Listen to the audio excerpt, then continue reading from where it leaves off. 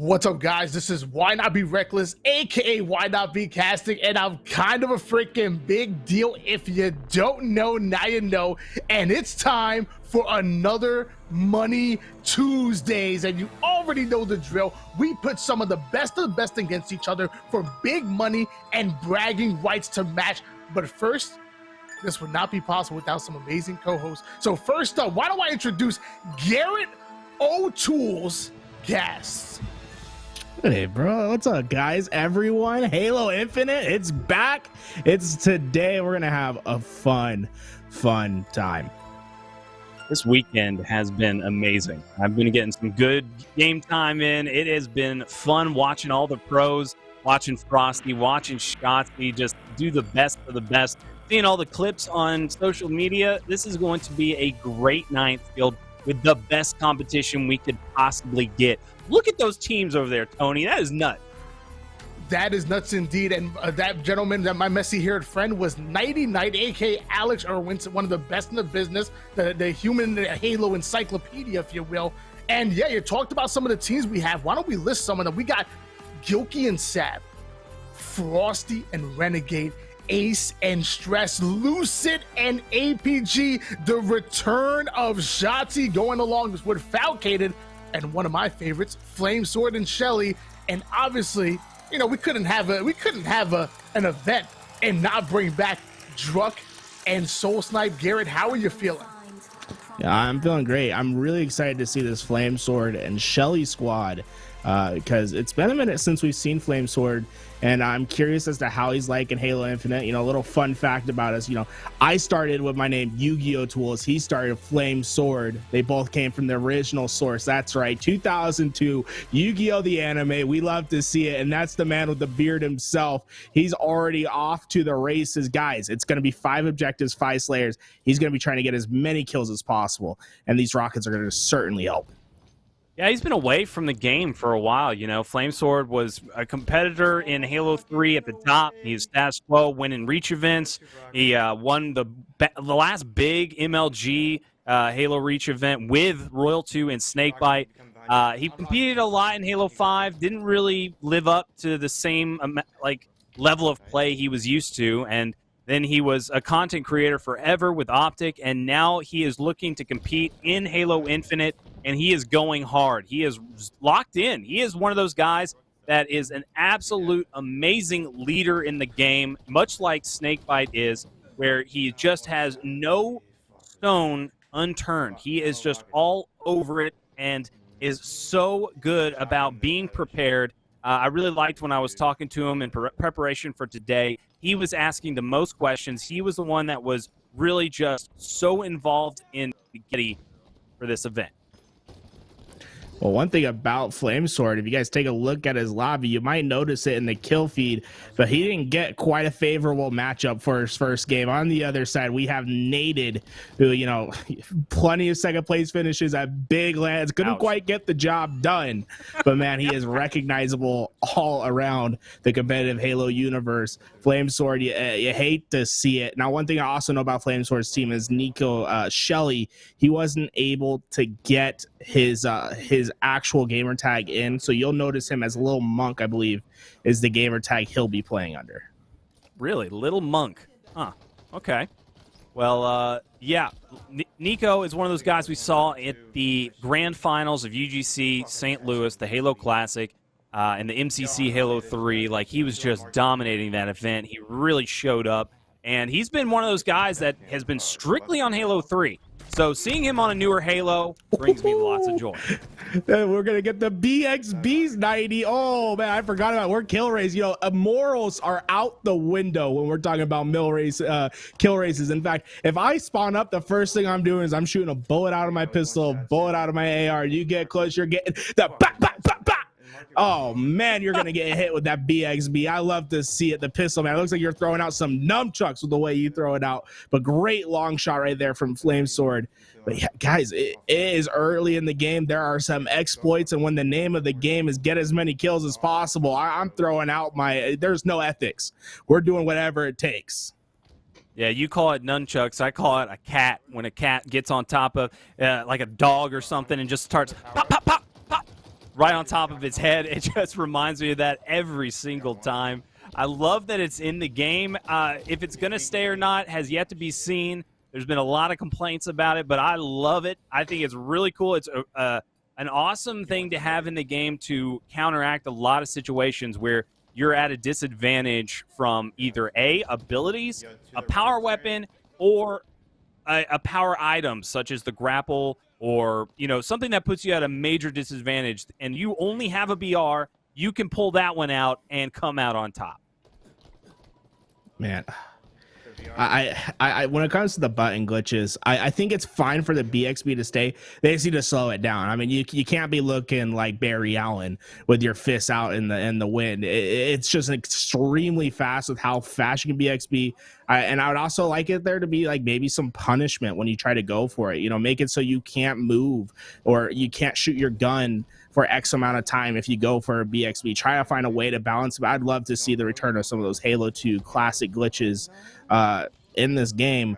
I don't necessarily see that coming to fruition, but look at this, man. Nico is going crazy. He has 16 kills already. We have just about 11 kills left in this game. Flamesword going to try to get with his teammate and make some more kills happen. They just got the rockets.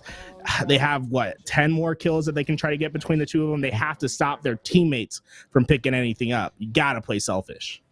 Yeah, you've got to get in there and make sure you're stealing those kills away from them. That really is going to be key. And I think Nico's doing exactly that. He's really playing super aggressive. What I'm noticing from Flamesword is that he isn't playing aggressive enough. You really need to get in there, and you need to make sure you're playing with the assault rifle. That assault rifle absolutely shreds. It just rips through people. The pacing of what I'm witnessing from Shele is perfect. This guy is all over the place. He's got overshield. He's got rockets. He's taking everybody off the map. Oh, man, what a play of those rockets. Get up and dirty. One thing I did love to see is if you look at the leaderboard to your left, that's going to be updated live. Looks like Shotzzy and Foul already out of their first game, and I can't imagine I was a Slayer if it was. That's a devastating one. 42 kills between the two of them. Good shots from the little Menk, a.k.a. Shele. He is able to get almost a 4-shot across the map before getting taken down. Tripchi is actually going to be on the other team as well. That is, I don't think he was here originally, so that must have been a join in progress. Naded, obviously, on the other side is going to cause some issues. Oh, my God! Excellent shots from him onto Naded. That was a beautiful trade. And look at this game. It is coming to an end. We'll have to take a look at the scoreboard at the end. Tony, after that first game, what are you thinking? How did you like the POV of Flamesword and Shele? I was loving every single moment of it. I think they put up a decent amount of kills, but I mean, 23 out of Monk is impressive. 11 out of Flamesword in a Slayer, that's pretty darn good. That might go in as one of their best. And as you see on the right-hand side of your screen, Shotzzy and Falcated putting up 42. I believe someone said that you think that was objective. I'm gonna have to assume so. I imagine 42 kills between two players in a Slayer. Like, I'm assuming the other two must have quit out if that's the case. I mean, but if they do get a 42, in Slayer, talk about how much of an impact that would be to the leaderboard, right? Because we're taking the best 5 Slayers and the best 5 objectives. If you can get a massive kill game in a Slayer, it could be what puts you over the top, gives you first place, and lets you walk home with $500 in your pocket. Yeah, those Slayers are going to be really important. But yeah, I got to go back on that one because some of the players I was playing with in the flight, I won some games with 2 players goosing, and another player had 1 kill. So yeah, you can gather up about 45 to 48 kills between the two of you, no problems, because some of your teammates just are worse than bots. You just got to say it. So I believe that is definitely a possibility, especially when you're talking about the likes of Shotzzy, the reigning world champion in Halo 5.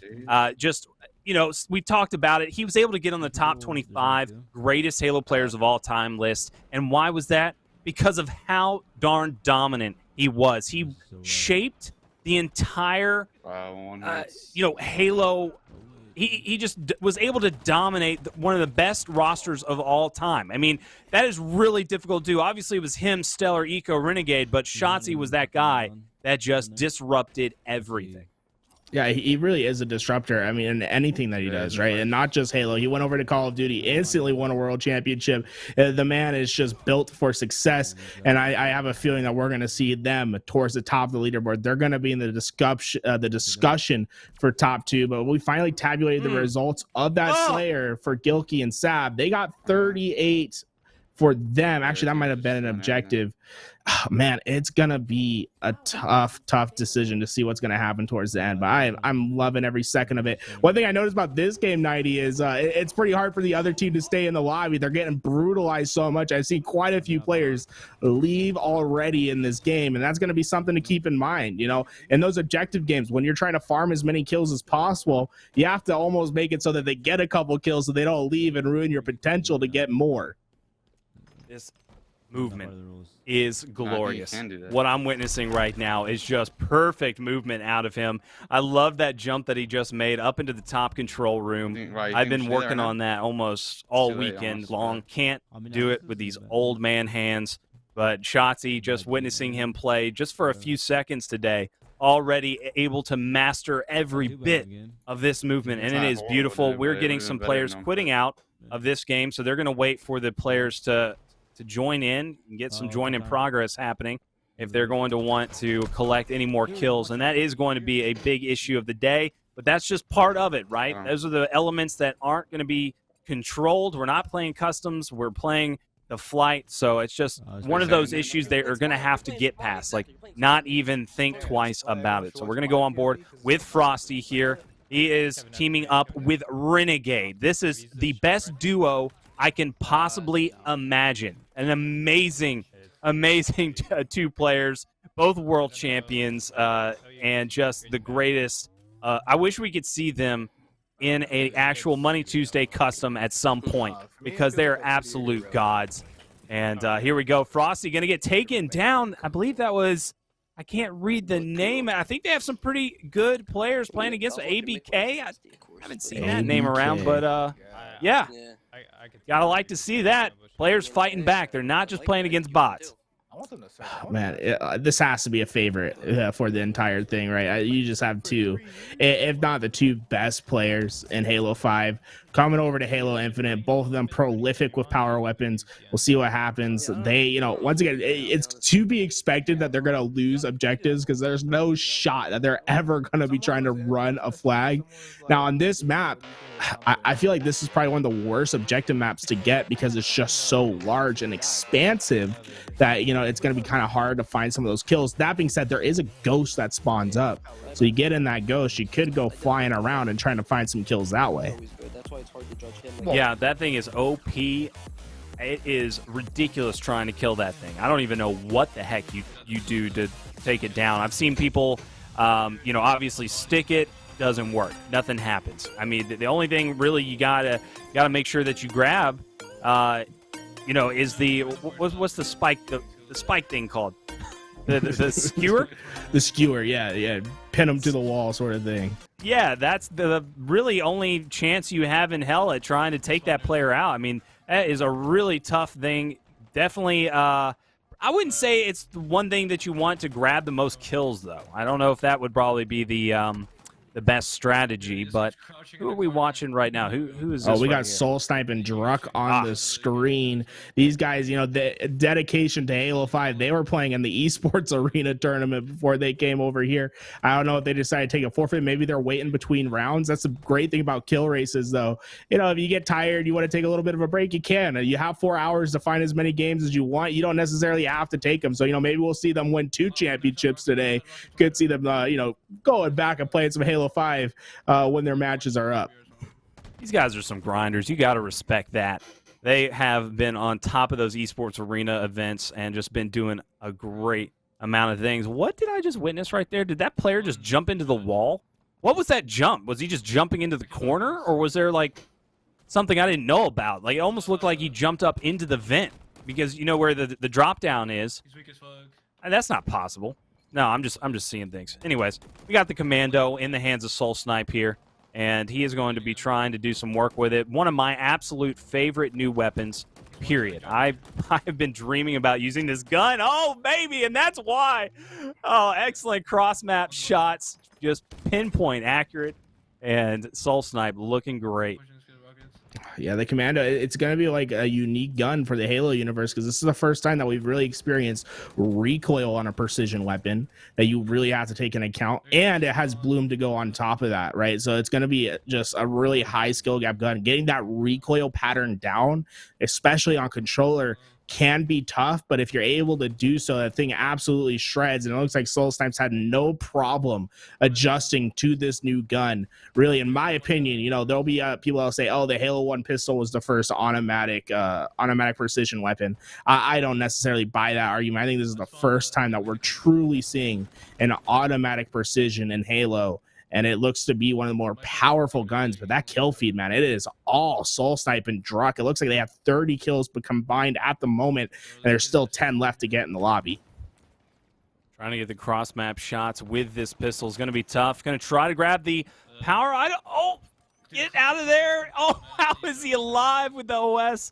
That should not have happened, but hey, he's going to be able to reap the rewards from that type of play. He's going to soar in here, try to get these kills. Oh, but this player, they know what's up. They must know that there's a kill race happening. Oh, the bait. Oh, no. The rockets come out. That's 2 down at least. That player will survive. You don't want to see that player get killed by any of your teammates. Let's see how many. They're at 41. So still plenty of kills left to get in this lobby. But one thing that's so important, I mean, power weapon control is going to be one of the most important things in this kill race. You cannot let the rockets go into the opponent's hands because that's 4 free kills, essentially. Every rocket, you need to be on top of them. I would value that more than anything else. SoulSnipe getting some great shots into a player trying to push his teammate. Oh, man, we got the Commando back into his hands. He is liking this weapon. The sidekick not going to be able to do the job, though. And he gets taken down. Druk and SoulSnipe starting to slow down a little bit with their kills here. They need to start getting a lot more aggressive and get these kills finished off if they want to keep up with the rest of the groups here. Shotzzy and Falcated having a strong start. Looking at the left side of the screen, 77 out of them. We don't know how many games the other guys have had, but you know, we can pretty much tell at this point that there's only been about 1 or 2 between each of them. We're fixing that Flamesword Shele one. It was 11 for a bit, but now you see it's 34. And that's a pretty good number right there out of Gilkey and Sab. Probably objective. That might have been game 1 objective from them. Well, Gilkey and Sab, yeah, 58. You know, I'll have to pull up the spreadsheet and start looking at these scores because I'm going to be curious as to where the highest scores are going to be coming from. Who's going to get that just massive objective game off? Though thus far, this is a really great Slayer game from the KCP duo. One thing about KCP guys is, okay, I don't know what that was. SoulSnipe, just go straight. They're back-to-back champions so far in the esports arena tournament. They're kind of feeling on top of the world. It seems so far that 2021 has been the year of KCP. I think they're going to try to continue this trend. Once again, I think this is one of the squads I put in my top 3 for likely to win. I'd put, you know, Shotzzy, Foul, and then I would go into Frosty and Renegade. And I think this is my dark horse third pick to potentially win the tournament. 36. Honestly, I can't possibly imagine anyone else other than Shotzzy winning this one. Looking at these teams here, Shotzi's too darn powerful. He is a god when it comes to this game, and I've been watching him play all weekend long, and it's just incredible how accurate he is at the speed at which he plays. But if anyone were to do it, I'd probably put it on Frosty and Renegade. Druk and SoulSnipe, maybe if they catch fire. But yeah, it's going to be a really tough one. We've got some great competitors here tonight, and it's really tough to call. But I'm so happy that we were able to grab them, and they wanted to compete in this. Shotzzy and Falcated, if you guys didn't know, were 2v2 teammates for a long, long time. They've been friends forever, and they were on the PGL, Pro Gaming League ladder, and they had a record of like 240-0 at one point. They could not be beaten. I think eventually they lost to, I believe, L-Town in Arcanum. I could be wrong. Might have been Spartan or Ninja or one of those, but they only lost 1 match. They went into the playoffs, and then they took the championship against Arcanum, L-Town, Ninja, Spartan. They were beating everybody. I mean, they were the best duo team. They played for some big money. Oh my God, Gilkey, you gotta hit those. But yeah, Shotzzy, Falcated are just incredible. They are a serious duo, and they know how each other play. They communicate well. They've been on teams together before. And I'm just so happy that we get to see them reunited. Shotzzy back in Halo here on Money Tuesday. Okay, Gilkey just got the longest range nade, got the cluster luck to go with it, and the Hail Mary medal. I think he just got about a plethora. You know, that's the most medals I've seen in one kill thus far. Oh man, love to see it. The new medals in Halo Infinite have been interesting. I got one the other day, the other night. It was called Yard Sale. I don't know what the hell that's supposed to mean, but there's just so many new ones. We'll have to figure out what they all mean in the future. I don't know that one either. Yeah, yards. I think it's like I imagine it has to do something with the power weapon because they killed someone with the rockets. It fell down on the ground, and then it's like a yard cell. And I was like, I have no idea what that's supposed to mean, but I like it. Okay, rockets. That's what we've been looking for. Rockets, the power weapons, the boom booms. Got to put them to work. Gilkey can't afford to die. Maybe try to find a double with these 1-for-2s. Get the value. Take him down to town, but he's just searching for enemies, man. And this is the thing is, I think they had it in previous games. You can't kill your enemies too hard because they'll leave the game, and that ruins the whole concept. If they leave the game, then you're like, okay, well, it's not worth staying. We best get leaving. And so far, Gilkey just trying to find anyone with these rockets to take out. But if you take a look onto the left, you'll see Shotzzy Foul still in that top spot. Ace and Stress are catching up, though, having the nicest number of them all in second place. And, yeah, you hate to see that. My God, Gilkey. Yo, Gilkey just missed a rocket and then the guy was no shields anyways. He got out his commando to finish him off, missed every single bullet. That player was able to kill him. That is not what you want to happen in a kill race. That is a routine kill. That is easy peasy all day, baby. You cannot let that happen. Dude, very nerdy. Routine needs to be routine. It's just there's so little room for mistakes, right? You have a lot of RNG elements in these lobbies. Random teammates, random opponents with varying skill degrees. If you have a free kill, you best get it. I mean, look at the shredding that this commando is doing right now. The holy hell triple kill to end the game. That is the main reason why the commando, in my opinion, is the best pickup on the map. That isn't a power weapon. I mean, that isn't rockets, but my God, that thing can shred, especially if you can get control of the recoil. The commando is powerful indeed. I'm gonna have to agree with you, man. Up close, you got that full auto, but but from far away, you can really single fire and knock people off their boots. And by the way, Very Nerdy was actually in that lobby, and not only was he in it, he was showing off 20 kills, only dying 9 times. Someone in the chat was talking about a little bit of RNG involved in these kill races. You may get unlucky and match up against somebody who says, hey, I'm going against some pros. I want to show what I got. Nighty, if you were in the lobby, if you were queuing up and you saw some pros, tell me you wouldn't go hard on them. Every single time. Back in the day, that was all I cared about, was matching the pros in matchmaking. That was where I got all my practice, you know? There wasn't going to be scrims. I wasn't going to be this guy that they were, you know, it's all about who you know. And matchmaking was the perfect time for that. It's like, holy crap, I'm playing against my idols. I'm playing against the guys that I've been watching forever. Walshy, the Ogres, Snipe Down, blah, blah, blah, you name it.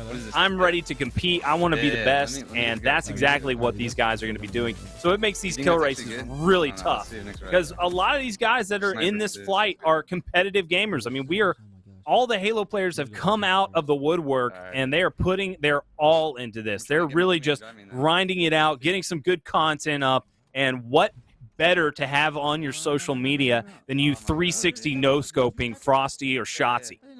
Oh. Well, that was an early sniper that goes out of Shotzy's hands as he couldn't hit the cross map shot. Now, one thing about this map is Loki, I'd be prioritizing that ghost. I don't know. You know, the snipers are nice, but that ghost can last you an entire game, and you can really shred some opponents with it. One thing to notice is that there we go. The ghost is finally in hand. Their teammates went for the warthog, and now you can maybe isolate that warthog out of the fights. You know, try to centralize all the fights. For sure, they're gonna try to get something going on with the flag. So that's the one that you gotta be aware of, is just not letting them get the flag. But I don't think Shotzzy's getting out of this ghost anytime soon. I think we're gonna start seeing him shred with this ghost and try to rack up as many kills as possible. This man is an absolute Terminator right here. He's going to try to hunt down for this OS player. Oh, no, but he gets flanked. But that's okay. This ghost is far too good. Oh, beautiful job by Shotzzy with this ghost. Oh, this is premier Halo, man. All I've ever wanted. I've always said it. Shotzzy and a ghost. Shotzzy and a ghost. I mean, we've all been waiting for it. One thing though is, as soon as this ghost is done, he's got a little bit of a sniper rifle in the back pocket, so he's gonna be just racking up kills. Now, I just want to go right now. I'm gonna bring Tony into the conversation. He has this ghost. It looks like he's absolutely shredding with it. What is your guys' prediction for how many kills he gets this map? How many kills Shotzzy gets on this map? I mean, it's capture the flag, so I'm gonna go 32. I'm gonna say he has a sniper, he has the ghost, he has all the utilities he needs to go off, and his movement is smooth, Garrett. 32, man. I'm gonna say that's a little low. I'm putting up a 40 burger. How about you, 90? I just saw some great team fire. That was some good team shooting so far from the other team. I'm going to give them a little bit more credit and probably say a 40. I think 40 is pretty safe. He obviously is starting off really, really good right now. But look at these guys. Like, they're giving him a pretty good time. Like, they're contesting extremely well. Much better than, you'd expect. Oh, my God. His aim is just impeccable. My God, that was the most gunplay I think I've seen in a fight thus far in the beta. This is the big thing that could stop them, is that their teammates are a couple Warthog Andes, and they're really just trying to get that objective done. If I'm foul, I might be trying to get that flag and put it as far, put it in bottom mid or something where they can't really get to it with the Warthog. Because they're trying to ruin their plans right now. Shotzi's popping off, and somehow they have 2 caps. You can't let your teammates score the flag. Great shots into the back. Going to get that sniper, but no, there's a player waiting for him. He chows it. Got to jump back out, get that kill. Oh, no, he windmills. Shotzzy windmills. I thought I'd never see it. It's just such a hard fight to take. Unfortunately, Shotzzy not able to get it, and that would have been great. He would have been in a prime position, had the pinch on the other side. That was spawn trap material. Instead, now they have to go find that sniper rifle once again, get it back into their own hands, as he's going to rapidly approach this base. Beautiful nade, and that's a sniper rifle back into the hands of Shotzzy. He's got 2 players ahead of him. Headshot on the first, look for the next in the reload. Man cannon 360. No, okay, I was going to... Hey, it's still a pretty good clip. Not the 360, though. Love to see it from Shotzzy as he's heating up. And now it's just a matter of time. Just keep your opponents off the flag, and it looks like you're going to have a high kill game on your hands. It almost looks like they are hunting him down. It's like they are aware of this kill race right now, and they're like, guys, go for Shotzzy. Hunt him down right now. But, ooh, look at this. Overshield, perfect timing for him. He's going to be able to put this to work. Got to make sure you stay away from close quarter battles, though, because you can get BXP'd with a quickness. He goes in for it and does it himself. He's going in for the BXP back-to-back. I gotta love to see it, man. I love the BXB. It looks as if you're in a fighting game. It looks unnatural as hell. It just looks fun. Not great to be on the receiving end of, and that's one thing to keep in mind is what you can do to your enemies, they can do to you. So you could see, potentially some of these players try to prevent some close range fights, because getting BXB'd when you're trying to go on a spree could be detrimental. See the little kung fu right there, him switching his weapons. It's something you could do back in Halo 2. Able to land that final shot, but there's going to be the teammate there to clean him up. Not really getting on any big runs like he was in the beginning. He needs to start getting on a little bit more of those if he wants to take advantage of it being an objective game type. That really is going to be key for acquiring most of the kills in this kill race. That player not aware of his radar whatsoever. You got to pay attention to it. Got to check it. We're And back here we go. Shotzzy and the Ghost.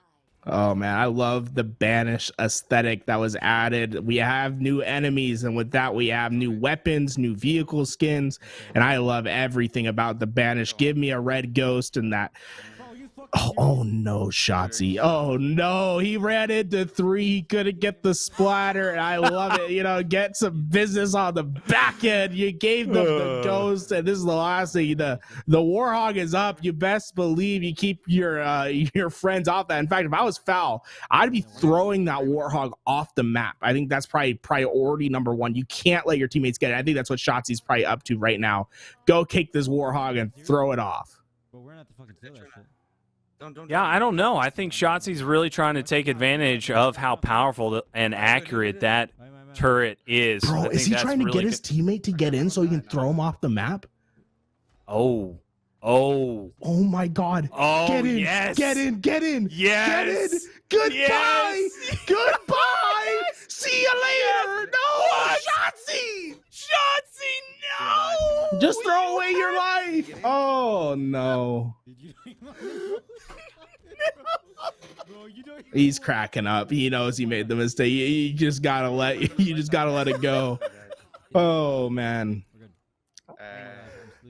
Oh my God, no, Shotzzy, no. Oh, I mean, he could grab it and throw it off, so that, you know, that would be something he could have done right there, but instead he goes for the kill and the chow. He's made 3 big mistakes so far in this game that have really cost him. Oh man, I would have been just absolute comedy to see him throw the Warthog off of his teammates. And I'd love to hear the game chat from his teammate when the second he decided to do that. I can't believe the teammate was ride or die. You know, he didn't try to get out of the Warthog whatsoever. He's like, oh, this is a little weird. We're taking a little bit of a scenic route. He was there until the end, a true teammate for sure.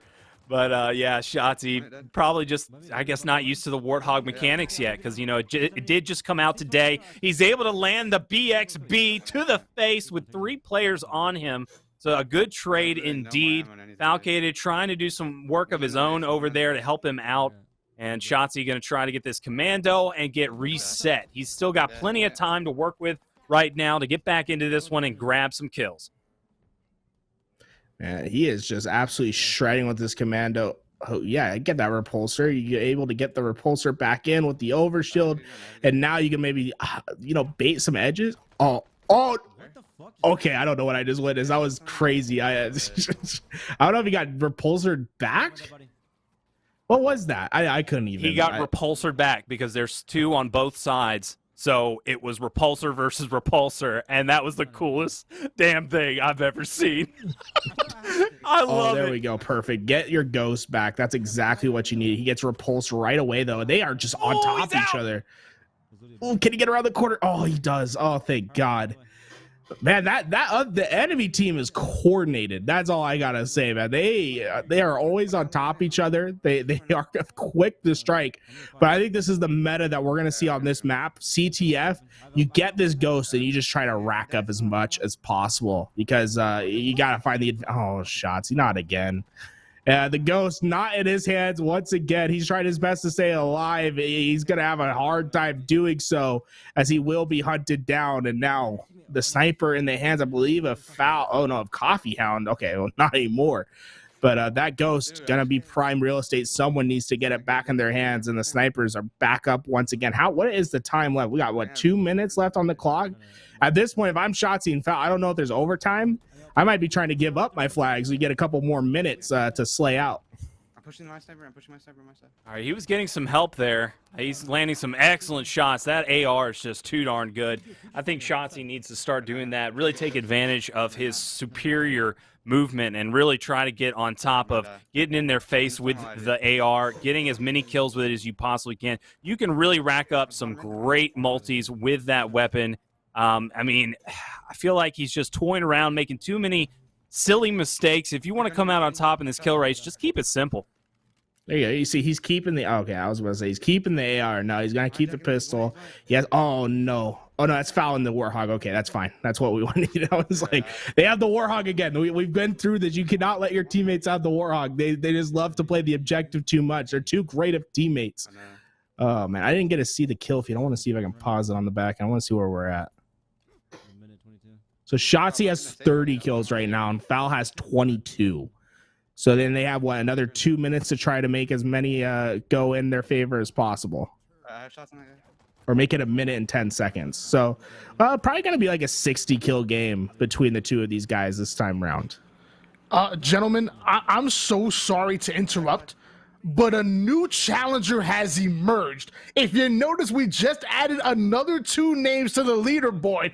Lucid and APG, Envy's very own Tommy Wilson and Bradley have joined the fight, and now they're in the kill race as well. We just added a whole nother team. That is going to be a scary one indeed. I've been watching a lot of Lucid. We've seen him last time when we had the Money Tuesday. It was him and Renegade taking on Snakebite and Royal 2, and now they're back at it. Lucid is just unreal at this game. Been watching his stream a lot as well, and he is God tier. Definitely going to be able to keep up. So far from what I've seen, I was thinking a lot more. We were going to see a lot more from Shotzzy. I'm just going to keep it at that. So I think that the way Tommy has been playing, Lucid is just, he's on a different level. He's been playing outstanding. This is going to be great. Hopefully APG, I know he's had a little issues with his setup, with his PC, so that might be a little bit of a factor. But if he can still just play extremely well without that in the back of his mind, if he can just keep going, get the slays, he could possibly be a big contender here and possibly a dark horse in Money Tuesday. Yeah, I felt bad. APG was he was saying it's just like it won't run the game as well as I need it to do, and he was having some problems with it, but I guess maybe he figured that out and we got Lucid back up and he's going to be slaying out for his team. Hopefully APG's computer decides to handle the brunt. This is one thing about this game, is it is definitely next gen.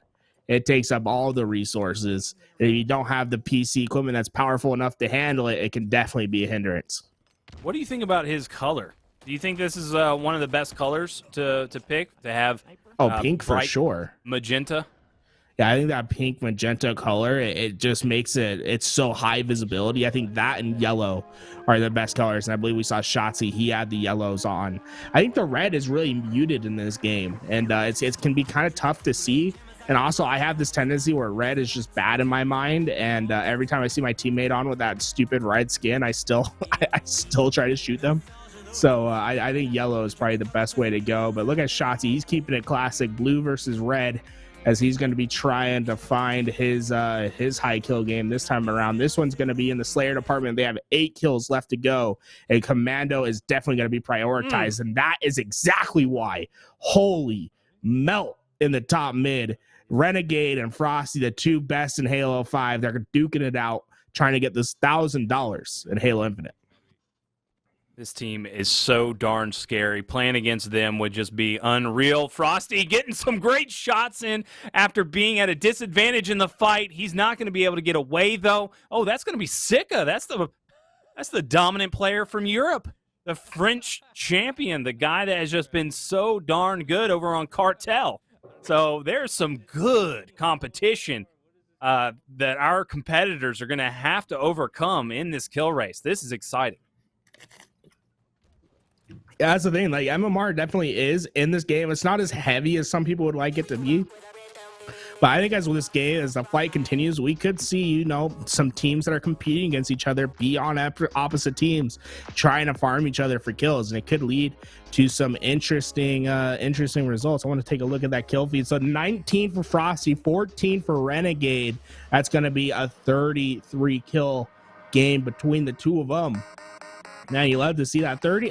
I think that's about the base level of what we're going to expect in the Slayers, is that low 33. If you can get up to 37 to 40, I think that's going to be a really great Slayer game, and that'll for sure make your top 5 at the end. But man, we're back to CTF. We're back on the new map, Behemoth. and we're going to see what the strat is for Flamesword. Are they going to go for the ghost? Are they going to try to neutralize the Warthog by throwing it off the map? We'll just have to wait and see. You know, I've always really admired Flamesword's ability to coordinate with his team, and always is great about communication. If there's one thing that is the biggest strength about him, it is his communication. I think there are certain players that people have always talked about at having the best communication. I think Walshy has always been one of those guys. He's very consistent about where people are going on his death cams, about what his teammates are doing. And Flamesword's right up there with the best of the best to ever do it. Him, Lunchbox, I think that's really my top 3 to ever really communicate. I think now that we're seeing like the dominance of Sentinels, you got to really give a lot of credit to Frosty and Snakebite. They too have incredible comms, but Flamesword, for me, I think he's the pinnacle of it. He's always very good about making sure to have this rapport with this squad, make sure that they're talking out the issues that they're having, the mistakes that they're making. Oh, man, if he had gotten any type of call out right there, he possibly could have had that one charged up and ready on that OS player. But that OS player is hunting them down within their base right here. And it looks like they're having a tough start at the beginning of this one. We've got a nice little start to, I mean, this is a good spawn. I mean, I've had people spawn behind me so many times right there. You've really got to make sure you are watching that. That can really come to bite you if you're not on top. I mean, it looks like, what the?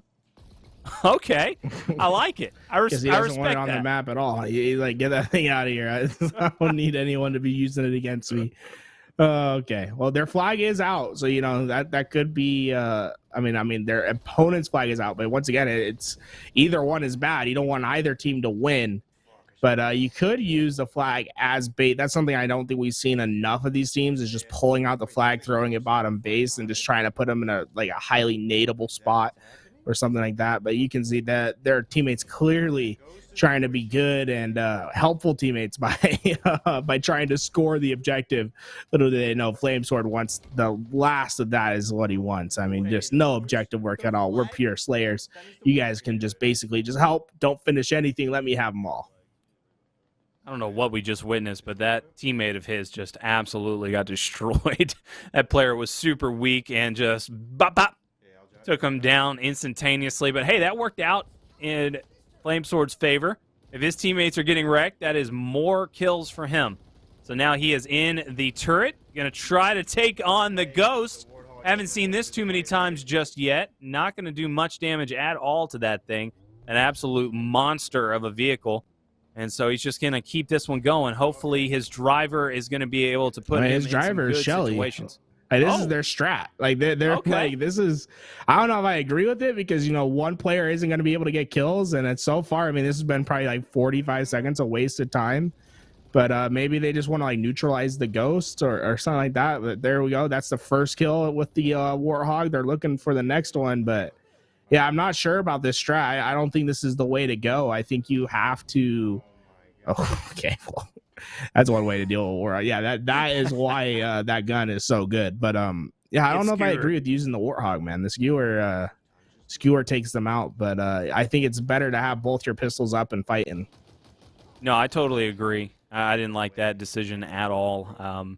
You want to make sure you have multiple angles. You're having more chances of spreading yourself out, and making sure to get the cleanups on your teammates' kills, getting snipers, making sure that you are cleaning up kills with your AR that you just can't get to with the turret. So there's a lot of different reasons why you want to make sure. What is going on right now? Why don't they just throw that off the map? That's one thing that I want to see, is you got to start throwing that flag off the map and not trying to score it. I'm not sure why they're not using it as bait right now. You know, try to get the opposing team up into them. Yeah, maybe, but when it's that close, it's just maybe they're just confident that they're not going to go for the return. They're going to let the other team probably keep grabbing it. They're not going to keep spawn killing them. So there's a lot of different strategies you got to make sure that you're thinking about when you've got two other teammates on the team trying to win. If you're grabbing the kills, they're still going to be trying to end this as fast as possible, and you do not want that. Oh man, this is not the range. This ain't it. This ain't it, Chief. Yeah, too far. Doesn't he have? Yeah, he does have a skewer in his back pocket. I mean, that's a one-shot kill. I would be trying to snipe some opponents and getting up close. I'm not sure. I think there is a BR that spawns on this map. I'm not exactly sure where it is. I think we do have some flybys that we'll take a look at in a moment where we can maybe see where some of these guns spawn. But yeah, prioritizing the rifles, I think, is what's key on this map, right? Your pistol is just so ineffective with how big and long range your gunfights are going to be. Here we go. Moving over to the other Quo member. Ace with the sniper. Perfect timing. Nice job out of LouisVTitan, making sure to get back on with this guy. This dude has been grinding harder than anybody, has really just been doing amazing stuff with... Oh, he almost lands that. Not going to be able to get the follow-up on it, though. That was unfortunate. That would have been so nasty. Oh, he's up in his frames. He was playing on 60. He's like, hey, that's not it, Chief. Get me back up to 120. Looks like he's sitting around like 80, 90 frames a second, which isn't too bad. You know, it's as long as you're over 60, you're going to be able to pull off some sick things. But yeah, Ace going to be having the sniper rifle in his hands once again. Hopefully he'll pull up the leaderboard. So far, it's been a devastating score. I think only 3 kills for the opponents. And one thing is, like, when you're winning by this much, you have to be weary of your opponents quitting out of the game. Yeah, dominating them as hard as these guys possibly can really could ultimately end up in just being a washed game. Like, you just got to chalk it and move on. Oh, my God. Ace, you disgusting beast of a man. Lord, he is hitting all the shots. That is just beautiful work out of him. I love how flawless he makes it seem, too, with his movement. It is just beautiful. He is making it all come together right now, getting super aggressive with this sniper. This is the way that you need to play. I love it, man. He's just getting up in the face, killing spree for him, using that repulsor to try to get out of action.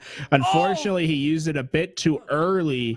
I don't think he expected that opponent to be there, but if he had the repulsor ready at that moment, he possibly could have, you know, maybe repulsed him off the map, done something that way. But his teammate, Jeremy Stress, gonna be able to have the overshield. He gets a stick to start off the fight, and he's looking for another. Use that overshield. Unfortunately, not able to finish the kill, but Ace is the one that gets it for him. So add it to the total. Yeah, love what I'm seeing out of these boys. They are really getting aggressive and just taking them out. That is exactly how you need to play this. You cannot let your teammates have a chance of finishing up one of your kills. You got to just stay on. Like, I understand that if you're dominating too much, the other team will quit, and that's just the chance you're going to have to take, honestly, because the time is not in your favor. You just got to keep going and get this snowball effect down. You just got to keep rolling with it. Oh, my God! That ceiling shot came down and hit that player. Ace is going to get the cleanups. Excellent effort out of Stress right there, setting up Ace for victory. One shot, man. Fuck. Commando back in hand. Once again, the rifle is going to be so important. And one thing I think we've seen underutilized, Stress trying to use it right there. The AR going to be so important, right? Putting down the damage with that auto rifle. It's so deadly that you'd hope to see more people using it with a sniper back in hands.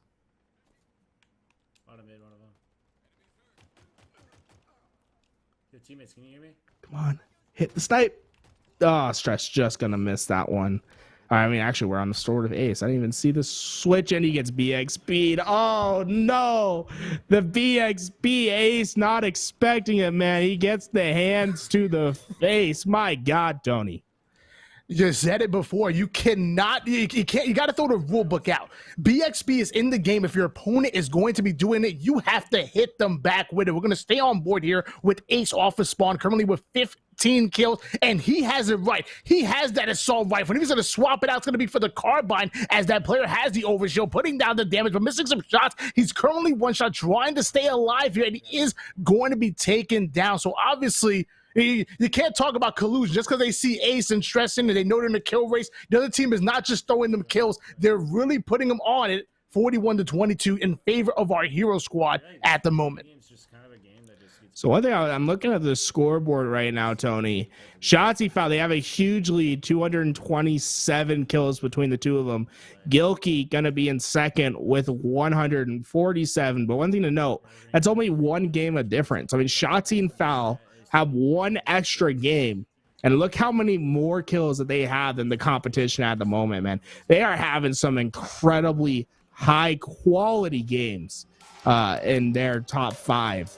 And I love to see it, guys. Remember, top 5 Slayers, top 5 objectives is what we're looking at for both these teams. So far, Shotzzy and Foul have been going absolutely nutty with it as they played 3 of their Slayers and 2 of their objectives. And having 227 with only 2 objectives, I love to see it.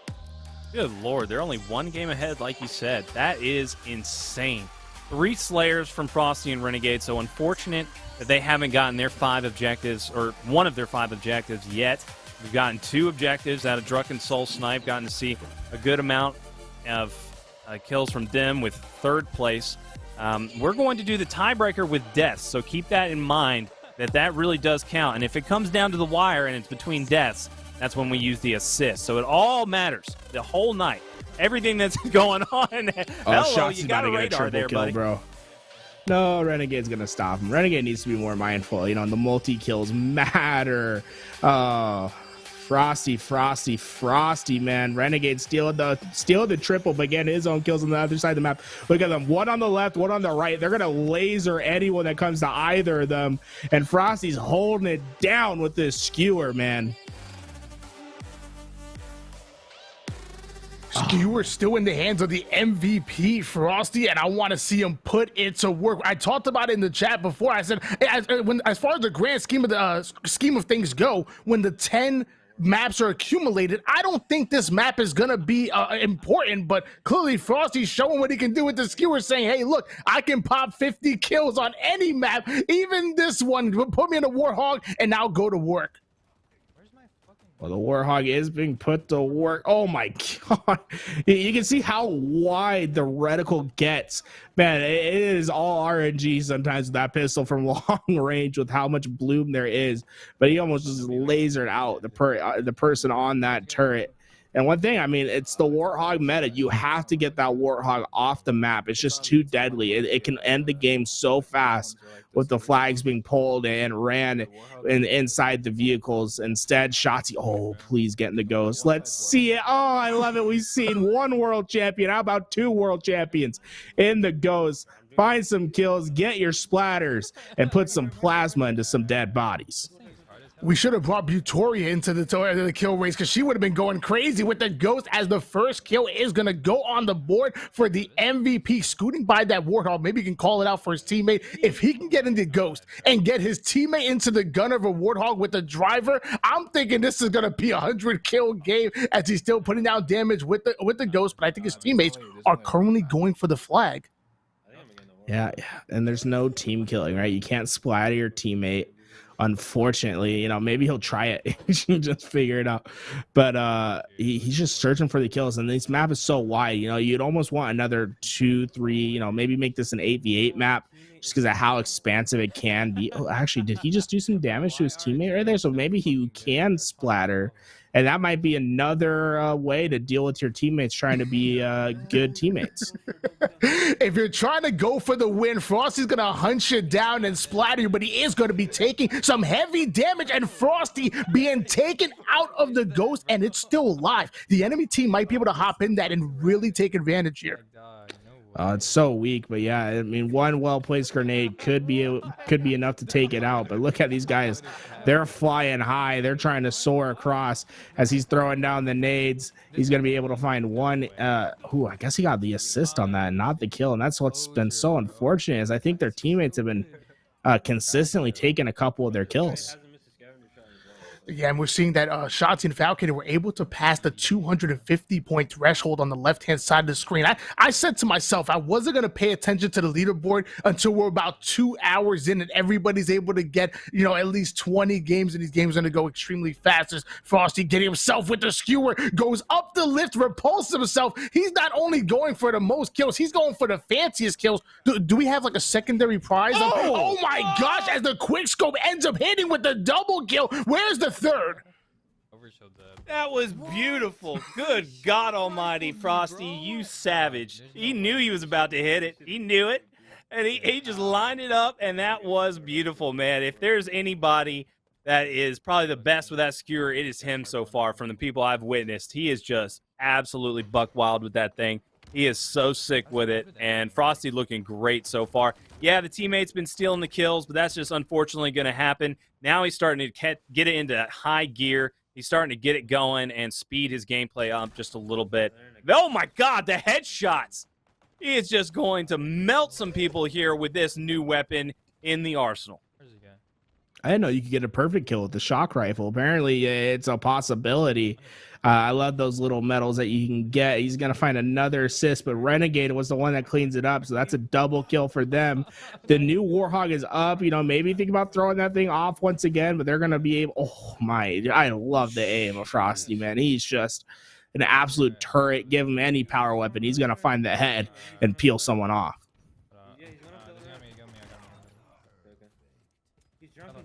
Gotta be wary of that BR. That BR is so... Oh, my God! As I say that, beautiful 4-shot from a pretty good amount of range right there. That BR is so darn strong at range. You know, it's one of those things where it's like, yeah, you want to start with the BR, and I think it's really necessary in this game, but, like, it's viciously good. Like, it can take you down from so far away.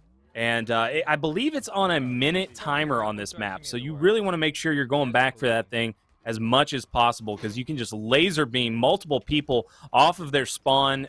Playing earlier, it was absolutely dominating me. I would be spawning out in the middle of no man's land, and everybody has a BR, and it just absolutely crushes.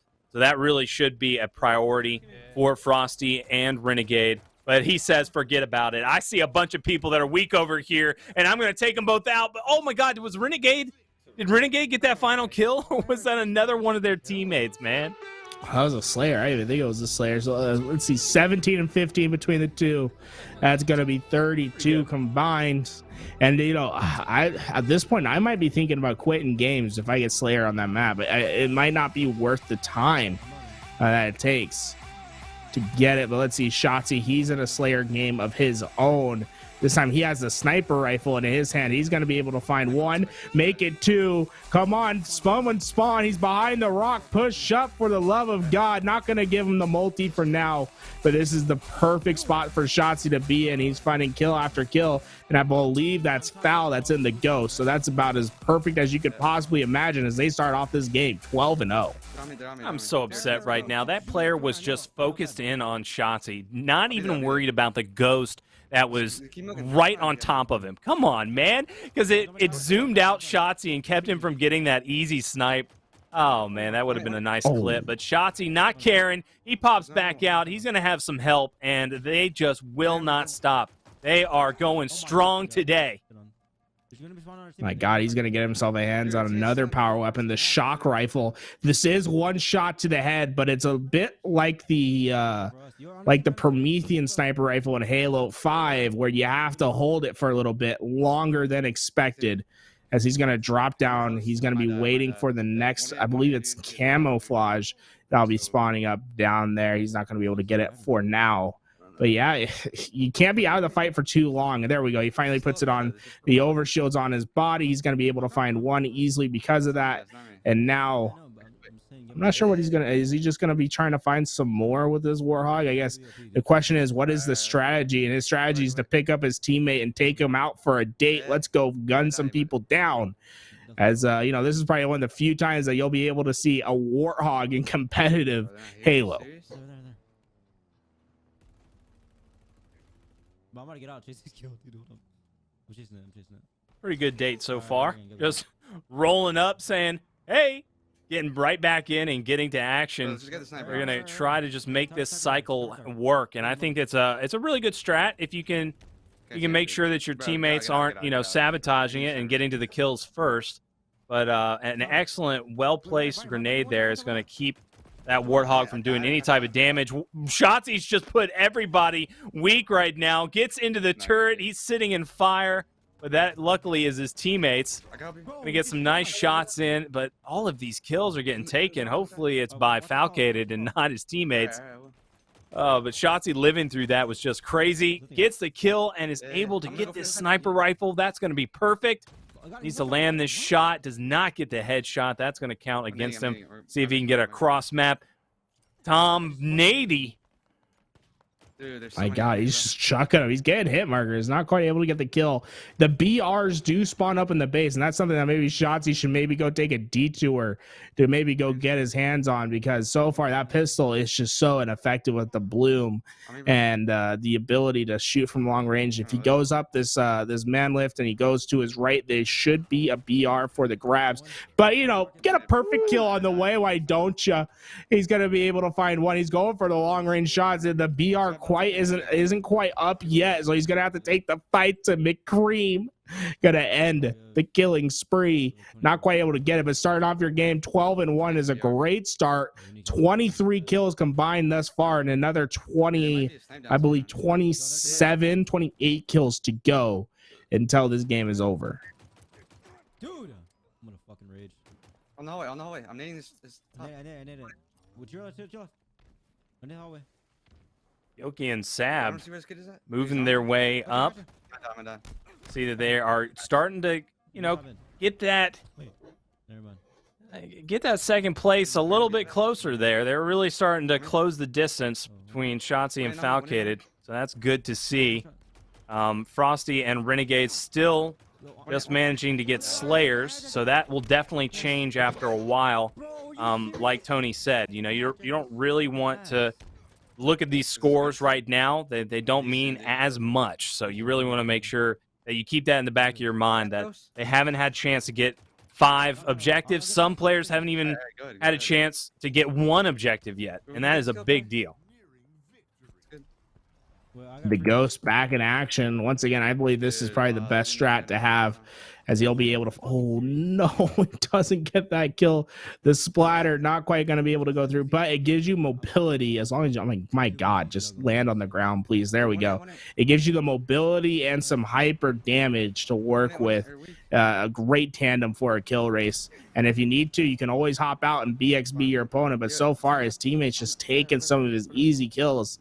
And when it comes to only taking the top 5, it's really important. You know, 1 extra kill can really make the difference in whether you come home with $1,000 in your pocket. Shotzzy still ghost riding the whip, ends up hitting the splatter. Another one going in, and he's played a bit of BTB in his day. He actually almost has that timing down, and he almost got that second splatter, but sadly, he's going to be put down. I got a glimpse of the scoreboard. There was 20 kills in favor of Falcated. I'm not sure exactly how many shots he have at the moment. Okay. Let's see. Come on, we'll get a couple of headshots and it's gonna help. Oh no, only 1 kill left to go. We'll catch the scoreboard right now and tell you how many they got between them. Oh, let's see, 20 and 16, so that's a 36 kill game. And to me, 33 is your threshold, right? 33 is just about enough to get you, you know, in your top 5. I think 36 is a phenomenal number to hit, as that's going to count towards one of their Slayer games, and they're going to quickly re-queue. Gilkey and Sab holding down second place, but still quite a ways behind after that performance like Pata got. And really, it's going to be, you know, we surpassed our first hour thus far. In the next hour, we should see those 5-5 games fill up, and then we'll get a better idea of who really does have a true lead.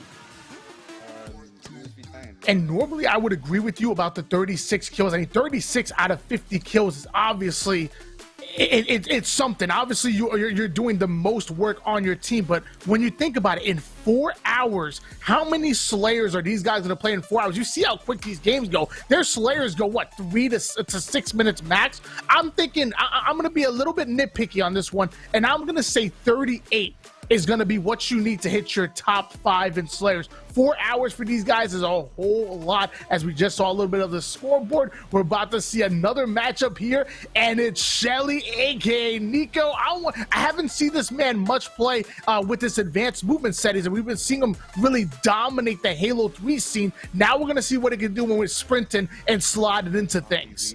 Well, this will be one of their objective gameplays. Oh, no, that noob combo just curved and hit him at the last second. But you got to remember, the The objective games are going to be so important. Now, strongholds is an interesting one, right? Because you don't really want to get a trip cap, and you don't really want to let your opponents trip cap you as well. You know, and keeping the game going as long as possible is going to be very important to your success in this game type. Not capturing hills when you get 3 or 4 down and just trying to farm as many as possible. That AR proves to be too strong, and you can see he's really going to be using that to the best of his ability as he's able to capture 1 hill, get his team to start scoring.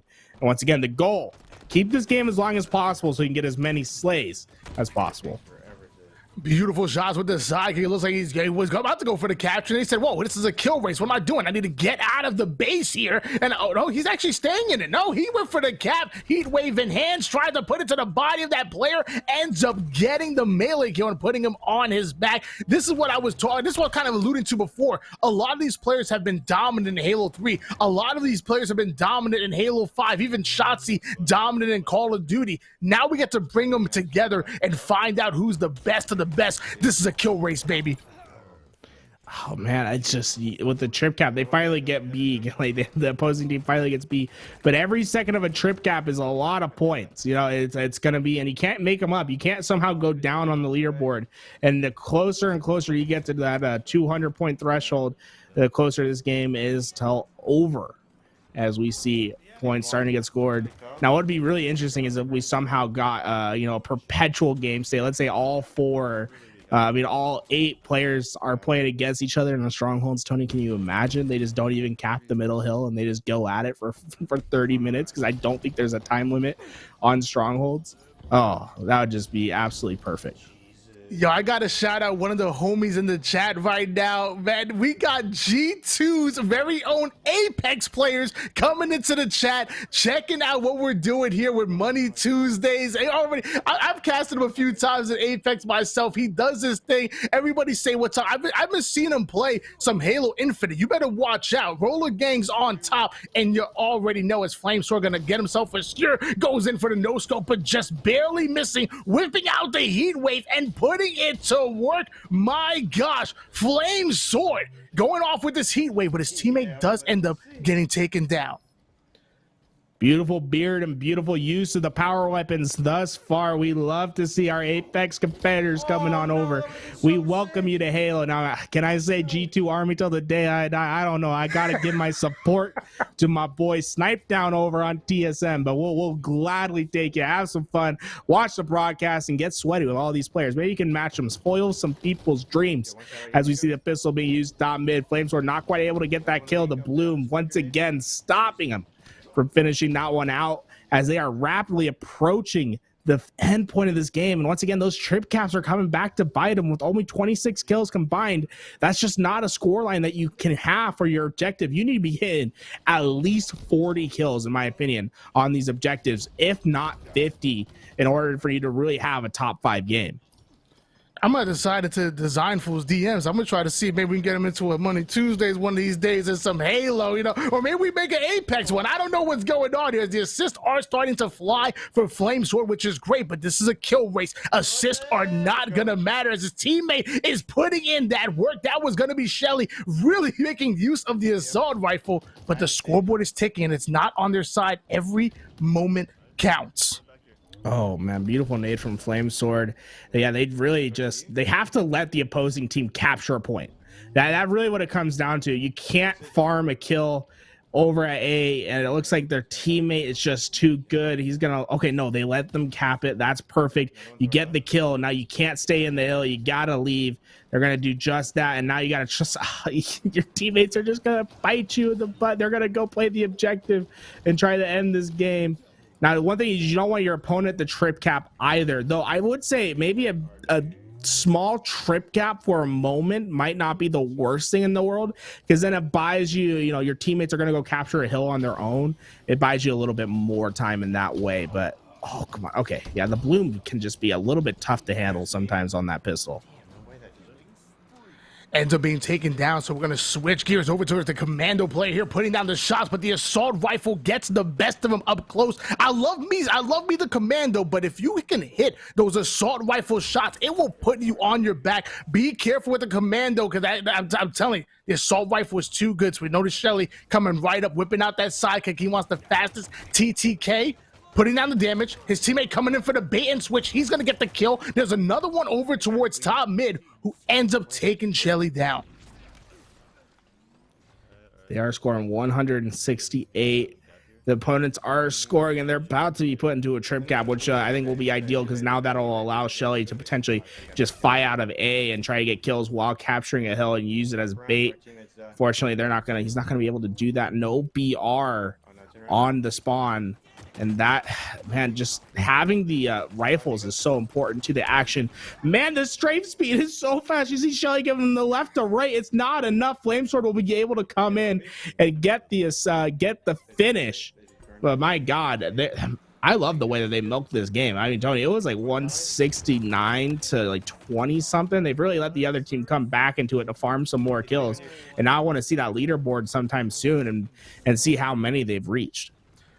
Nighty was talking about it earlier. Flamesword was asking the most questions, wanted to find out how we can figure out these rules, how we can find the loopholes, if you will. So they want to be calculated. They know that every moment matters, every game matters, and they're putting in the work as Flamesword off a screen ends up getting a big double kill. Shele still looking for some heads to click on. The scoreboard is getting close to that 200 mark, and it looks like it might just be it. And the trip cap is so fast. Like, you just can't afford a trip cap. It was like the game was instantly over. They're going to finish with 44 between the two of them. That might be good enough to get into their top 5 games, but I mean, 44 is good for a Strongholds. I should say that. 44 is pretty good for a Strongholds. Obviously, capture a flag is what you're looking for. I think that's your best opportunity. Shotzzy and Foul maintaining their lead for now, as they played 8 games throughout the day. 5 of their Slayers have been already filled out.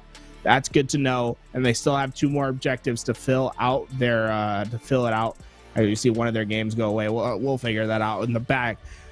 But my God, we're seeing these scores start to pile up, and it's starting to look scary. Shotzzy and Foul, I mean, they just look to be so dominant thus far. Obviously, not all the games have been played, so I think they have 1 extra game on everyone thus far. But they've been just doing it right. It feels like they just high kill after high kill game.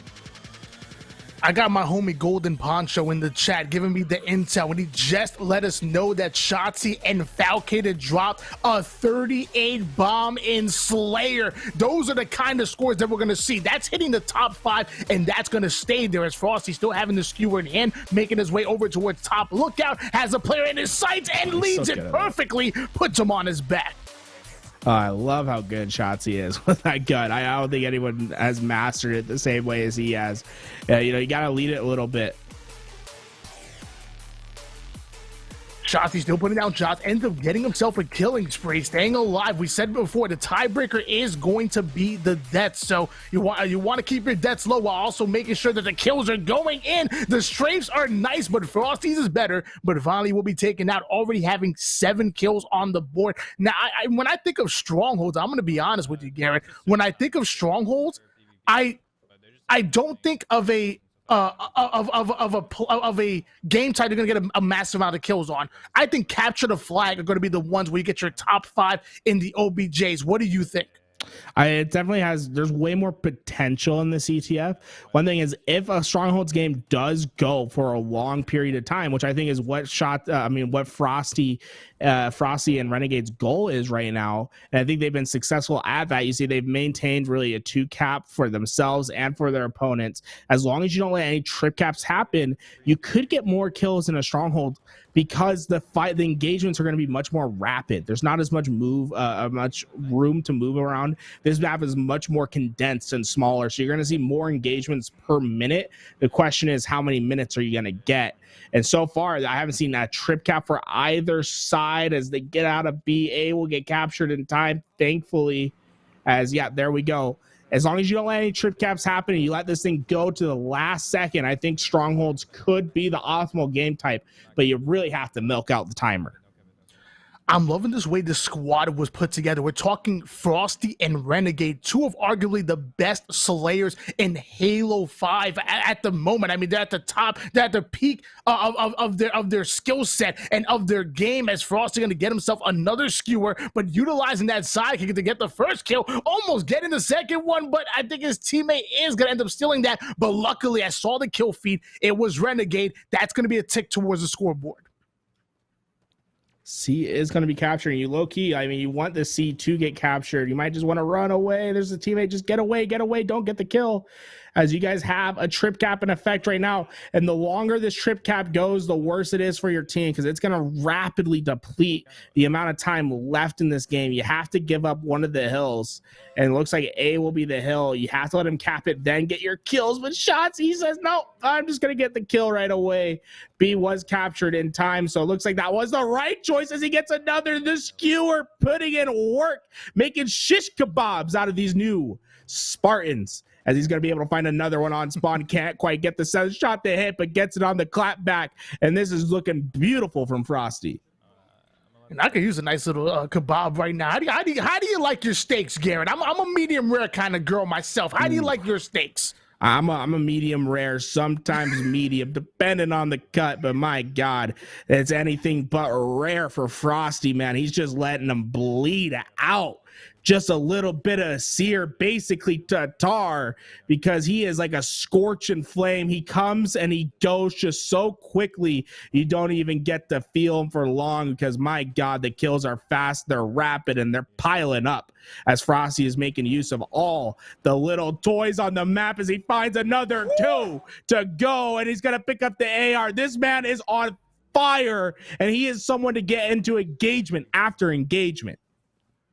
And you got to be careful with the camouflage, because you do end up showing up on radar, but he doesn't care. Ends up getting the killing frenzy, going after the commando. He's not slowing down whatsoever. I said Strongholds was not conducive of an environment that would get you a lot of kills in a kill race, but Frosty proving me wrong right now. I cannot take my eyes off of this POV. That's what I love. This is Frosty. You know, Frosty, when he normally streams, he's kind of laid back, you know, like he does gross things, but this is him fully concentrated. He's not looking at chat whatsoever. He is going hard, and you see what the difference is, man. He just absolutely shreds his opponents. And one thing I love is the trip caps have been left at a minimum thus far. We really haven't seen any devastating trip cap holds, and that's really because of the discipline of Frosty and Renegade to make sure that they let hills go. And then they let the opponents get it. Oh, man, I didn't get to see. I'm going to try to see if I can pause that and see how many kills they're at right now, Tony. I was looking at it as well. Another perfect kill coming in favor of Bradley. He is not slowing down, but his teammate is going to get the double cap. I'm not sure if that's good or bad. They're already approaching the 150-point mark, so they have to be careful. Renegade off the screen, utilizing that commando. Frosty putting the assault rifle to work. Sometimes you got to put the sidekick back and let the automatics do what they do. Tony, I'm going to call it right now. This could be one of our highest kill potential games right now. Last I looked, it was 49 between Renegade and Frosty, and I've seen them pack up some more kills. And realistically, we're just over halfway through this game, as they have really exploited the ability of the opposing team to capture bases and then use the frag outs on the way back to kick up kill after kill. I think we could be seeing a 70 burger if things go right, but no, the trip cap is coming in, and that could put an early stop to it, and it will. And the spawns are not favorable for red team, although they are capturing C and A at the same time. Frosty's going to take them out at C. A was captured. Now the whole key is get the kills, but don't capture any hills. You low key, you just going to want to lose this game. Let him get to 200, because you need as much time as possible to make a 70 and 80 kill game a reality. Garrett, that was so calculated. Frosty could have killed that player on C a lot earlier, but he paused for a moment, let the opponent capture C, then finished off the kill. So he put down the damage, waited to get that last headshot. That was absolutely incredible. Frosty is thinking 10 steps ahead. This is a chess game, and everybody else is playing checkers right now. You know, I got to mention it right now. It's always the kill races where your teammates are trying their hardest to play objective. My God, it really is, man. And so far, I mean, Frosty and Renegade have done a great job of letting the opponents capture bases, and I think they've gotten a little bit lucky with the teammates thus far because I don't think they're that slay heavy on their end. I think they're relying on Frosty and Renegade slays to go capture bases, and so far, man, I think this is going to come down. I think this is going to be a maximum level stronghold. I think they're going to be able to milk this one for as much as possible, and I love to see it, man. Frosty has been an absolute monster. I wouldn't be surprised if we see a demon medal come out of him. It feels like he's been alive forever. Look at this. He's going to let him capture C. He's going to get the quick kill, and then he'll get the answer back right away. Love to see it. He finds one. He has one more to get. Reload that commando and pop out. Challenge him out, King. Let's see it. Get yourself another one. Thrust slide in. Oh, no. I guess we don't have any more thrust slide. I got to get that Halo 5 terminology out of here. But look at this. Frosty going to be able to find another to go. And so far, man, this game is looking ideal. But no, is C ain't. Okay, no, they left C for now. So C isn't going to come into play.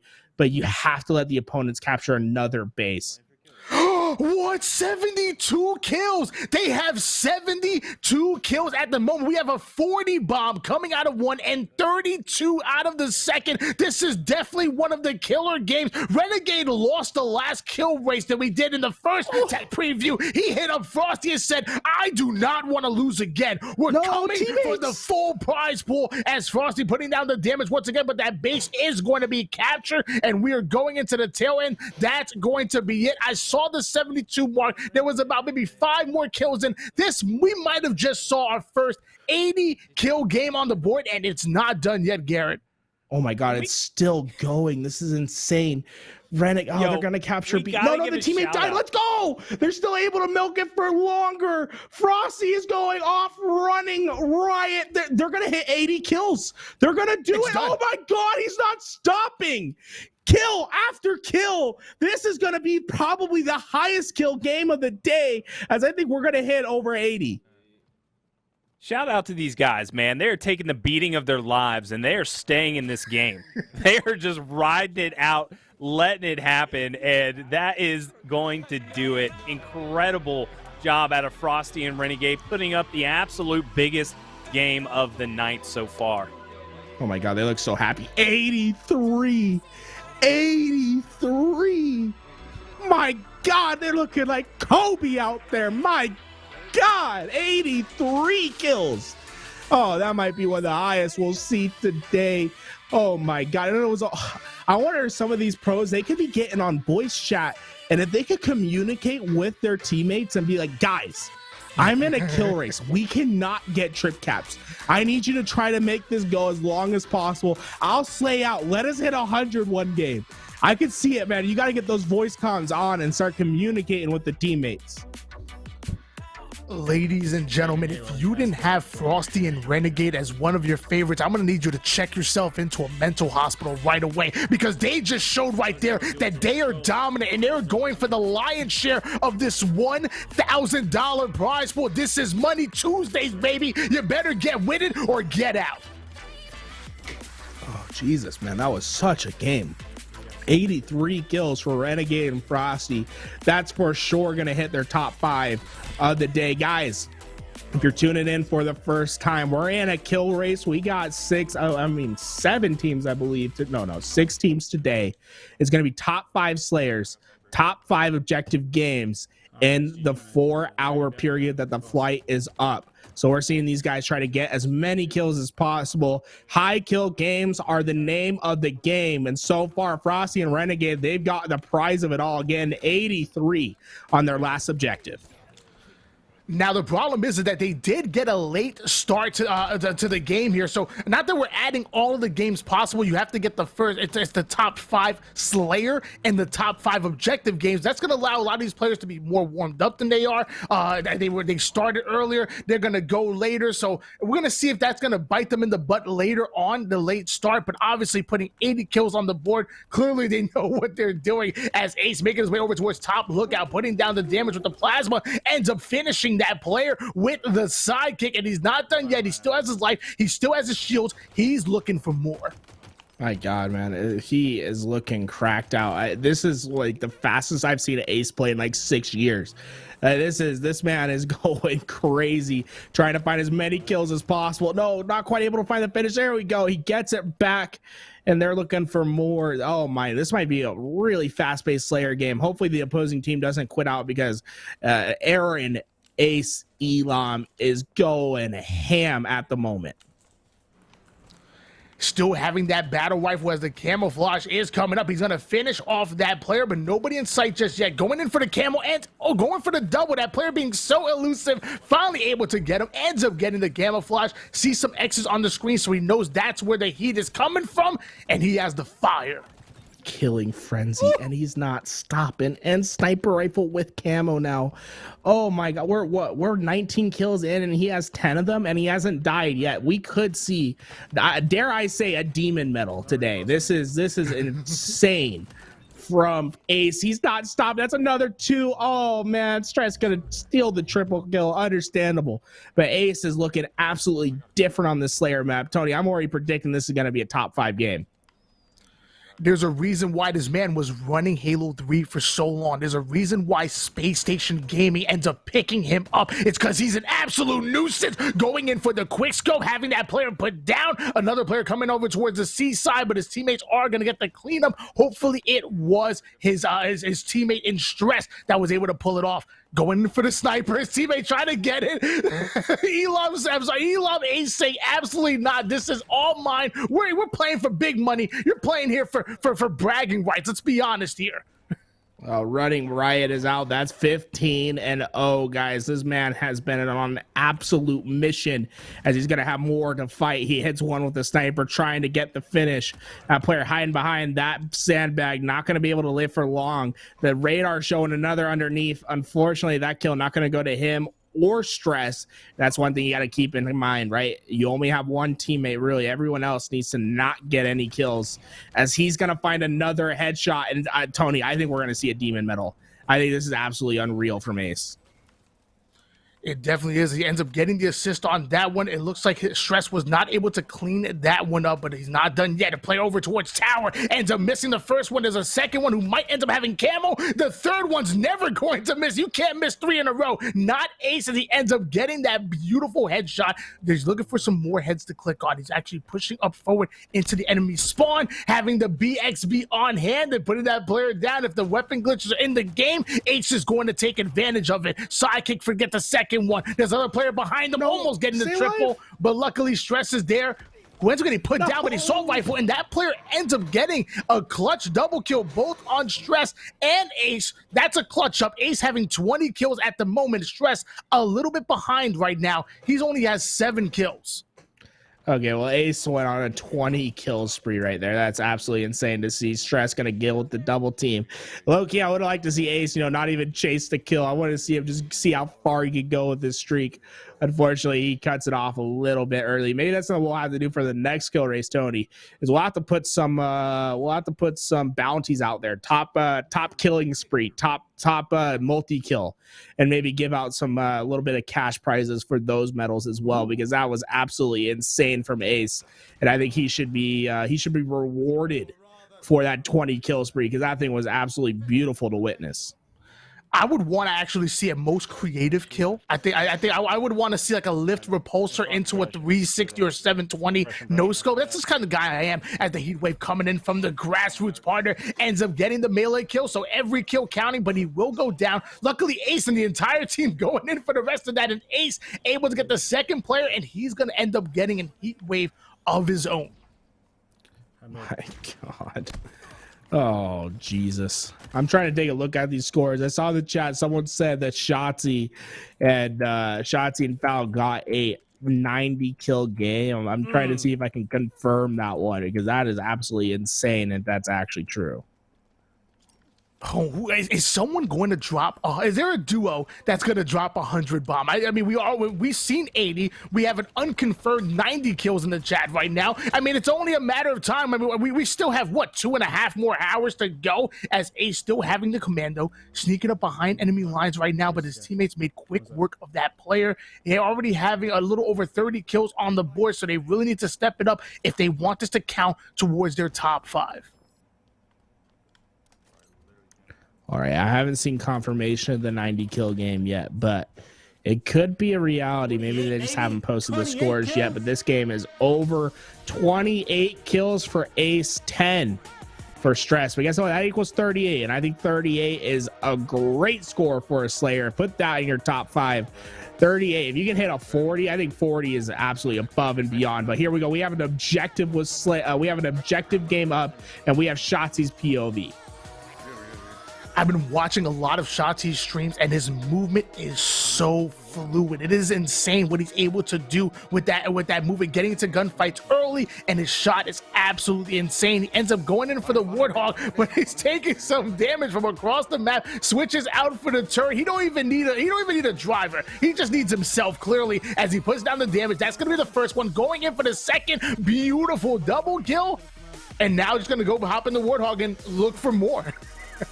Look for more. And he's out of bullets in the commander, right? So this is like really his only option. The pistol is really ineffective from long range. He's getting him off the spawn. There's 3 ahead of him. He's getting the shots in. Assist for one. Falcated was able to get the shot with a sniper. And there we go. More kills coming into the feed. Oh my gosh. Shotzzy.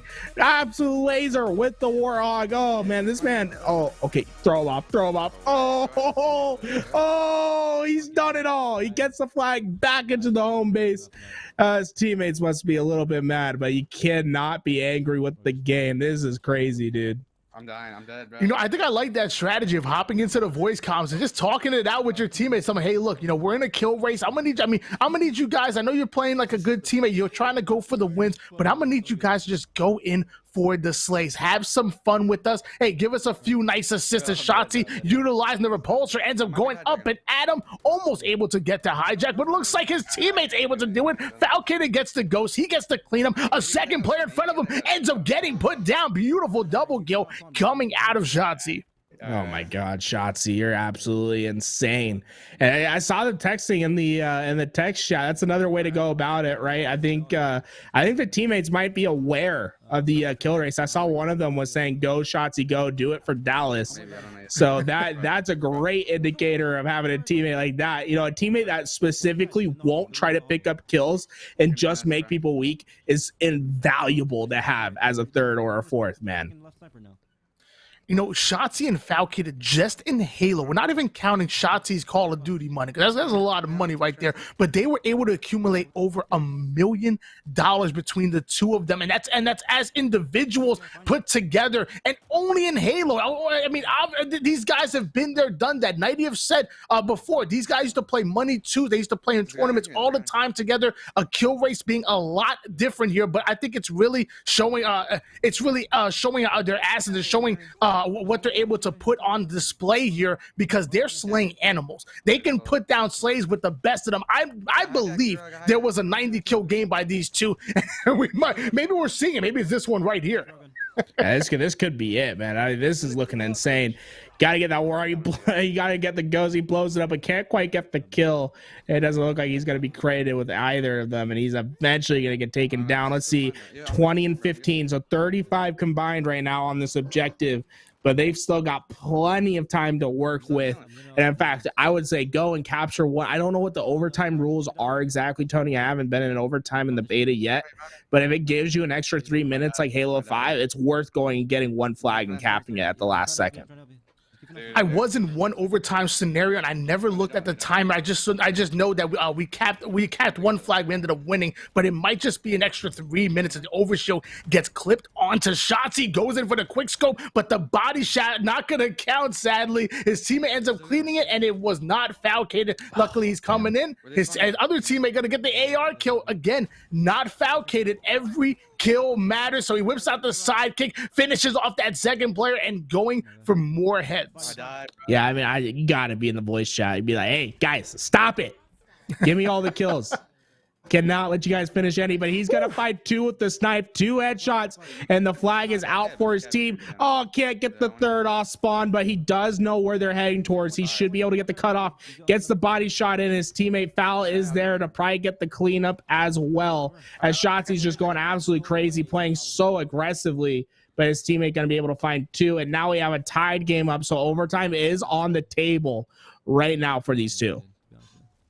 We are tied up, and there's already 4 minutes and 43 seconds left in this game, and that's just in regulation. The sidekick coming in, and that's going to be another kill for Shotzzy. Having the commando in his main pocket here, the commando absolutely rips, especially on a long map like this one. Takes down that player. That's going to be a perfect, and now he ends up getting a grapple hook. Shotzzy with a grapple. That's going to be dangerous. Goes in for the second one, but not able to click on that head.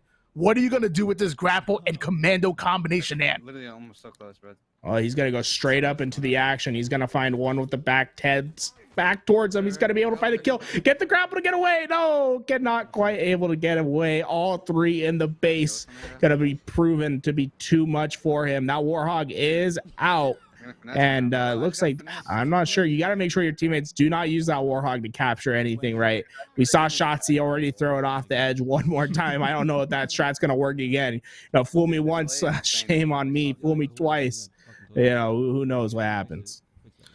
When Halo 5 phrase goes at all, by the way.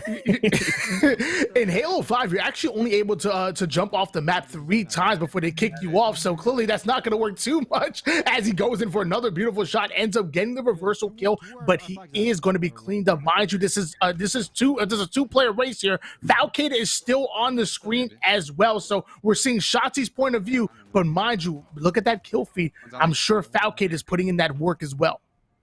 My God, man, these guys are just going at it.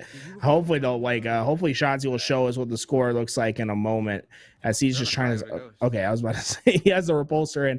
Love the movement, you know, just quickly getting from one side to the other. He's gonna put down the damage, get the kill, and try to get away. And he has 5 repulsors to use, so he has plenty to get himself wherever he needs to go. Looking like Chef Curry just chucking that nade and just turning away and running across court. That was a Steph Curry kind of nade right there, as he almost getting the headshot, ends up getting the body and finishing that player with the sidekick. Does it one more time for the fans. This man knows he's on screen. He's showing off and showing out, going in for the repulsor. And the body shotting right off of the map. This man is trick shotting in a kill race. Somebody nerf Shotzzy. He's too good. My God, dude, just the trick shot in the kill race. It's too much. Shotzzy, unreal performance with that sniper rifle when he's getting right back into the opposing base. I love his, you know, that first bullet of the pistol is always going to be accurate. And the way that he used it, using that sniper rifle, get the body shot in, pistol from across the map, because of how damn accurate he is, he's able to do so. Hopefully we get a scoreboard soon, because I want to see what these guys are at. Look, HCS, I'm going to need you to reach out to every partner squad. I'm talking SSG, I'm talking G2. I'm going to need you to reach out to all of them. And I want them to call up Dallas Empire. And I want them to find out how much is it going to cost to buy Shotzzy out of his contract, because we need this man in Halo once again. We can't do this anymore. It's been wonderful having him back as he puts down the sidekick damage, not able to get that headshot, but the movement, the shot, everything about this man just exudes excellence. And I've been loving watching. I've been watching a lot of his streams. I'm watching him right now, and man, do I miss Young Ant. Now we're gonna need Ninja to build himself an esports team, and he's the only man with the capital in the business. Be like, hey, I'll drop 100 mil on this kid because he's that damn good. Because honestly, if I go to Hastro, I'm like, how much does it take? He might say it's not for sale. You couldn't give me enough. You gotta be counting stacks on stacks in order to get Frosty. This man is someone you could build any esports franchise around. He's just too damn good at what he does. I'm just saying. I'm not trying to start nothing. I'm just saying. Dallas Empire is owned by Envy. Envy one of our partner squads, and then they got a God squad of their own. But I mean, you can find a way to make room for Shotzzy. I'm just saying. I'm just Shotzzy putting down the shots with the sidekick, ends up getting the assist. That player with the ghost is going to end up stealing it. Shotzzy staying alive, going after beautiful Nate, ends up getting a little bit of damage, but not able to get the kill. Sliding in, has 2 players in front of him. BXB for the first one. Another one is in his sights, ends up dropping down with the assault rifle, but there's 3 other players hunting him down. Shotzzy has a target on his back. I just want to see him go crazy, the BXB. Just get up in everyone's face. Okay, we're going to see a first overtime right here. 3 seconds left. And we'll see how much time is in the overtime. Does it just draw? Oh, round 1 tied. Heading to overtime. Okay, so it goes into an overtime period. I remember that. Interesting. And we're gonna find out. 3 minutes. 3 minutes. 3 minutes. Okay, so 3 minutes on the clock. Again, I would be texting that chat once again. Like, remember, guys, you know, we can cap the flag. Don't worry, we're gonna get the win. We're gonna get at the last second as Shotzzy ends up going after the ghost, but catches a stray nade. Not gonna matter. Ends up still winning that gunfight. Gets out to ghost, ride the ghost, then gets right back in. And I'm sorry, this man knows he's on stream. He knows he's on stream right now. Yeah, he won that sniper rifle, but his teammate took it away, so he just gets right back in that ghost and says, I'll have to do the action myself. Teammate that did have the sniper rifle just died, and I think Shotzi's aware of it. He's going to pick him. Oh, no. Throw it off. Oh, no. Couldn't get the ghost off in time, but he does get himself the sniper rifle and the ghost right back. I've never sniped. Okay, he's looking for the shot. No, just get that ghost. Get as much ammo in that thing as possible. Oh, Shotzzy. Yeah. Not what you wanted to do. Dude, I'm fucking like... You can see the frustration in his face. He is not happy about that. When he had the sniper rifle, he wanted to make something happen, but he ends up going down, still having the sidekick out, putting down the shots. That player being ever so elusive, just strafing his little butt off, but ends up still being hunted down by a beautiful nade, and Shotzzy without any timing loss, making his way over to the repulsor. Oh, he has never mind. He still has that grapple. He still has the grappling hook. Ends up sidekicking that player, ends up getting the kill. Another player coming up from behind him, but he's going to stay alive. Staying alive is what is necessary. I'm trying to take a look around at the scoreboards, try to figure out how everyone's games are going.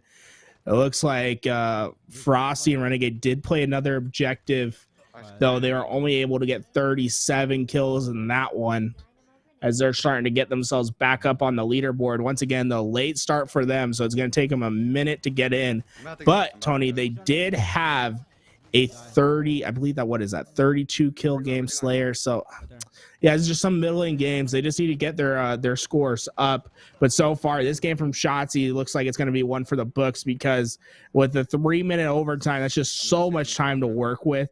And with 45 seconds left, they're going to be able to get themselves a couple more kills. And I'm curious, this could be an 80-plus kill game for Shotzzy. That flag ends up being on the move here, but there's still time on the clock. 51 seconds left, and that's a whole lot of time in Halo, a whole lot of kills that are being left on the table as Shotzzy ends up coming towards his base, ends up killing that player. Maybe he should have let that player pull his flag, because this flag might end up being capped. The Warthog just sitting on their flag. What the strat? Somebody parked the Warthog right on their flag and was just gunning by himself. No driver. The strats coming out of our enemy team is insane, but Ant's shots are even better. Like, oh my god. Oh my god. Way to end it. Oh my god. That was almost 90. 87 kill game for Shotzzy and Foul. The man is not human. There's a reason why Splice was so dominant for that moment of time. You know, it was, I believe, Central, they were obviously known as Tox back then, but it was still the same roster. They were dominant for so long. Then that Splice roster seemingly coming out of nowhere and putting it on them. We're seeing it right here, right now, as they're able to put up 87 kills. 87 kills, Garrett. That is incredible. Absolutely incredible. And Tony, I'm looking around these squads and seeing who has some high kill games. There was a 40 kill Slayer game from Druk and SoulSnipe. So KCP, they're trying to get themselves back into this. They are able to drop 40 on Recharge, going 21-7 for Druk, 19-6 for SoulSnipe. And mind you, Flamesword and Shele are up there on the list as well. So I'm not sure if everybody was able to play as many games as them, or if they're making very good use, or maybe a combination of the two, because they're in second place at the moment here. Flamesword putting in that work, so we're going to have him on screen. This man, this man was absolutely dominant under status quo in Halo Reach. I remember watching. I was rooting for him all the time in Halo, and even in Halo 3 as well. But then he goes over to the Call of Duty side. He gets signed by OpTic, and this man was just making moves after moves, both in game and out of game. He took fitness to a whole nother level. You know I love me my Jersey boys. You know I'm from New Jersey. Flamesword, there we build different, Gary. That's all I'm gonna say. Me, Flamesword, Snakebite. I don't know why I just put myself in the same breath as them, but I did. My God, hey, you know, whatever you gotta do for the Jersey boys to represent. Tony, I did go back through the scoreboards and I found it. 58-9 from Shotzzy, 32-15 from Falcated. Do the quick maths in your head. That equals 90. My God, they have a 90 and an 87 game performance on their objectives. There's no way. This man's not going to be running Call of Duty and then coming here, not even to stay. He's coming here to visit in Halo, just for a little bit. Just coming in to visit, and he's going to dominate on his way out. Now, I'm going to need one of these squads to come out on top. There's no way we're going to let Shotzzy run 2 games at the same time. Flamesword, I'm looking at you. Druk and SoulSnipe, you guys are one of the only God squads that I know that aren't on a partner team. This is your house right here. You got to defend it. We're not going to let this man be dominant in 2 different titles. It's not going to happen here, Garrett. My God, this just makes me think 100 is definitely on the table. If a team can get 100 in objective, man, everyone in the chat, I think we all got to put up $5 each, and we'll give them a little bit of a cash prize, because that's absolutely insane, bro. If someone gets 100 kills in objective, we have to go and gift them some subs in their chat, guys, because that's absolutely insane. But look at that, Shotzzy and Foul, they have hit the 500 kill mark. They have 501 between them. The next team, 339, Druk and SoulSnipe. So some work to be done on either side. But let's take a look at this final score for Flamesword and Shele as they have just finished their game. I mean, it's 3-0. I'm not even going to pay attention to the scoreboard. It was a 3-0. There ain't no way a 3-0 game is going to be hitting that scoreboard, especially towards the end. There's 2 hours and 13 minutes. We're almost at the halfway point. Ain't no way a 3-0 game is hitting the scoreboard at the end. I promise. I'm not even going to look at the scoreboard. We see Druk and SoulSnipe currently in second place with 364 kills. Shotzzy and Falcated at 501. But again, we're not accumulating all of their games. We're taking the best 5 Slayers and the best 5 objectives. As you're seeing in second place, Druk having 5 Slayers, but not actually having 5 objectives, Druk and SoulSnipe. The same thing for Flamesword and Shele. They only had 3 objective games. So a lot of these guys haven't been able to put their full 10 games on the board just from the weighting being maybe heavier towards Slayer or heavier towards objective. But no matter what, every game counts, every moment counts, and one person that knows that is going to be our MVP. Frosty ends up getting the quick scope right to the dome, currently with camouflage and waiting for the spawners to come up. He has a sniper to go with him, man. That sniper is going to be so deadly. He's able to bait the C base, just putting a little bit of a tick on it. Once again, we saw how well Renegade and Shotzzy were able to control the score differential on the last strongholds, which allowed them to get 87. It was 87, right? 83. And 83 in a strongholds is insane. And that's a great, because you're probably not going to be able to get 5 flag games, right? You're going to get a mixture of the 2. And getting your best strongholds games possible is what's really going to be important. So far, Shotzzy and Foul, they have 2 incredible CTF performances. And as soon as Renegade and Frosty get on those CTF games, that's when it's going to come down. But doing your best possible on these strongholds is a great way to get yourself going. And Frosty looks like he's doing more of the same. This guy is absolutely cracked, doing whatever is necessary to get as many kills on the board as possible. And what gets me as well is how calculated these players are. I pointed out once, and you pointed out a second time, how Frosty was purposely he's putting in the damage on the players who were capping a base, allowed them to capture it, and then finishing them off after the capture goes through. That was just purely calculated coming out of Frosty and Renegade, but they currently have 2 caps on the board, and the scoreboard is heavily in their favor. If only you can cap flags for the enemy team, because that's what they're needing at the moment. Well, that's exactly what's happening. A goes away. So far, 50 kills between Renegade and Frosty. And if they can let the other team score for a little bit, they could get that up to 80. I think there's another 30 kills on the table as long as you let the differential go. Now, the one thing is you can't let either team like trip cap for long. You want your teammate to die. You see him just staring at his teammate. He wants his teammate to die.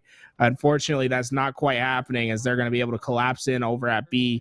But now this is their chance. There's one more player on him. Frosty doing his best to stay alive as he'll reposition and hopefully get this kill. And that's exactly what happens. Beautiful play from Frosty as he's able to get those kills. But now, once again, trip caps, you don't want them either team. It makes the game go by so much faster. You have to get yourself out of trip caps. Yeah, you definitely want to have at least one base, but it looks like they're going to be trusting their teammates to get that base as they're still going in for the slays. Frosty and Renegade working a little 1-2 combo right there, baiting and switching. Frosty looking for another head to click on. He feels the pressure coming in from A, but that was actually his teammate, another teammate going in and taking C. So now we're going to see a double cap going for the hero team soon, which again, not looking good because the scoreboard, they already having 152 points out of 200, and I don't think they've done enough on the scoreboard just yet as Frosty defending the sniper with the BXB and grabbing it for his own. Yeah, this sniper is going to be so important. There's so much ammo left in it. You need to get as many headshots as possible, rack up the kills. And with two players in A, this is their opportunity. And now this is actually what you want. The opposing team has a lead. So now you can feel a little bit better about overslaying because you can afford to get these kills and let it rack up a little bit. He's going to be able to find one right off spawn, headshot, and now he knows that the next base to get capped is C. He's going to probably let them capture it and then get the kills. Unfortunately, his teammates have other plans, and when they have other plans, you just got to get in and get the slays while you can. Oh, no, they did cap. Okay, so C was capped. Oh, I was going crazy. C is capped. That's exactly what you want to see. Frosty able to actually let his teammates die and still get the kills, and now Camo's back up, and guess who? Frosty right back on top of that. He's going to be able to put it right on the body. I'm going to assume one of the players is idle right now because, I mean, they spawn with spawn protection, so that player is probably like, we're getting dominated right now. I'm just going to put down the sticks because we don't have the chance, while Frosty dropping the people's elbow from the top rope, making his way over towards Lookout, having all the angles he needs, ends up getting a killing frenzy as well. Renegade does go down, but he comes in for the cleanup. No, Frosty, no, he's tilting. Look at his face. Eyes. Oh, he's tilting. I'd be tilting too. Oh my God. Oh, what does that lead them with? So right now they're at 71 kills between them. Oh, wait. Yeah, yes. No. Am I crazy? No, 71. My God, Gary, man. I promise you, that man ain't freaking starving because he eating those melees. Let me tell you. Yeah, dude. I like when Frosty has like that unbelievable moment because he really genuinely looks like his eyes are gonna pop out of his face every single time something crazy happens. He has such an expressive what the fuck face. Love to see it. But look at that. Frosty able to get the BR. He's gonna find one more kill, and there's still quite a bit of time. They need to capture some bases though. Oh man, can they get this at the last second? Yeah, they're gonna get it. And now you actually have to play true objective. The opposing team has about as many points as you can let them have. So no more capture anything. And Frosty's going to be, okay, this is how I play the game normally. I don't have to let you do shit. Get in those bases. I'm going to fight kill after kill. Give me the triple. He has the spawners. Overkill. No, the perfect doesn't come through. No overkill. That could have been a kill tack if things went his way. And that was exactly where Frosty and Renegade wanted it to be. They literally wanted them to be at the point where all they need to do is get one more cap and they win, because then that's when they can keep overslaying. You saw Frosty in the chat saying, don't cap, please. I mean, they're going in for as many kills as possible. Oh my gosh, how are they getting teammates who don't cap the struggle? It's Gilkey, I understand. You got to get into the voice chat, the text chat, Gilkey. You got to be like, guys, I need you not to capture. I need to frag out. I believe that was an 81 kill game for Frosty and Renegade right there, if I did my quick maths right. Probably didn't, maybe made some mistakes somewhere down the road. I did fail math a couple times in college. We don't have to talk about it. Let's just go. Let's transition into our next game, as I want to get away from this subject of me doing terribly in math. But look at that. Shotzzy and Foul still have an incredible lead. Yes, they do. But again, I want to point out that Frosty and Renegade have not gotten it. There's still 2 objectives behind. So I promise you that score is going to fly up. And right behind them as well, Druk and SoulSnipe still needing 1. And even down at Ace and Stress, they currently need 2 objectives. So this scoreboard is going to look a lot different here when we hit that about hour and a half mark. That's when we're going to see where everybody's already filled the screen. Everybody's able to get a decent amount of good games. And then it's going to be all about just polishing off those scoreboards, getting the lowest out and putting 1 in there. When everybody already has some good scores on the board, at that point it would just be about polishing off and taking down your weakest link. On board now with Ace and Stress. And let me tell you, if there's one player that can drop 40 bombs, it's this man right here, Aaron Connor Elam, the acronym for Ace. Now, one thing I want to say is the next time Shotzzy or Frosty, either of those teams get into objectives, I want to move on to that right away because those guys have been dropping massive numbers. I think it's important because I think that's going to be our storyline throughout the night, man, is those 2 teams. I think they're our favorites with how they've been fragging out thus far. And those objective games are going to be what makes the difference. So whenever those 2 teams get into objectives, I think we got to move right on over and capture the look because, man, we see 90 already from Shotzzy. I think Frosty and Renegade have a 90 in them as well, and it's just a matter of getting some CTF. And we have Ace, a professional player for Space Station Gaming, along with Stress, a grassroots partner player. Which, by the way, Stress used to compete back in the day. I mean, I remember Halo 4. This man was dominant Halo 4. You know, he has wins on players like Formal and APG. He has some big wins on players in LAN, but now he's showing that he can hang with the big boys here in Halo Infinite. I want to see him get into the money as Ace putting the commando to work. His teammate does go down, so Ace trying to try to get the cleanup. That was an excellent nade, but nobody home, Garrett.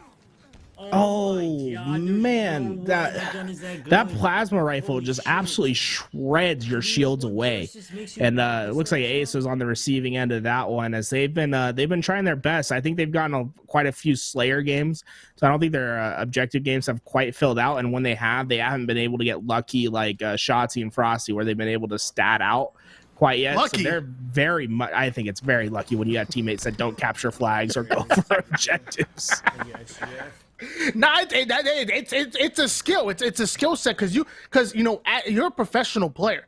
Some of the things you have to do is communicate with teammates that may not be on your level. So you have to communicate with these guys. Say, hey, look, I'm in this kill race. You guys can't be capturing. You gotta get me capturing this flag. You know, you gotta be approachable. And that's what Shotzzy and Falcated are. You saw that player said, "Hey, do it for Dallas." He was on board. If you talk to them and you say, "I'm a player and I'm matching with you," you talk to me, treat me as a human being. Say, "Hey, look, I know you want to get this win, but I'm in a competition right now. I need to get I need to get as many kills as possible." I'm like, you know what? Not only am I not going to capture objective, I'm going to be feeding you assist. I'm going to turn to John Stockton or Jason Kidd in his prime and be feeding you all of those assists. I'll probably have a 30 assist a game if you treat me like a human. Well, you know, from around the league, Tony, 41 kill Slayer game for Flamesword and Shele. Absolutely going incredible over there. Love to see it. That was on Live Fire. I think that's the map to get thus far. I think Live Fire has been the map for high kill games, as you love to see that. I don't believe it. 41 kills in a game to 50. I don't know. I didn't see it with my own eyes. I don't believe that. Someone showed me the tape as Ace having the heat wave. This is something I do see with my own eyes, but he is going to be taken down. The heat wave is an interesting weapon. It's a good like one-shot melee weapon, but from what I've noticed, it's highly inconsistent when you're trying to go for that 2, 3, or even a 4 shot. It's really inconsistent as the nades are starting to pop off from Ace trying to steal that kill, but his teammate's assault rifle is just too good. Yeah, I didn't want to hurt the opposing team's feelings, Tony, but if I have to prove it, man, Mr. I think it's Good Child 7. You know, a bit of a taking his new job at Krispy Kreme, going 0-11, allowing that 41 game to happen. Oh man. Nah, Sewer's good again. Oh, here we go. I think this is a flag again. Oh my, we have a flag game with Shotzzy. Once again, the question is, can they keep their teammates from stopping the flag caps? That's right here. Well, you notice how Shotzzy immediately going in for the nades, going towards that ghost, end up getting the BXB and also having the sniper rifle in hands. If there's any player that knows what he's going to do with it, it's young Ant flying in, looking for a head to click on. That player is going to be stolen from him, but there's a second one in his sights, reloading the sidekick and getting the kill. Oh, nasty. He doubles up the snipers and gets himself a BR. This is prime position. He can get into the back base, and then he'll be able to get them off spawn. The question is, can he survive? He has no support, so he has to hit just about every shot. He finds the first. His radar lighting up. 2 players. The ninja, the grapple hook's coming through. He hits the shot. He gets the double kill. There's one more. He stays alive. Shotzzy making magic happen. Still surviving as he gets himself to reposition, trying to get him off spawn once again.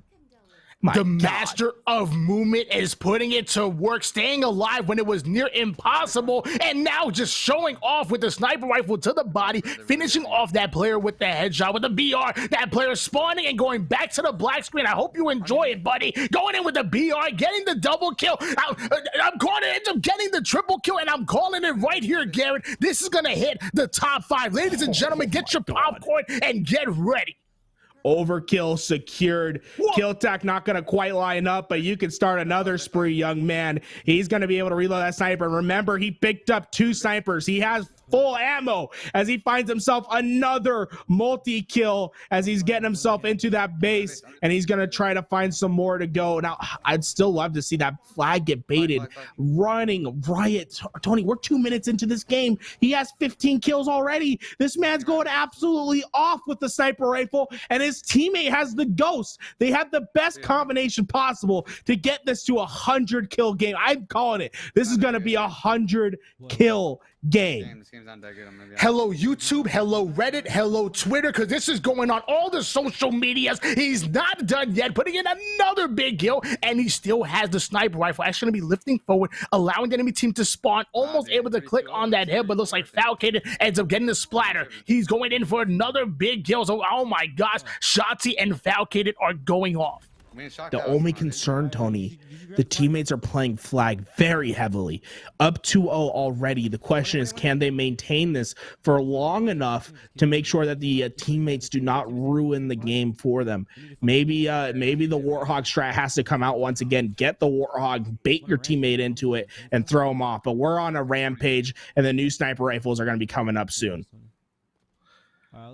I just saw a glimpse of the scoreboard. When I saw it, it was 20-something kills coming from Shotzzy, but I wasn't able to see if it was 29. I wasn't able to see exactly, but he finds himself another sniper rifle, but ends up going down to an opposing player's shock rifle, one of the newer weapons on the map, and you better watch out because it can beam.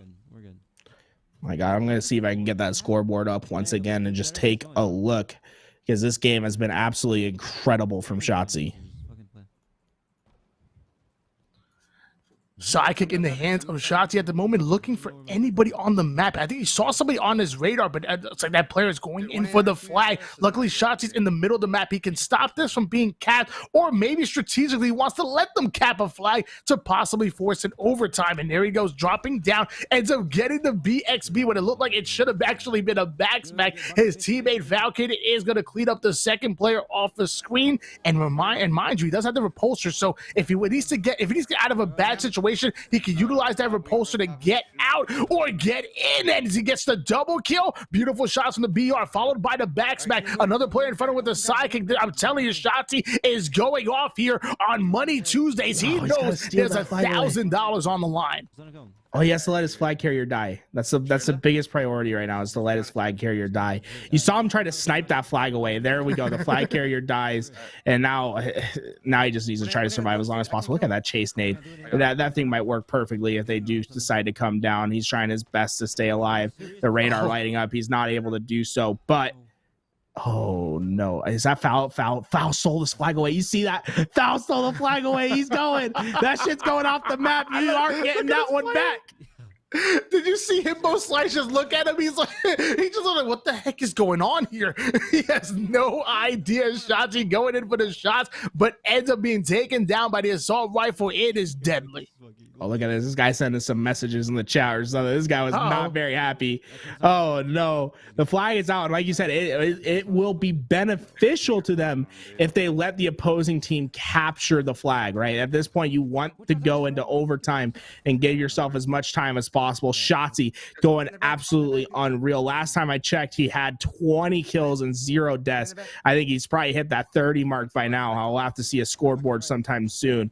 But they were at 27 when I went back and checked it, and that was with only, I think, 3 minutes of the game going through. So I mean, at that rate, we're looking at some great possibilities. Look at that Warhawk gets up there. It's just, at this point, you got to be careful, right? That flag is very close to being taken out. You want to almost want to put that flag. Oh, look, he's gonna bait his teammate into the Warhawk, man. Well, I could run him over.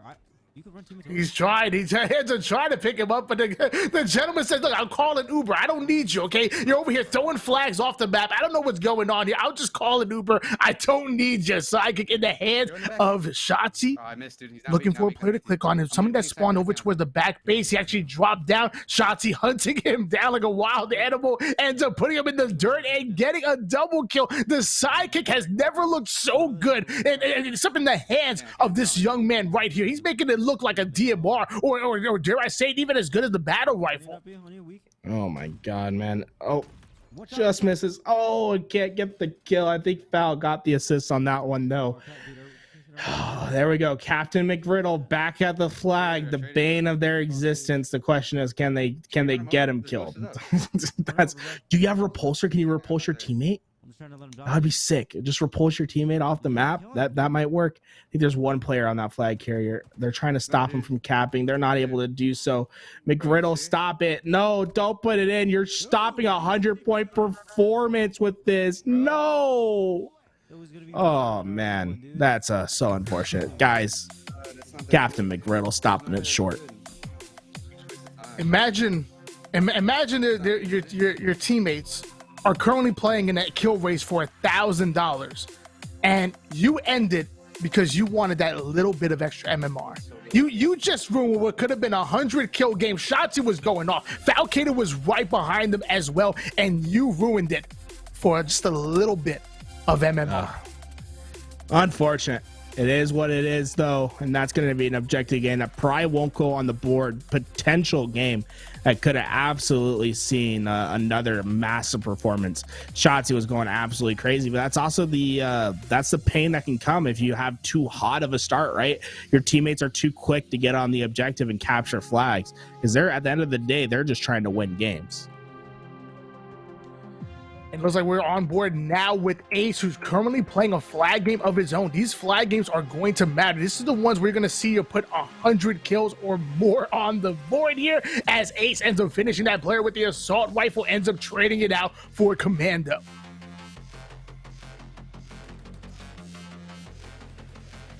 Commando, right? The recoil control is what's so important about it. The first gun in Halo's history, really, where you have to worry about recoil and bloom, right? So it's just, that's where the skill gap of the gun is, and we'll have to see how these guys take it. Now look at this overshield, or is that no, it's overshield on the body of Ace as he's trying to get himself closer into some engagements. Rockets are going to go down, and I wonder if there's any ammo for Ace. Nope, there's no ammo left, so Ace just trying to do his best. Now this is an objective game for Ace and the crew. And Ace already having 19 kills on the board. I caught a glimpse of the scoreboard, and Stress right behind him with 10 as he watching that player go after rockets. You don't want to let the enemy team get rockets in their hands. If anything, you want to get them for yourself. The green gun going in the hands of the global champion. And now, I don't know how you feel about the green gun. The green gun's kind of been underwhelming, as you're seeing it right there. Ends up missing that shot, and he does go down. The green gun not as powerful as it was, say, in Halo 5. It's super slow too. The travel time on the shot is just ridiculous.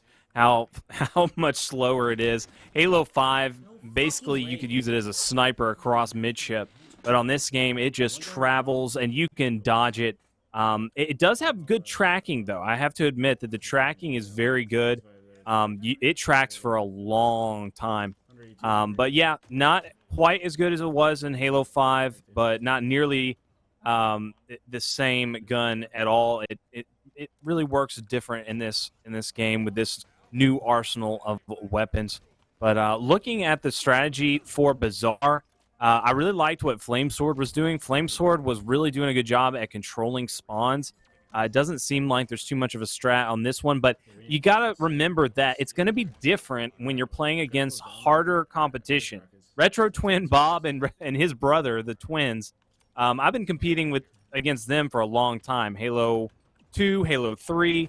I meet up with them at events, at LANs, and we've played Halo 1 together in their room. They're just really nice guys. They set up LANs in Utah a lot. Those dudes are some competitors, man. They're going to be giving them a hard time in this game, and if their teammates have any type of capabilities at all, that's going to make this one a tough one to rack up a lot of kills in. But they can still manage to do it if Ace and Stress's teammates are good enough. You see Stress has got the rocket, so that's a good sign. Getting the right timings on these weapons and the items are going to mean everything. You've really got to think about so many different things you don't normally think about when you're in the middle of a kill race. A kill race, it's mind-boggling. I mean, this is not a perfect environment, so to speak, for esports. My God. Well, so far this game is going down to the distance. It's just a question of how many kills can they get on the board, and the Commando certainly helping that. Oh, unfortunately, both those kills not going to go to either Ace nor Stress, as they're going to try to farm as much as possible. Now, they can cap a flag, right? And I think that's what they're doing right now. And they could potentially cause an overtime, a strat that we saw happen in the Shotzzy game, where you can buy yourself another 3 minutes of slaying opportunities. I like what I see from Frosty and players that are using this weapon very consistently. Making sure with the Commando you don't close that gap between you and the AR players. The AR players have that advantage on you big time. You want to make sure you get the heck out of there and really back up and create distance as much as possible, because that's when the Commando becomes the absolute most lethal, is that mid-range. You're probably not going to outshoot a BR at far distances, but that right there, triple kill, that's the perfect range with it. And it looks like, is he capping flags? Oh, yeah, he's trying to tie up the game, right? You tie up the game, you gave yourself an overtime opportunity, right? So that flag cap is perfect, right? And now no one can say, oh, you're throwing. You're not trying to play objective. This man's doing it all. He's playing objective. No more excuses in the chat. Let's go, Ace. He's going absolute on a tear right now as he's finding kill after kill, and he's already in the opposing base. He's trying to get some height advantage. Unfortunately, no players to click on at the moment.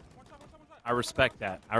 Like I said, just so much to be thinking about in these kill races to give yourself the lead. And I'm loving to see the meta and what everybody has been doing to really create that. Because I saw one time where I believe it was Flamesword. He gave up a kill to somebody. He just like stared at them and let that player kill him because of that exact thing, is that they were dominating them too hard. They were getting them pushed back into their spawn, and he wanted to create a non-spawn kill cycle. He wanted to make sure that they were getting up and off their spawn fast enough eventually and getting some kills so that they weren't quitting. So all in all, there is just so much going on right now, and I'm loving to see this battle of the minds right now, and the ability to rack up as many kills as possible. Shotzzy obviously has had a lot of blunders. We have seen so many blunders out of him, but we've also seen so many darn highlights as well. All these guys are playing at the top of their game. Man, and we're starting to get into, I would call it the witching hour, where the games are going to start mattering a lot more, right? People are going to start filling out their objectives, start filling out their slayers. Then all of a sudden it's about finding the best performance possible. We could see teams starting to quit out of games early in order to try to maximize their scores. It's going to be an interesting next couple hours as we have officially passed the 2-hour mark on the flight. Guys, this goes until the flight ends. So we have a 4-hour period. Half of that is up. And at this point, most of the teams have their game requirements filled out. Now it's just about maximizing, min-maxing your games as possible. That was a 37 kill game out of Ace, so a 77 kill, I believe, is what we just saw. I'm not sure if Stress got as many kills as I thought he did. I thought he had like a 40 bomb. I'll go take a look at the clip and see if we can get some action while we go search around and 7 see who... objectives out of Shotzzy Renegade. They're all starting to get their objectives together. Since we've got an hour and 46 minutes, I think that gives them enough time to rack up some more objectives, and we could start seeing a lot more jumps from the bottom. We could see Gilkey and Frosty and Renegade especially. They have only got 3 objectives played. Ace and Stress could definitely come off the bottom. But looking at those assists, holy hell, 153 from Flamesword and Shele. That is tremendous assists out of them. But still in the lead, Shotzzy Falcated, 537, a pretty dominant one at that. Yeah, so that was only a 58 kill game from Stress and Ace, and unfortunately that is just not what you need. That, and even though it went down to the distance, right, there's 58, it's not going to be anywhere close, right? We're talking about 80 kill games. Right now, Shotzzy and Falcated are trying to get a 5th objective game because their 5th objective is 51, right? So they have one game where they can really boost up their stats one more time. Again, another objective game, but once again, it's going to come down to the luck of the draw. I believe Shotzzy and Frosty are both loading up into the game, so if either of them get objectives, we'll have to take a look at that one. In fact, low-key, these guys are loading up games at the same time. I have a feeling that they could be in the same one. Actually, Frosty has captured a flag on Bazaar, so I'd love to go there. Actually, Frosty and Shotzzy are in the same game. Lethal and Royal 2 are in it. Let's get it. This is going to be the sweatiest game of all time, boys. Get yourself buckled on in. This is a pro script. Yo, no way. This is what I'm talking about, baby. You could not ask for a better one. This is what people want. We've got the best of the best inbound. Oh my gosh! Is there any bad player in this lobby? No, this is an actual pro lobby right here, guys. These guys, even though they're in a kill race and they're probably not going to get what they want from this, they're absolutely going to play this out. And I think what's best is I believe these guys, are they on the same team or are they on opposite teams? That's the question. Oh, they're on the same team. Oh, they're on the same team, so they're just not going to try to cap flags. This is going to be absolutely incredible. They're just... Oh, no, they're on opposite teams. Sorry, they're on opposite teams. teams. Yeah. My God, this is going to be absolutely insane. But, man, we're already seeing what pro lobbies really feel like. This is faster than any game we've seen thus far. All right, Frosty with the shotgun. It's going to be interesting to see what the exact strategy is going to be. Obviously, Snakebite and Royal 2, they know what the deal is. I'm not sure if they're, are they going to try to help out their teammate? Like Lethal is in here. Like, this is just madness right now. Oh my God, it's gonna be really tough, right? It's like how much does the blood run deep? Do you let your teammates do you try to feed your teammates? Do you not? I don't think they will. I think this is gonna be as tough as possible. These guys know that this is really their only chance to really try to figure out the spawns on this map on a professional level, see how fast it plays, and this is like their really first opportunity to play some great pro level 8s. Unfortunately, there is the kill race. It's almost as if I want the kill race to go away because I just want to see these guys actually play for the objective and see how well this one goes out. But I love it. We have Shotzzy on screen as he's trying to find his kills. Boo Boo Doo trying his best to stay alive. That Bloom gonna make him miss the headshot. Snakebite throwing down the grenade. Shotzzy made one shot, having to run away and disengage from the fights. And look at that. You can see him on the radar. They're certainly gonna try to get closer as Boo Boo Doo lights up the feed. The rocket's going to the hands of Royal 2. Royal 2 pushing through. He's going to be able to get Ant. Does the nade get him on the clapback? No. Royal 2 able to steal away those rockets from Frosty and Shotzzy's teams as they're going to have to fight their way back in. Can we talk about the history for a second with these teams? Obviously, Frosty is on Sentinels, and that's 3/4 of Sentinels roster. But then we've got Boo Boo Doo Boo, who teamed with Shotzzy and Falcated on Inconceivable, and they were such big-time teammates. Shotzzy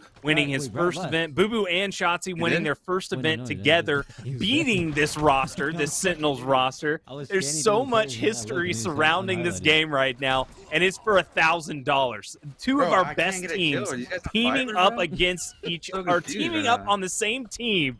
It's just unreal what's happening right now before our eyes. This always seems to happen the universe good just for, like, coming on in Team and Noobs. saying, Fucking hey, good you know for what? This might be fun. I'll let this Dude, happen. he's just singing a BR, bro. You know what I love about this 90 is that He jumped out front. I don't we even thought, you know, no objective was going to be played, but because Snakebite and Royal 2, Liesel and Boo Boo Doo are still running flags and capturing flags, what we're going to see is Frosty and Shotzzy's teams are going to try to force this into an overtime. So we probably will see some objective work come out from these squads, as they do want that 3 minutes of extra slay time.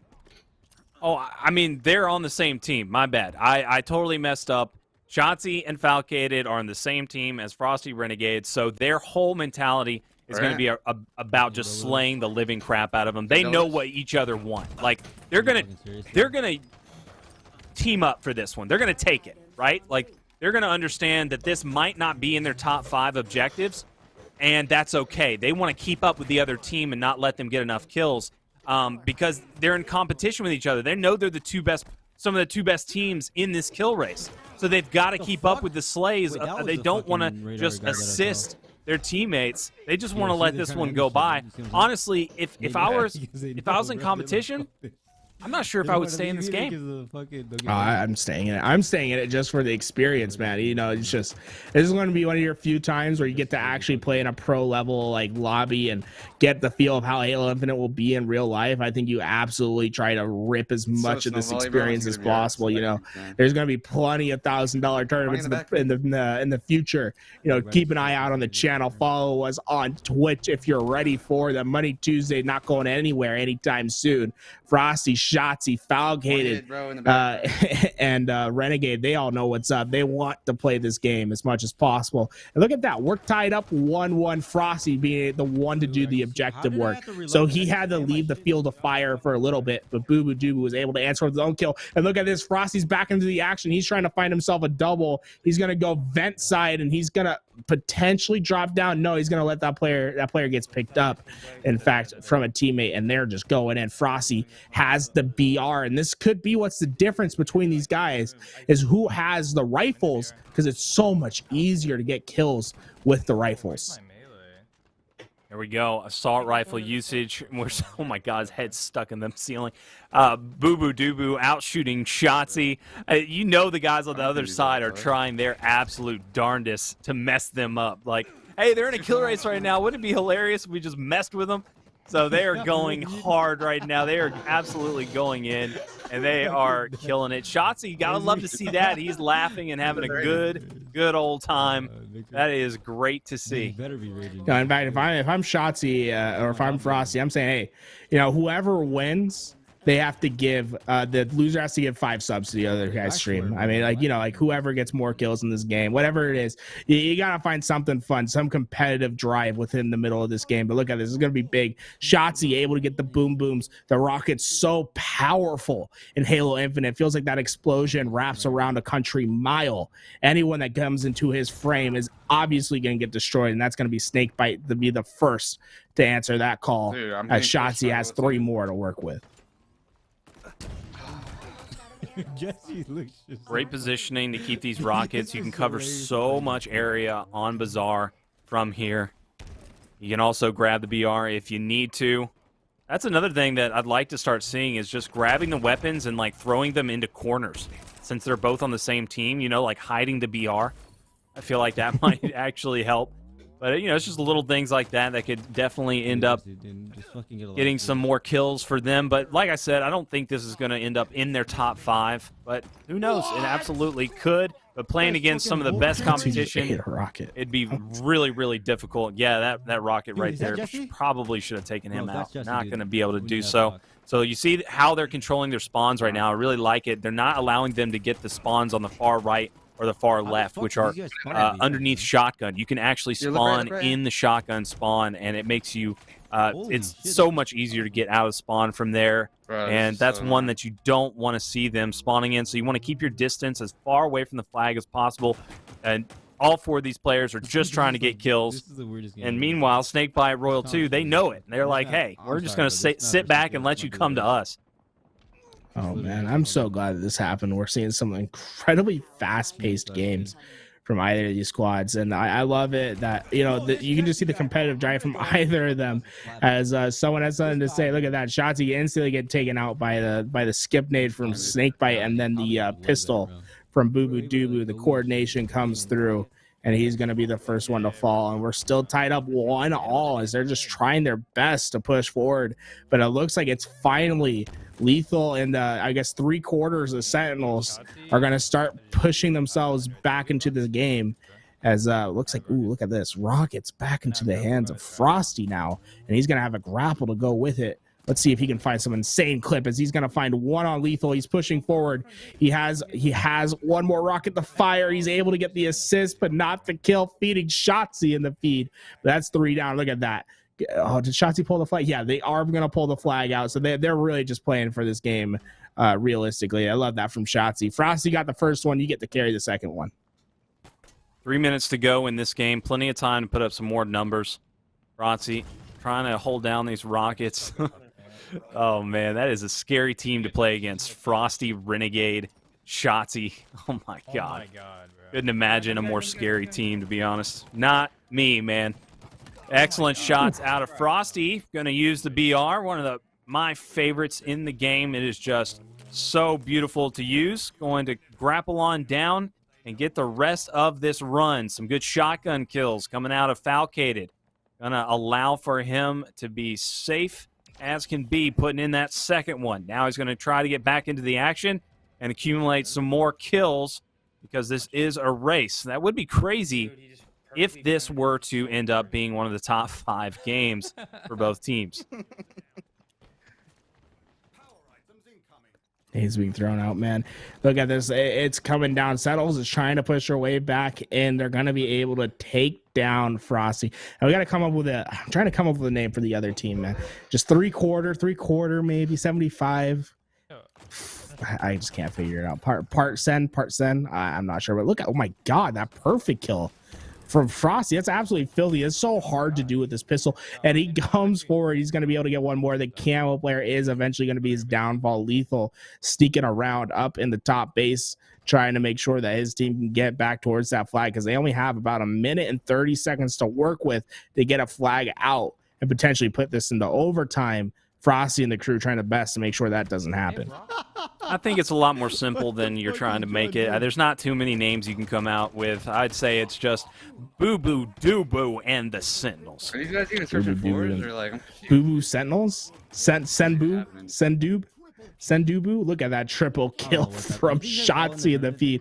In fact, for this last minute, I want to go into a listening with Shotzzy. I want to hear what the comms are like at the end and see what they have to say about matching up in this lobby.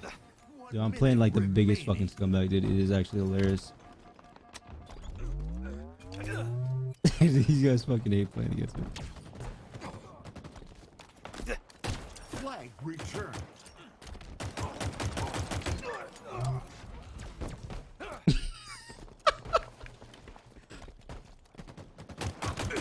Low on ammo. Hilarious. That shotty is fucking dog shit, dude. You guys see how point blank that was?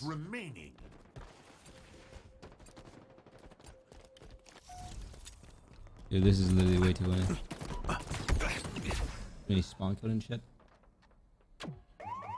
Is this going to be in a video? Oh, you're talking about the triple? 10 seconds. Power items incoming. Enemy flag carrier revealed. No way, dude. Sudden death. Sudden death? Bro, that was hella good that we milked that long, dude. You understand that, right? Flag carrier spotted. dang, dude. Oh, I'm fucking promising. Bro, the more time we saw, the more fucking like it's just better for us, bro. Trust me.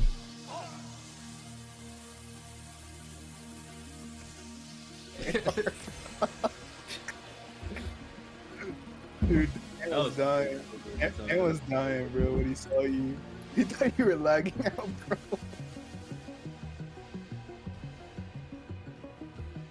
That's a Shele video for sure.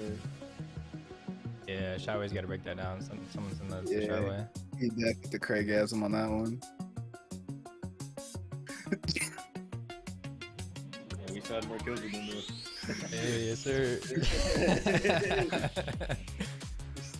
Why not just sprint with the flag? It's faster to juggle, but it's like hard because we're just not used to our muscle memory's not there. Yeah, I don't know what the fuck that flag juggling shit is. I was actually sweaty. Sweaty as fuck. Yeah, I was watching Ant like flag juggle and it looked like when he slides and throws it doesn't go as far. Sliding isn't good. I think you literally just have to run it and throw it normally, but not slide. Sliding makes you go too far. Yeah. Is there a timer? Yeah, there's a ring around it. Why was that so sweaty, bro? Bro, that was actually a god tier. I was like, what the hell? Dude, that shit was so slow for a good like. Now that was the content that we were here for. All 8 of those players leaving it all on the line right there, and they had some fun. But I'm not gonna lie, it was kind of serious. At one point, Renegade was getting a little pissed off, and he's like, he yells, he's like, "Yo, Shotzzy, I didn't know you bait in Call of Duty. What's going on here? Why are you baiting me?" Shotzzy said it to Falcated. He said, you know, that was really important for us to make that game last that long because the time is going down right now. The clock is ticking, a minute and 30. That was so key for them to be able to waste that time. Yes, Frosty and Renegade were able to put up some numbers. Yes, it might be in the top 5, but it's not going to be at the level that Shotzzy and Falcated have been at with these 90-kill games. Like, that is exactly what Shotzzy and Falcated needed. That was sent from the heavens. Beautiful timing for that to have happen and for them to make that game last that long. Like I said, if I was Frosty or Renegade, knowing that I didn't have any big objective games yet, you don't need that game. Now, was it fantastic to watch? Hell yeah. I'm loving that we got that. That's one of the best case scenarios for our show tonight. That was beautiful. Could not have asked for something better. But in the case of Frosty and Renegade, that might end up biting them in the butt, Tony.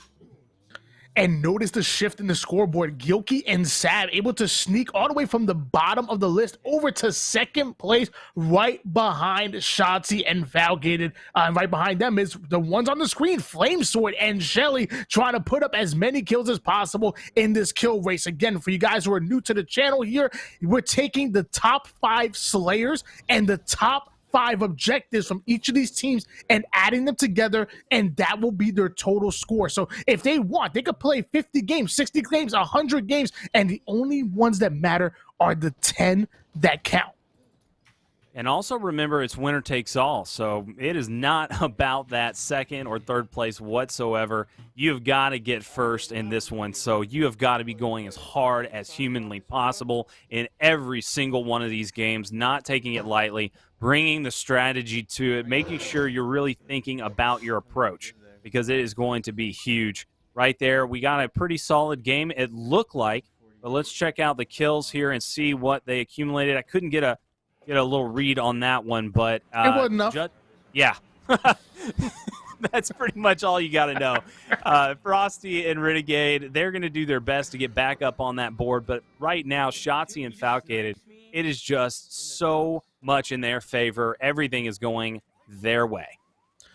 On board now with the MVP, Frosty. Assault Rifle was out. He is ready for some action. The player with the ghost actually being a nuisance. They're going to have to team shot this ghost, but he's coming in, putting Frosty one shot indeed, and Frosty leaving it all on the line to try to take him down. And then we see a collision from Mongoose and Ghost. I don't know what's going on. There's a pileup on Highway 87 with a Mongoose and a Ghost.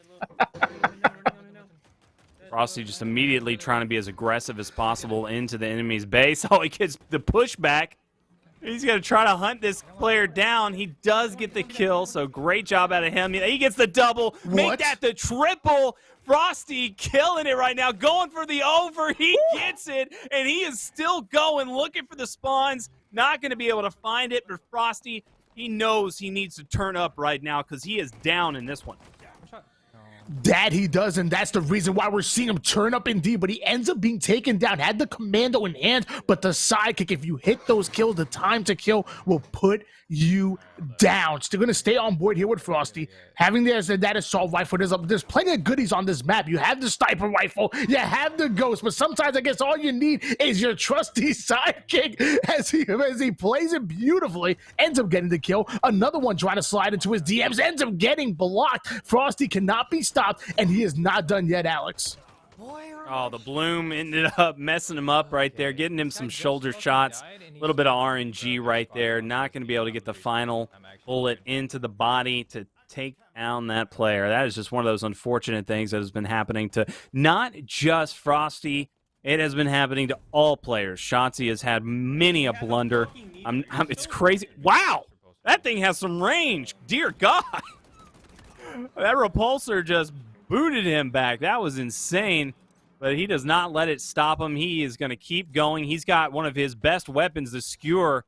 If there's anybody that is the best with it, it's him. I haven't seen anyone quite as good. He is so darn effective with it. He's going to try to move in here, get these cleanups. I think there was another one. No, I think his teammate probably cleaned that one up. So he's going to get into a better position here, try to clean up some kills. Oh, right over the top.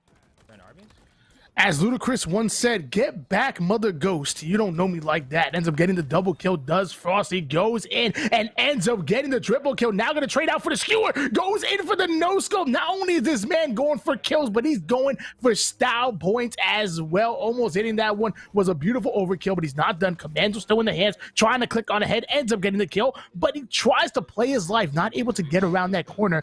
Ends up being put on the black screen. And I don't know if I saw that correctly on the scoreboard. Are they playing against Impulsion? They are. Alex, they're playing against Impulsion. Impulsion was teaming with Silence back in Halo 5, and they were making some plays both in the Pro Series and in game battles all over the place. Now, I remember Silence, Impulsion, those guys, they used to play Money 8s with Common and Name and Haynes and all of them. They got some good opponents on them. Yeah, let me tell you, I've landed with him quite often. I've seen him play at major tournaments. And Impulsion's one of those guys that's always impressed me more than any of the current top amateur players. He really has stuck out as one of those super, like, methodical teammates who just is able to make incredible plays that impact the game so big, and he plays under pressure so well. It's tremendous that he hasn't really showed up and showed out in the later days of Halo 5. I think he didn't play as much Halo 3 in the MCC when it was at UGC, but now he's back. He's trying to go hard in some Infinite, and he's definitely one of those names to look out for because he is going to be in some big tournaments and with some much better rosters along the way. I can guarantee you that. Oh, the Achilles heel is able to nick him right on the edge of the foot. That is going to be an amazing shot. Like I said, Frosty and that skewer all day, baby. Why are you killing me? Kill the flag guy. Frosty was so bad at that. He was trying to steal the flag away. The enemy team slides in and kills Frosty instead of the player that's running the flag. And Frosty just says, "Why is he killing me?" So now Frosty gonna grab that flag, playing it off the map to try to extend this for as long as possible. The flag will be reset. He still has the skewer in hands. Now we're gonna see what the MVP can do with more time on the clock. But mind you, his teammates don't seem to be playing ball. Oh, Frosty, man, you are just a delight to watch play, man. Oh, too much of a lead on that one. The skewer does have really fast travel time.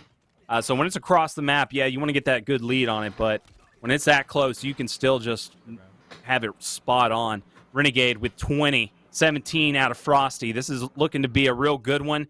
With 4 minutes left, they can rack up another 20 kills. Easy peasy. AR not going to be able to hang with the Sidewinder. Sidewinder able to take him down. No problem. Dynamics, another player that has always really stuck out to me. I played him in the free-for-all at Las Vegas 2017, and he was a tough cookie to crack, man. I was in the free-for-alls with him for a while, and he was out-shooting me left and right. The man did not miss. And right there, you just saw a good example of that on one of Halo's finest, taking him down, no problemo. So Dynamics and Impulsion here, a duo trying to stop Renegade and Frosty in their tracks in this one. And that's really where the RNG comes to play in these kill races, is who you are matching up against. There really is no control over that. It's just one of those things you have to put up with and just roll with the punches. They didn't kill him? And it looks like their teammates really aren't playing ball because they not only grabbed the flag, but hopped it into the Warthog. So trying to cap it as fast as possible as Frosty out strafing that player and putting him into the dirt. Having the commando, putting down the cross map shots, ends up getting the second one. And now he's just going to stay alive and allow the enemy team to spawn. But he has to watch out because his teammates, once again, trying to go for another cap. His teammates are going for the win. How dare you? Like I said, you wait till the kill race to start playing objective? Come on, teammates. That is ridiculous. That's low. As soon as there's $1,000 on the line, $500 for each player on this team, that's what they want to get at the end of the day. All of this work, make it for something. And these teammates are saying, nah, I'm going to actually play. I'm going to try to cap that flag. Oh, my God. That player lived? He's still alive. Good Lord. He was making himself such a hard target there. Frosty's still making his way along the spawns. Great shots. Oh, my God. The commando just shutting that player down. Some more good shots, but the nades are coming in, and Frosty's got to evade. He is just trying to stay out of harm here, trying to accumulate as much kills as he possibly can get. But finally, they hunt him down and take him out. That they do, and another flag cap going in the favor of our hero squad, which normally is a good thing, but in the kill race, it is not. So now the enemy team will have to cap at least one to force an overtime, and there's only 2 minutes on the clock. Grapple going in for Frosty. So he has that movement, he has that ability to that escape ability to get out of a bad situation. There's two enemies in his base. Maybe he should let them actually pull the flag and go in and tie things up. It looks like he's baiting a little bit. A teammate tries, an enemy team flies in there, takes him down. Venji, you didn't have to kill Frosty. He was going to let you cap the flag. What's going on, man?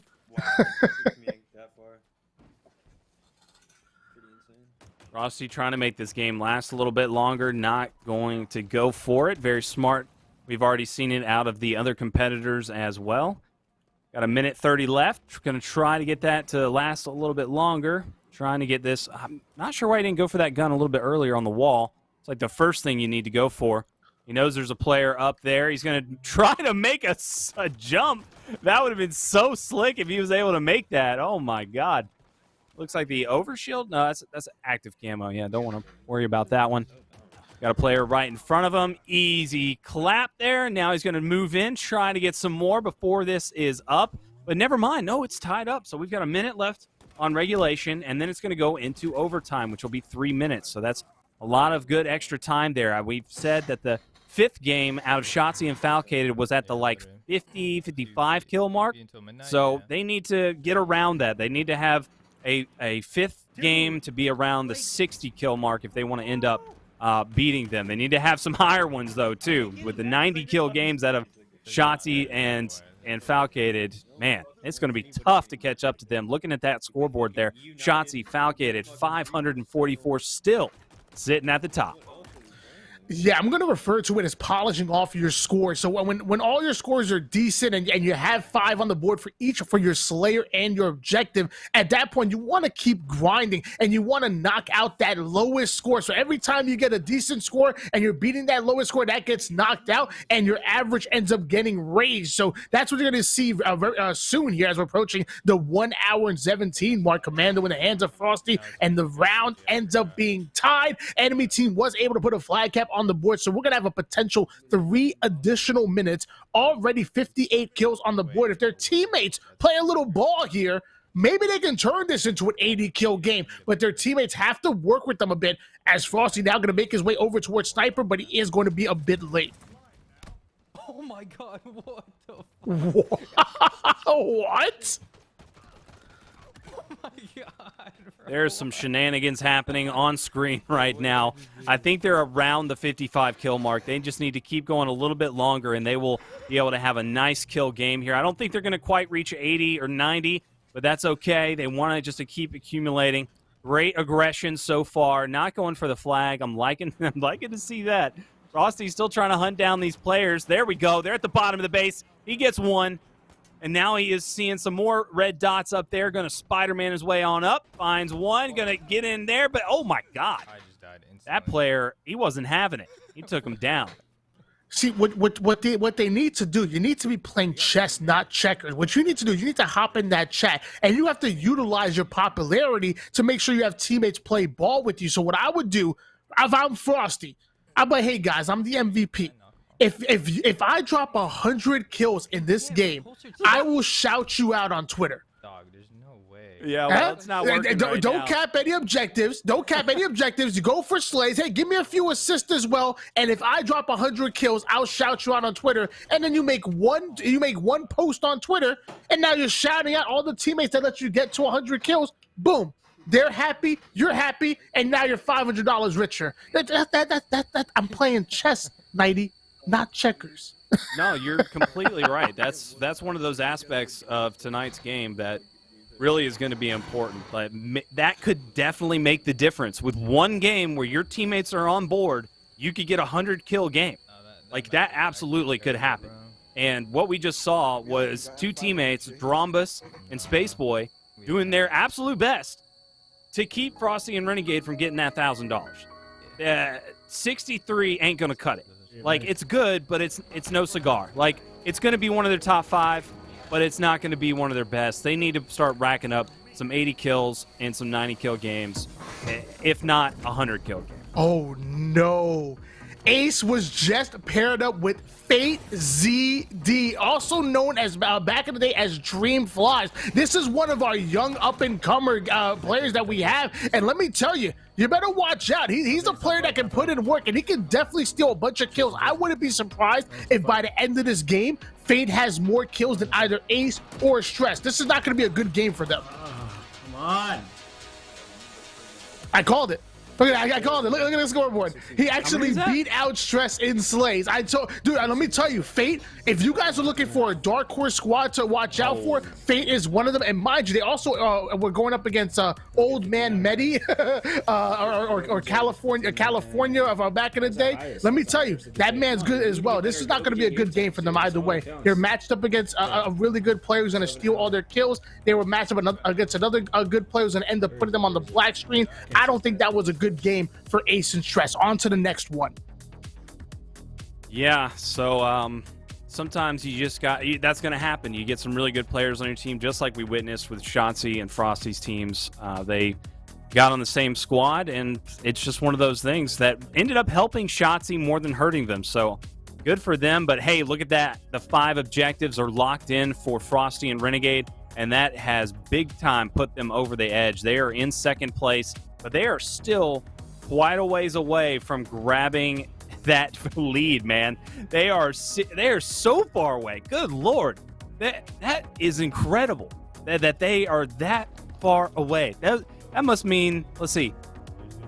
Gosh, I can't even do that quick math. That is ridiculous how many big games Shotzzy and Falcated must have. They've got to at least have 3 massive games compared to Frosty and Renegade.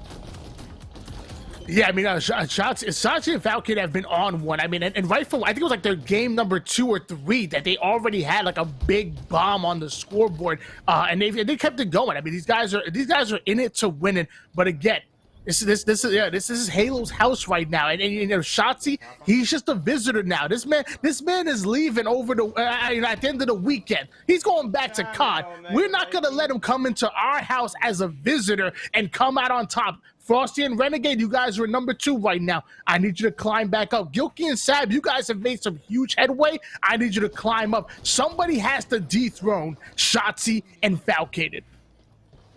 I don't know if it's going to happen, man. At the beginning of this, I called it Shotzzy is just a god, and what we witnessed was his blunders. He had a lot of bloopers. Put him in the reel.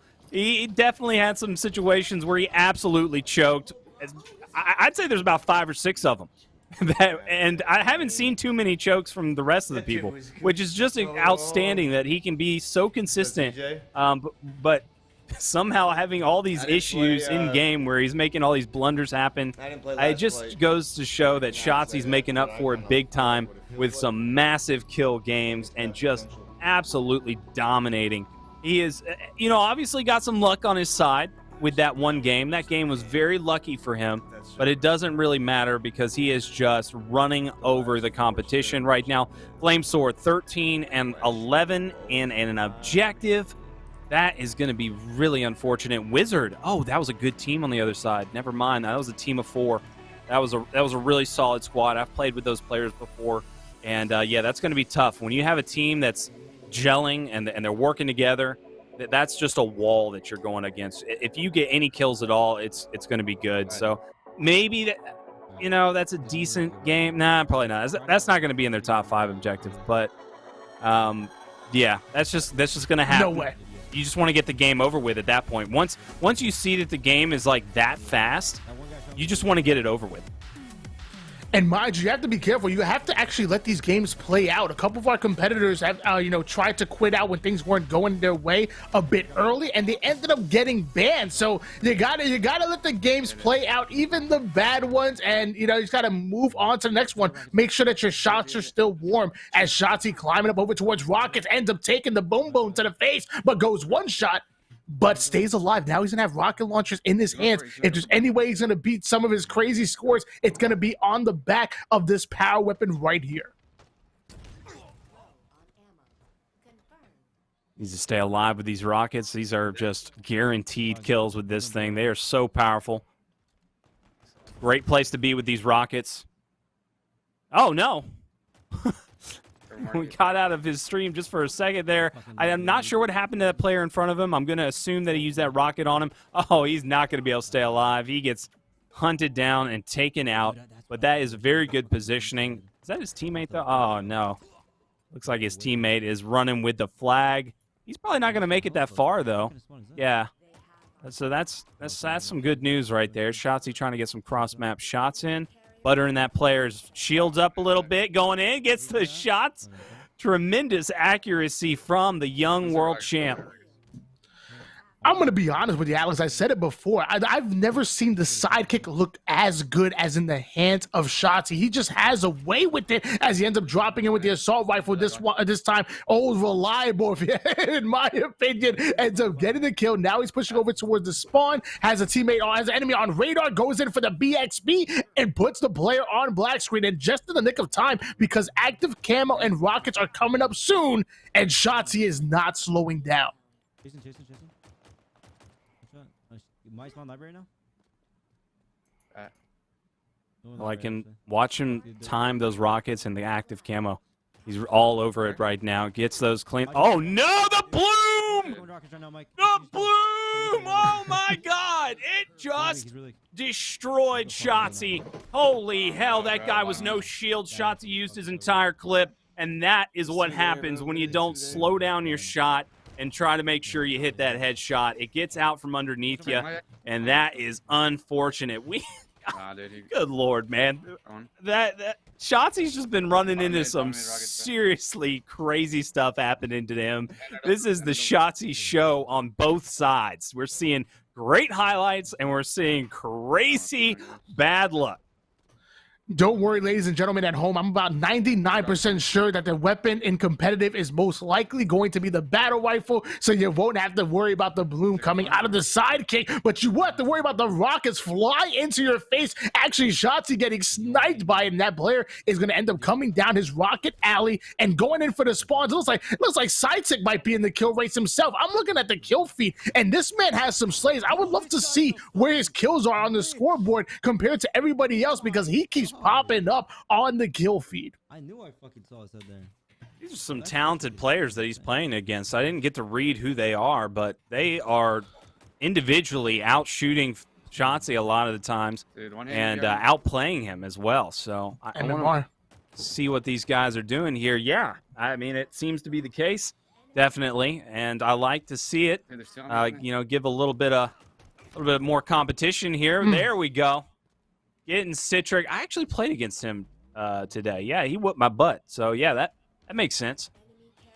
Well, he's definitely been popping up on the scoreboard all over the place. I've been paying attention as that player is going to hit the black screen because Shotzzy really starting to heat up here. I just noticed the look on his face got a little bit more intense. After he got outshot once or twice, he really started to lock it in, as now he's challenging that player over towards Flag, backing down, staying alive. This is not what you saw before. You saw him over-challenging gunfights, but now he's playing a bit smarter here, playing his cover, playing his life, and still getting slays. That's going to be his last grapple. Ends up trading it off for a drop shield. The BXB comes in. Beautifully done. Jesus, that BXB is so darn fast. It almost looks instant. That is the most extreme BXB I've ever seen. I played a lot of Halo 2, and it was fast, but holy hell, it wasn't that fast. We got to talk about these scores coming up now, though, because we're starting to get down to it. It's only about an hour left, and we've got Shotzzy and Falcated in the lead at first. We've got Frosty and Renegade at second. So let's start there. We've got the 5 objectives that we really got to focus on. You know, you can only get so many kills in a Slayer. We've seen some 40-kill Slayers, which is awesome, but let's talk about the objectives first.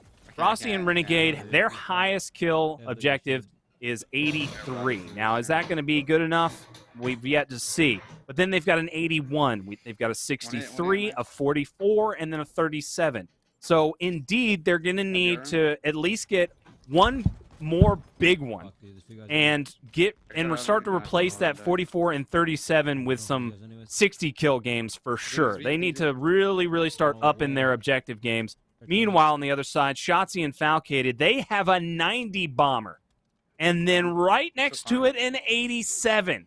And then a 61, 52, and 51. So their average is far greater in the objective column than Frosty and Renegades, and that's really where they're hurting. So Frosty and Renegade, they really need to just land that real big one and then have another 2 that are around the 60-kill mark, and that'll really help them out in the leaderboard. That's why Shotzzy and Falcated have such a massive lead right now, but look at the leaderboard.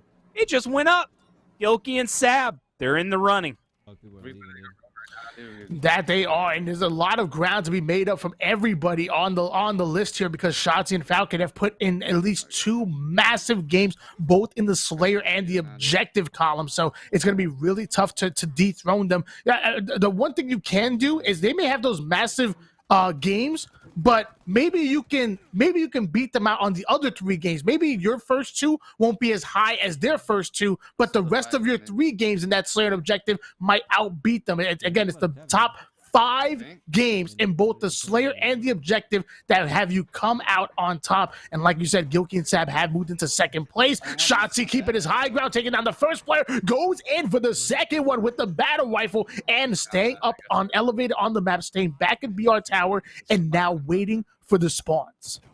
Yeah, that's the perfect place to be. Really good area to hold down, especially when you have rockets and a BR. But look at that spawn, though. The player comes right behind him. That's one of the ones you've got to watch, is the bottom shotgun spawn. It can really come back to bite you if you're not on top of that. That's why you don't want to challenge the players that are coming out of their spawn too heavily. You just want to wait for your teammate to try to butter them up a little bit, make them weak, and then get the finishing shots off. But these players, they are pretty competitive. We've got some skilled guys over on the other side, so it's making it really tough for Shotzzy right now. Now, they have, like I said, a 51 and 52 kill game that they need to make up for if they want to keep this big lead. They need to make sure that this is a 60 kill game, and are they on par? I'd say so. 4 minutes left in this game. There's not any flags scored. They definitely could make another 20 or 30 kills happen in this one. They seem to be doing just fine. That they are, and it looks like their teammates are playing ball as well, because nobody capped the flag, including their teammates, so we're most likely going to go into that overtime, as you were alluding to. So as long as your teammates are able to play ball with you, and you're able to put down these slays, that these games are really important. This is going to be the ones that are going to maybe not take over that 80 or 90 kill game, but definitely knock down one of those bottom 5 ones that the slays are coming in. Rockets ends up taking down SoulSnipe. That's one of the players that you want to take off of the map here. But I see that the flag is on the move. So I talked about them playing ball, but I see one of the flags was on the move for a moment. So be careful. Don't let those teammates cap those flags, Shotzzy. Kill them. I don't know. Betray him. I don't know. Do something. That's not good. No, honestly, like that is the strat that I was thinking about that I would probably use, and I would just basically chill with the spawn kills, chill with the killing, and make sure that they're all 4 alive on the other team. Oh my God. Ooh. These players are out shooting Shotzzy, and it's like Shotzy's not really missing too much. Like, he's really on point, but it's still like just some really good outplays. Love what the MMR is doing right now. The flight is just running so smooth. Enjoying the hell out of it. Shotzzy putting on a show, though, still. But like I was saying, is just back off from the killing. Let them be 3 or 4 strong, and then come in and kill your teammate that's running the flag. Then start slaying again. Let them get the return, or, you know, it doesn't even matter. Just start slaying around them, bait them with the return, get the kills, and that's really what you got to think about when you're doing a kill race like this. Here we go. He's going to get up in their spawn, take them down. I like this speed from Shotzzy. He's starting to get more aggressive in here and trying to get himself another 60-kill game.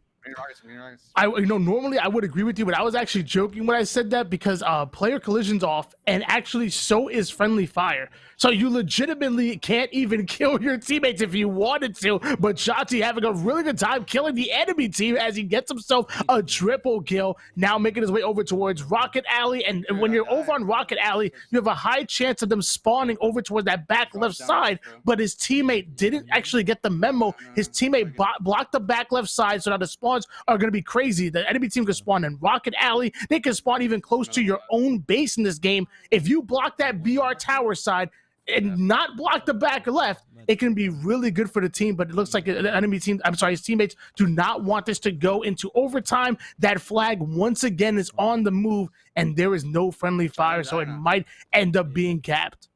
Nope, they spawned down there at shotgun and hid in the corner. That's the essential of like spawning a carbine or pink 1 and just hiding there and waiting for the flag to pass you.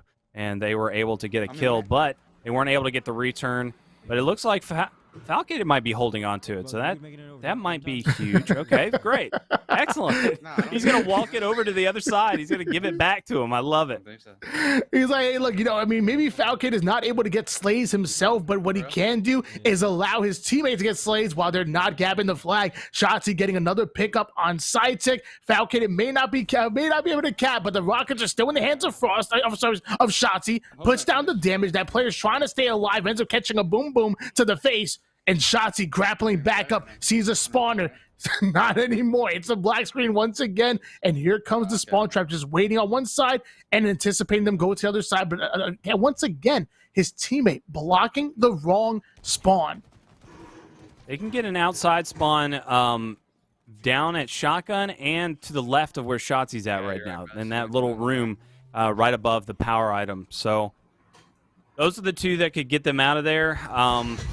Honestly, I would probably start blocking. Like, if you're having an issue with your teammates running flags, I would start blocking the actual flag because that'll just get them outside spawns and let them be able to fight your teammates. So there's all these things to think about. So many elements to this kill race in Halo, and I'm just absolutely loving it. We're coming down to the wire here. We're in the minutes. We're in the final hour of the kill race. Shotzzy and Falcated at the top.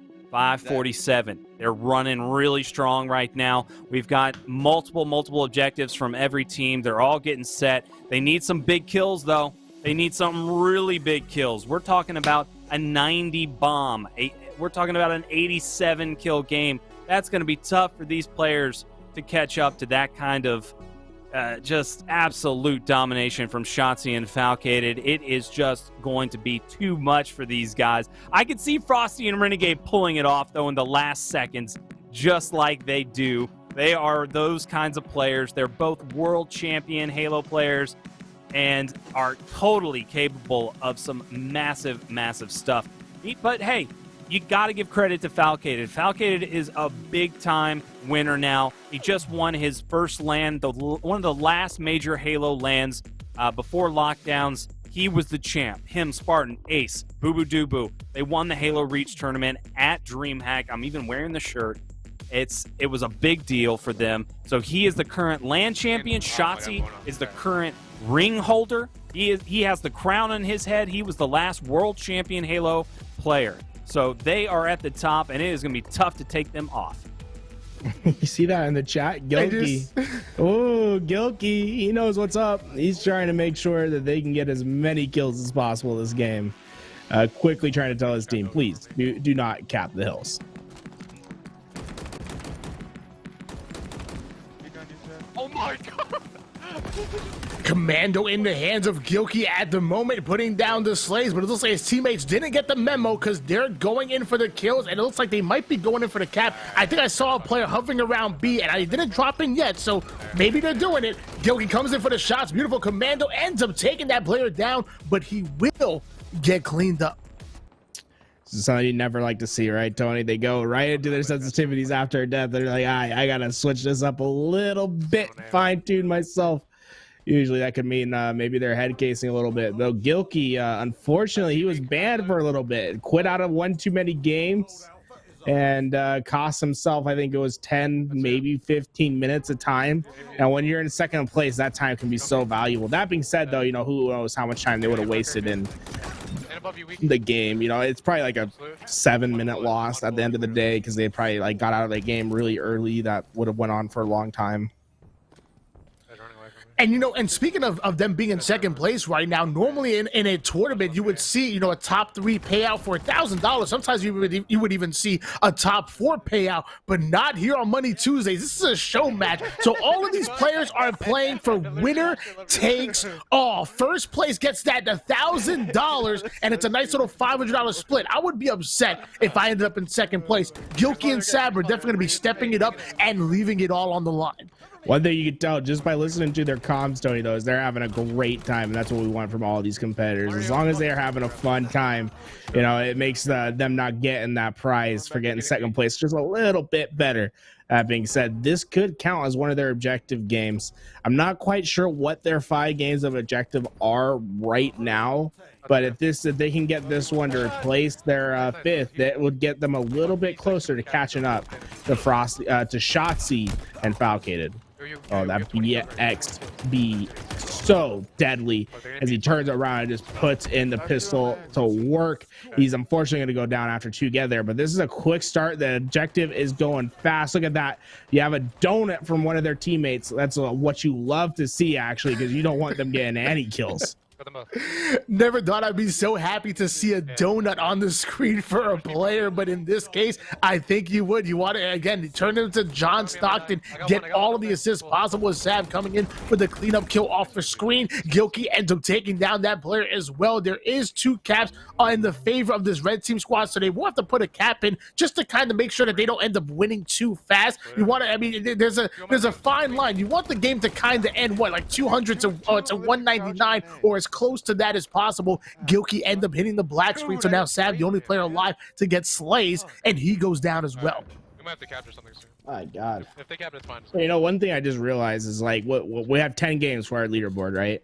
I mean, Shotzzy and Foul are averaging 55 kills a game right now. And, you know, 5 of those games are Slayers, where you physically can't get more than 50 kills. That is how insane this performance has been from them.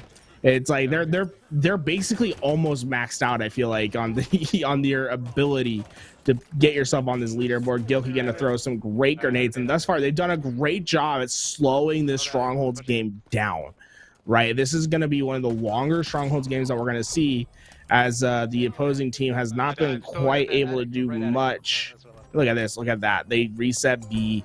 Everything's going great. He's going to be able to fly towards the spawners as he's going to find himself 1 more kill. What an absolute performance thus far in Strongholds, as he's going to be able to get himself the overshield as well. This could be a top 5.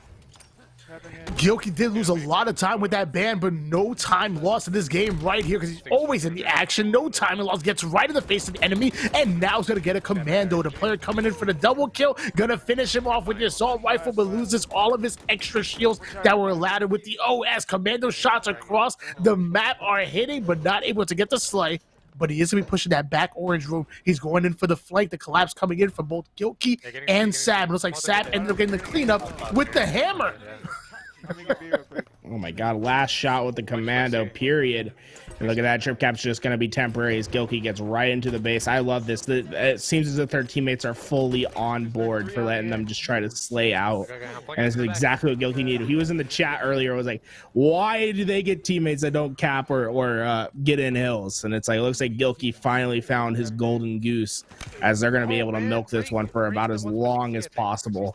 But, you know, at the end of the day, you're looking like you need an 83+ game. A 90 bomb is really what's needed for all these teams. Gilkey with the double kill, going to make that closer to a reality. But I just can't imagine getting a 90 in a Strongholds. And now, mind you, they may have gotten the golden teammates right now, but they won't be able to invite them and queue with them. One of the rules is you have to queue in as a duo. You are not able to bring teammates with you into the matchmaking system. So the golden teammates are there, but sadly they may not be here after this. And look, the time is winding down. The bottom right-hand corner, we are approaching midnight Eastern, only 51 minutes away. Gilkey and Sab need to step it up in this game and for the rest of the matchmaking playlist time. Yeah, you're almost getting to the point where you're just praying for objective games. And if you're Gilkey, you guys can't really afford to quit out of games anymore because you've already gone through your ban period. So, you know, who knows what happens if you quit another game. You're almost looking for the quickest victories possible on the Slayers, maybe like a full team quit out, and then just praying that you get really great objective games. Gilkey ends up being taken down, but Sab is still alive on the map. There's about 46 kills between both of these players, which is good, but not going to cut the mustard, if you will. They've really got to step things up. Luckily, their teammates are playing ball, like you said, so this match is going to be pretty close to a 200 to 199, or at least as close as possible, which will allow the maximum time to put the kills on the board. Not sure if we're going to see an 80 or 90 kill game, but I would definitely expect to see maybe a 50 to 60 kill game easily, which will probably round out their top 5, at least towards the bottom half. I mean, 46, like on the halfway point, that they're on pace for a 90 kill game, which is exactly what you want to see. The question is, can they maintain the pace? And can they make sure that no trip caps come in? I think this is the first game where we really haven't seen a trip cap whatsoever from either team. And if it was for, you know, half a second, didn't make an impact. And this has been just absolute cake for Gilkey and Sab as they're just trying their best to get these kills. And so far, man, Gilkey has looked like a demon on the map as he's going to be trying to find some spawners. Looks like they're going to get B and C. The spawners towards A. Sab doing his best to put down the damage, but he's going to fall. And now it's up to Gilkey. Gilkey can't lose the fight, and he doesn't. Get back up and see if you can challenge another. Gonna drop down on one, do the little bit of the Cali, and get yourself a killing spree. Perfect gameplay from Gilkey. Yeah, that just tells you how good at math I am, because I was definitely off about that. I think I said 50 to 60 when you were right. This might be anywhere between a 70 to maybe a 90 kill game. You are 100% right on that one. As Sab off the screen getting a big headshot kill with that sidekick, but he is going to be taken down. Gilkey coming in for the cleanup, and the bags were coming in. That player must know who Sab is, going in for the bags, but he ends up being taken. Gilkey tried to find who that was, but ends up getting, was that a hammer to the back or just a back smack? It looks like it was just a back smack. That's unfortunate. What are we at? 33 and 27. So that makes it 60 at the moment. And yeah, they still got a good chunk. I think they still have another 30 kills in them. I think this is going to be a 90 kill performance from Gilkey. And realistically, I mean, depending on what their last game of objective is, maybe Snow can get that in the chat for us. But if they replace, let's say, a 30-something kill game, you're talking about a boost of 50, 60 kills, depending on how low their 5th objective was. Oh man, I could have got that kill. Only time will tell, as Gilkey gonna grab himself another commando here and just staying up top right now, allowing the enemy team to spawn and slaying out that player who tries to go in for B, but he is gonna be cleaned up from across the map. That is the raw firepower coming in from the battle rifle, able to cross map so quickly before Gilkey was even able to react. Oh man. He's trying to do his best, throwing nades into B. He's going to be able to get hit markers, but not able to stop the cap for now. Unfortunately, that's not really a concern. During the end, that's where they're going to have to probably, you know, play a little bit more. I think it's better, Tony, to let the other team basically get to like 197, 198, and then just try to play perfect Halo from there. I think that'll be easier than trying to force the other team to cap a hill. Beautiful AR shots coming in from Gilkey. Currently, one shot has a player in front of him. Gonna have to fight him while not getting his shields all the way. Gilkey ends up going down, and that player letting him know about it. They're getting the melee to the body. So I don't know what's going on. The enemy team must know who Gilkey and Sab are. And every time they're getting a kill, they're going in for the body disrespect as Gilkey coming right off the spawn, getting into an engagement and putting that player down with the cleanup, coming in for the assault rifle, but having two more players in his path. Oh no, he just killed a player out of B, and they're in a trip cap, and that's the last thing you wanted to see. Now they're going to be scoring rapidly, and that could really deteriorate their pace. Look, they're going to try to let C go, but man, they probably cost themselves a good 30 seconds of slaves right there. And that could be a differential that matters at the end of the day, right? Like, you're trying to really get a bomb of a game on board and try to replace your 5th game with something really high. And I think that trip cap could come back to bite them. Gilkey going to be able to get behind this player at A. There's 2 in the hill, though, and he's going to have to figure out how to take this fight. Oh, no, he can't win versus the AR. I saw the little AI, and I saw it was red, so I thought it was another player. But that was a big gunfight that he probably needed to come out on top of. Well, luckily this is Stronghold, so if they really wanted to, even if they got the trip cap and ended up getting to 199 and then stopping right from there, if they stop scoring points after that and just allow the enemy team to do so, there'll be no timing loss whatsoever. So luckily it is Strongholds. There's a chance they can still kind of make up that ground. They just have to make sure they be really careful with the scoreboard. This has to go down, again, as I said before, to as close to a 200 to 199 game as possible. It is not going to be an overtime, and we are seeing points being scored in the favor of the enemy team. So at some point they will have to put more another point on the board and just stop the enemy team from winning to extend the score line. And here we see just that. They definitely recognized it. Commando still in the hands of Gilkey. He sees that there's one player in B trying to actually slay him out. He has to be real careful. They've passed the 187 mark. He cannot let them get to 200. Well, Sab's coming in and getting some more kills. I think that'll be enough for them to capture that base. And now at 190, oh, please don't trip cap on B. Okay, there we go. The player died. Yeah, I think at this point, like, you can maybe get them another 2 cap for a little bit. You might be able to buy like 2-3 kills out of that. But I'm curious as to what they're at right now. The Overshield going to be making his play. That kill not going to go into the favor of Gilkey. That's going to be a pain to see. But he makes up for it by stealing one of his own. And now going to get another. As long as he can get this player around the corner, does just that. They're going to be capping this. And in fact, I would probably get out of this just for a second. Like, let them milk out just a little bit more time. Unfortunately, they're not going to be able to do so, and it's almost as if, you know, you kind of want to lose this game at this point. Let them get in the hill and cap it. But he's going to get one more kill, and I think that's going to do it. Let's take a look at that scoreboard. 51-37. That's an 80. What, 88? That's great. Let's go see. I want to see maybe. So they're going to replace a 46 with an 88, Tony. That's a 42-point increase.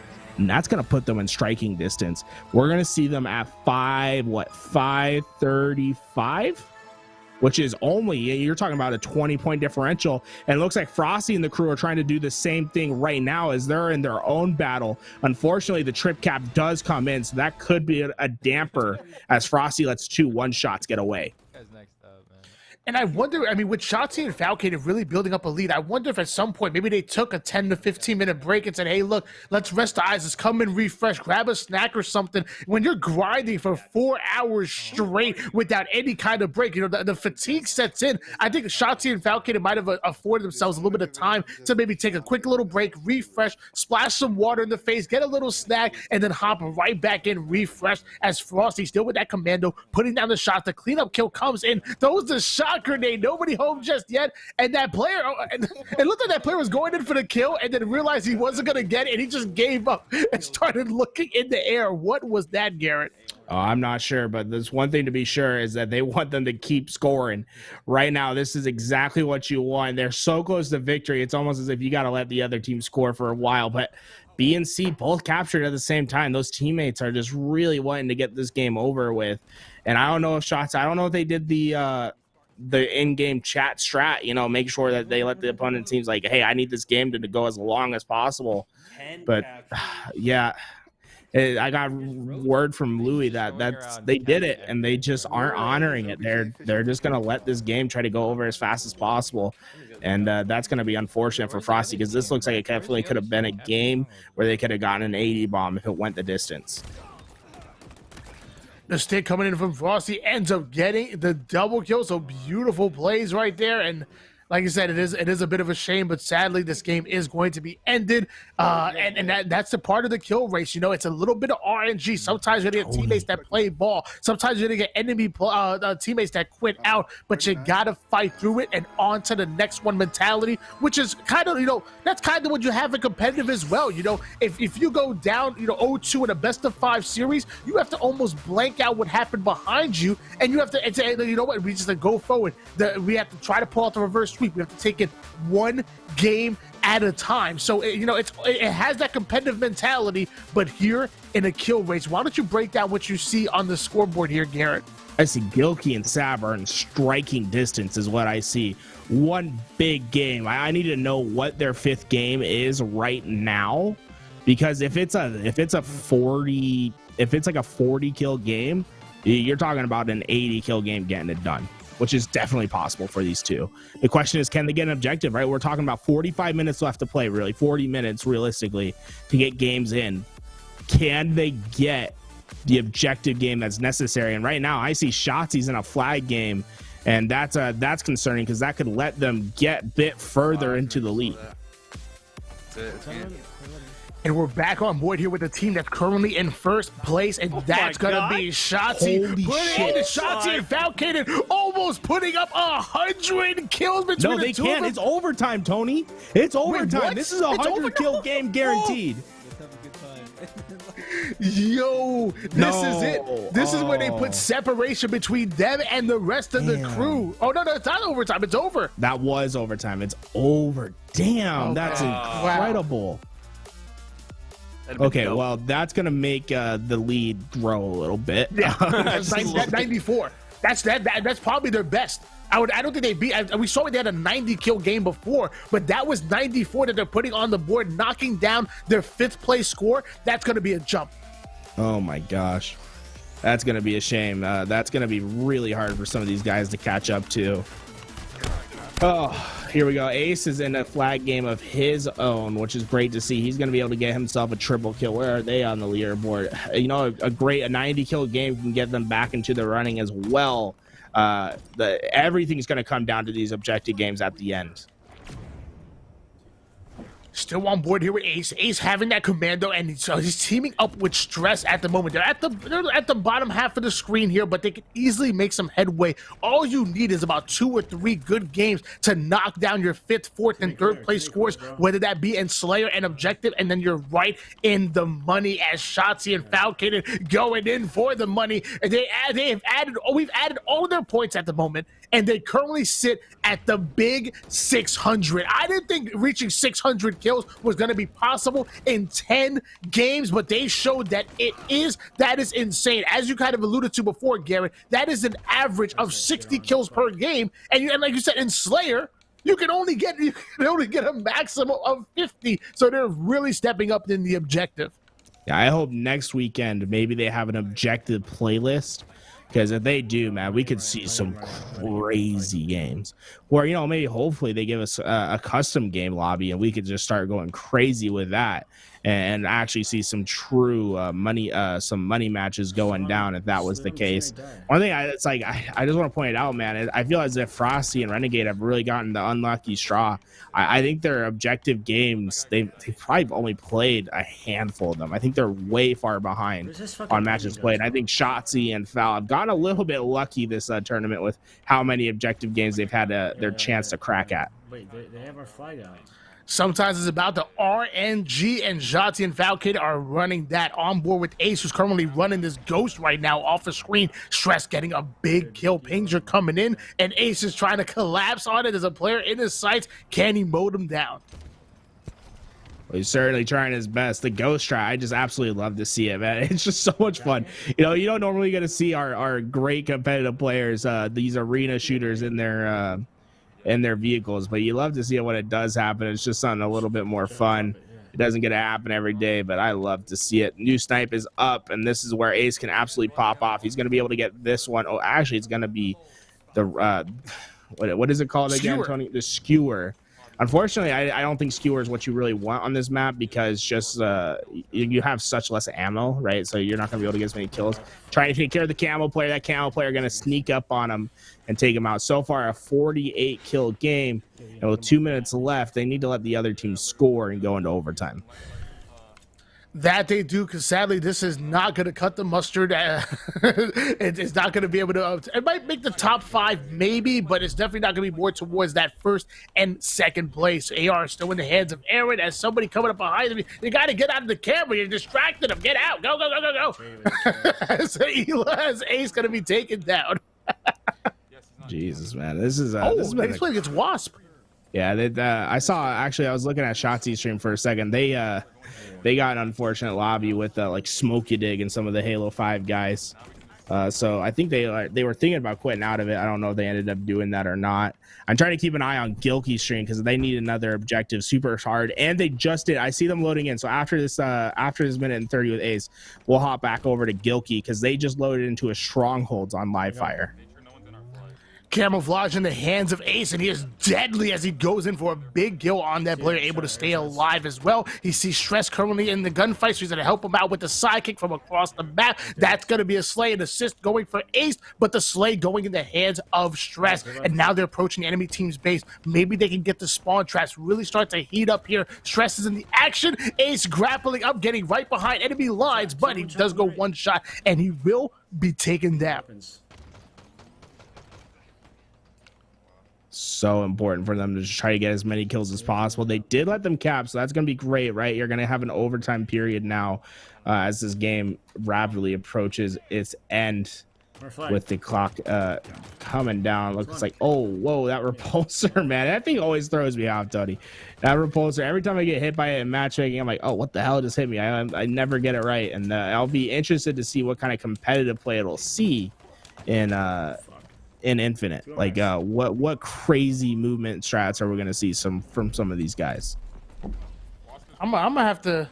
I got some Apex pros in my DM saying that they liking what they're seeing right now. I got some Apex pros in my DMs that's saying that they can compete with some of these guys. They trying to get into some Money Tuesdays action. Well, calm down, guys. I mean, this is the best of the best. You're watching Ace global champion right now, along with Stress, HGS grassroots partner, and Ace currently having 33 kills, and Stress right behind them with 25.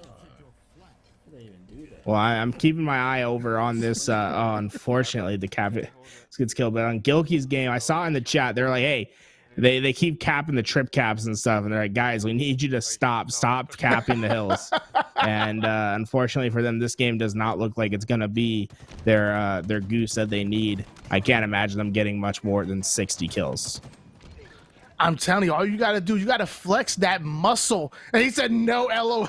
I just saw that. You got to flex. You got to say, hey, look, I don't know if you guys know me. I'm a professional player. I got a lot of clout. If you let me get this 100 kill game, I'll give you that big shout out on Twitter. Hey, I'll send you 5 real quick. Send me, what's your Cash App? I'll send you 5 real quick. Look at that. Doing kill race for... Is he gonna put 1,000? Oh, he says for money. Gotta put the 1,000 in there. If they saw 1,000, I think they might be a little bit more willing, you know. Yeah, you gotta flex them out. He said, I don't care. We'll have to see it. Hey, they don't have to care either. That's the unfortunate part. It's like they got lucky with the last team. This team, not so much. Well, sadly, money's nice, but they're playing for the bragging rights. They're playing for the MMR. They're playing for the heart, if you will. Sam said we quitting. Yeah, I mean, you gotta quit. You honestly, that's the thing though. Is like if they quit, is Gilkey? That's a hard spot because I don't know if Gilkey's. It's like I don't know if Gilkey can quit. You almost want to let the trip cap happen. Just let them win. Just let them win. Well, actually, at this point, they already have 149 on the board. So at this point, I say you go for the win. You go for the trip cap and you end the game. Over. You're not getting it. The guys are not playing ball. He doesn't care, as he very clearly said in the chat. I say you just go in for the trip cap and you end it. Sam said, "We kidding?" And he literally said, oh, "Go ahead." Yeah, that man's had a long weekend. He's been cleaning the house. He's been doing chores. He's ready to play some Halo. He just wants to win this game and have some fun. Meanwhile, these nerds are playing for money. So, that was just unfortunate. That's just the way it's going to be. Let's move on, see what Frosty's up to, because realistically, I think Frosty and Renegade, it's going to be up to them to put up the biggest kill games to be able to possibly compete. With 30 minutes remaining, though, I got to say, it's probably all over by now. It's impossible. Well, they have to get back-to-back objective games. So right now, this is their first chance, right?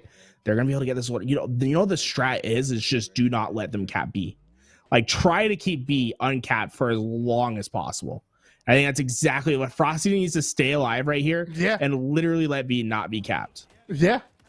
I agree. And if his teammates are doing that as well, that would be insane. They could literally just guard it if they will. Sadly, C is going to go in the hands of the enemy team, but they can still cap that and neutralize things while leaving B open. I think that's a great call, Garrett. Great call. But notice, hold on. I just saw in the kill feed, 90. You know who they're playing up against. They're playing up against Mop 2 Clutch. Let me tell you, him and Pharaoh 2 Clutch are absolutely incredible players. We had no idea how good Mop is. He picks up the sticks, and the man starts going crazy. We were talking about how good Pharaoh is, Pharaoh this, Pharaoh that. Then Mop picks up the sticks and shows he's almost just as good as his older brother. Yeah, I watched Mop at a Microsoft Store LAN once, and I swear to God, he picked up 2 snipers, didn't miss a single headshot with both of them. I could not believe it. If that guy put in any more time into Halo, he could absolutely be fierce and dangerous, but unfortunately, he's just one of those talents that's going to go a little bit wasted because he's going to do real-life stuff. He's going to be responsible, He's going to do the old-fashioned, get the education, get the good job. But, yeah, he's a good kid. I like him and his brother so much. They're doing really good for themselves. I'm glad to see them on the game. Mop putting in some work here, trying to make it difficult for Renegade and Frosty. We're going to see if they could possibly make it happen. Like Gary said, if they could possibly get an objective next and do the unthinkable. Yeah, it's just the problem is, like, if you get a good objective game, you're looking at, for sure, 12-minute game, right? So it's like you have, like, 2 of these left. So you're going to have to get a little bit lucky on the RNG. You're going to have to get a little bit lucky. This game, I don't think Frosty's going to be able to put this together. So let's go back over to Gilkey because they're in second place, and I think they just got put onto an objective game as well. All right, it's got to be 100 kill. They got to get 200 kills games. Like, that's what we're looking at. That's the situation. That's what it's going to take. They have got to go absolutely massive. Not a great start for Gilkey as he's just going to get absolutely shredded through the middle of the map, but he is going to spawn. And remember, I think it's really important to prioritize, the power weapons and the rifles. Make sure you get that BR. It's going to make your life so much easier if you don't have to use the pistol. Well, the pistol is in the hands of Gilkey, who does utilize and get that kill, but he does go one shot, and cleanup comes in quick. I'm not noticing any names on the scoreboard, so maybe this might be the game that Gilkey and Sab can go off. And with this intensity, I'm not sure if it's possible. At some point, maybe we can go into a listen and hear. I want to know what's going on in the comms with this only being 29 minutes left. I want these players leaving on the line, and I'm sure their comms are probably reflecting that.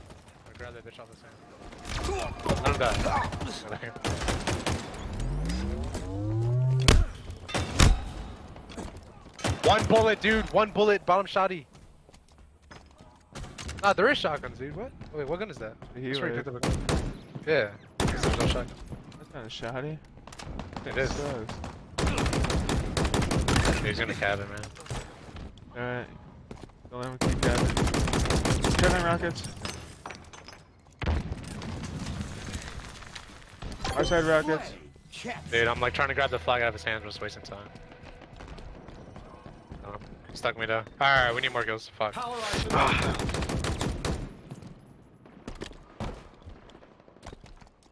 both go. Killing spree. Oh my god. Wait, I thought that's Rockets are up. Rockets are up. Alright, I'm gonna go for him. What do you gotta get? You're getting him dead. Shut the alley. Fuck, I might get shot in the back. I'm going for that. You almost up too. I have rockets. I got one. Yeah. I have grapple rockets.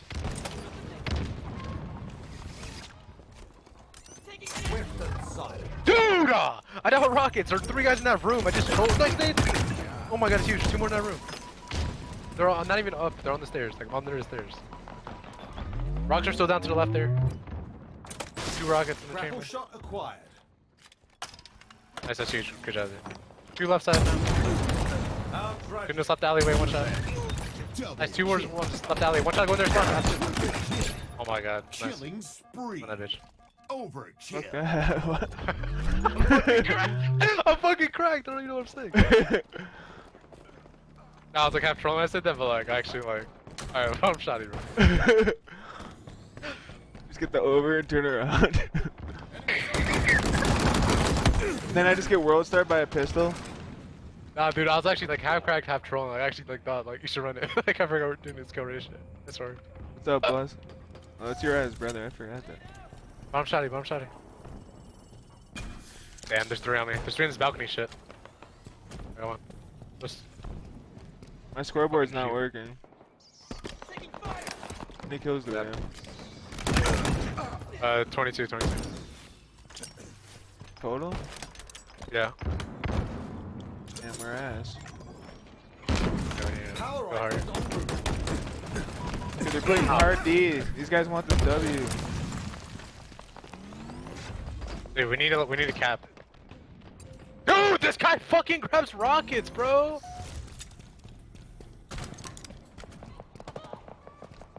Dude, can't make this shit up. Stop grabbing weapons over, man. I'm fucking down bad. I'm literally waiting on the rockets and he just grabs it over me. Like, fucking controlled. Is there one not playing or something? Or... I don't know, I can't check my scoreboard. Enemies on me. Reloading. Alright, we need more kills, bro. That's not good. This isn't even a 4v4? I feel like it. They have our flag. Alright, let's go. Let them cap that. We need to let them cap that. So go. Team of rockets are gonna fucking kill that guy. Kill everyone but that guy.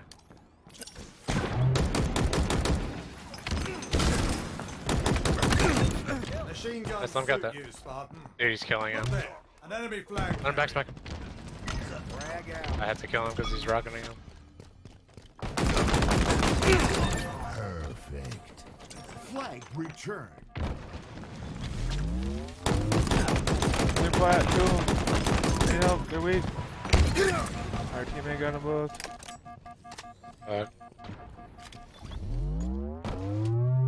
Spawn on man. Go on.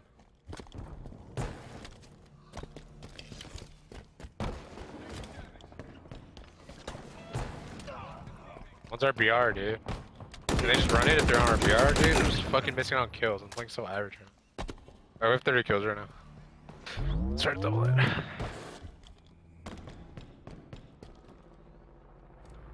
Power item. Look at these rockets. Killing. What's your side rockets? Double kill. Nice, dude. Alright. My BR. Power item arrived. Nice. I'm gonna respawn.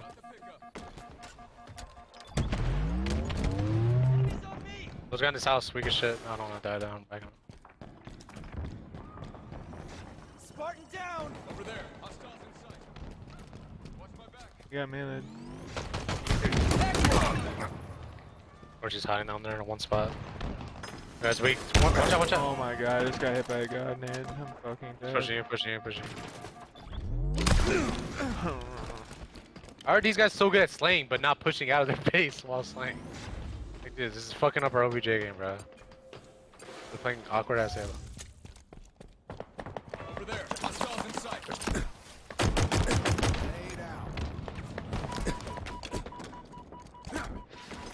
I'm dead. I just scattered myself. I didn't know you could scatter yourself. I'm so confused. You want something new every day. 5 minutes remaining. Stay mobile. Victor. Enemy shield. Enemies on me. Dude, on rockets, man. What was our lowest OBJ game? 52. Down. Actually, no, we can easily do it. Oh, dude, that's like bad. Alright, we can beat that. Let's go.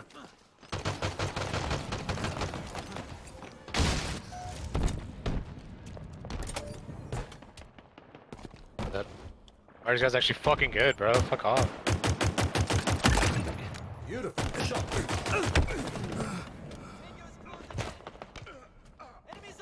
Our side rockets. How many kills do we have? Here, I'll tell you in a second. I die. Dude, my controller's not working. Power items have arrived. I die with rockets again. Dude, how do you switch your input? My game's bugged. It's fine, it's fine. Oh, we have 42. I can't play.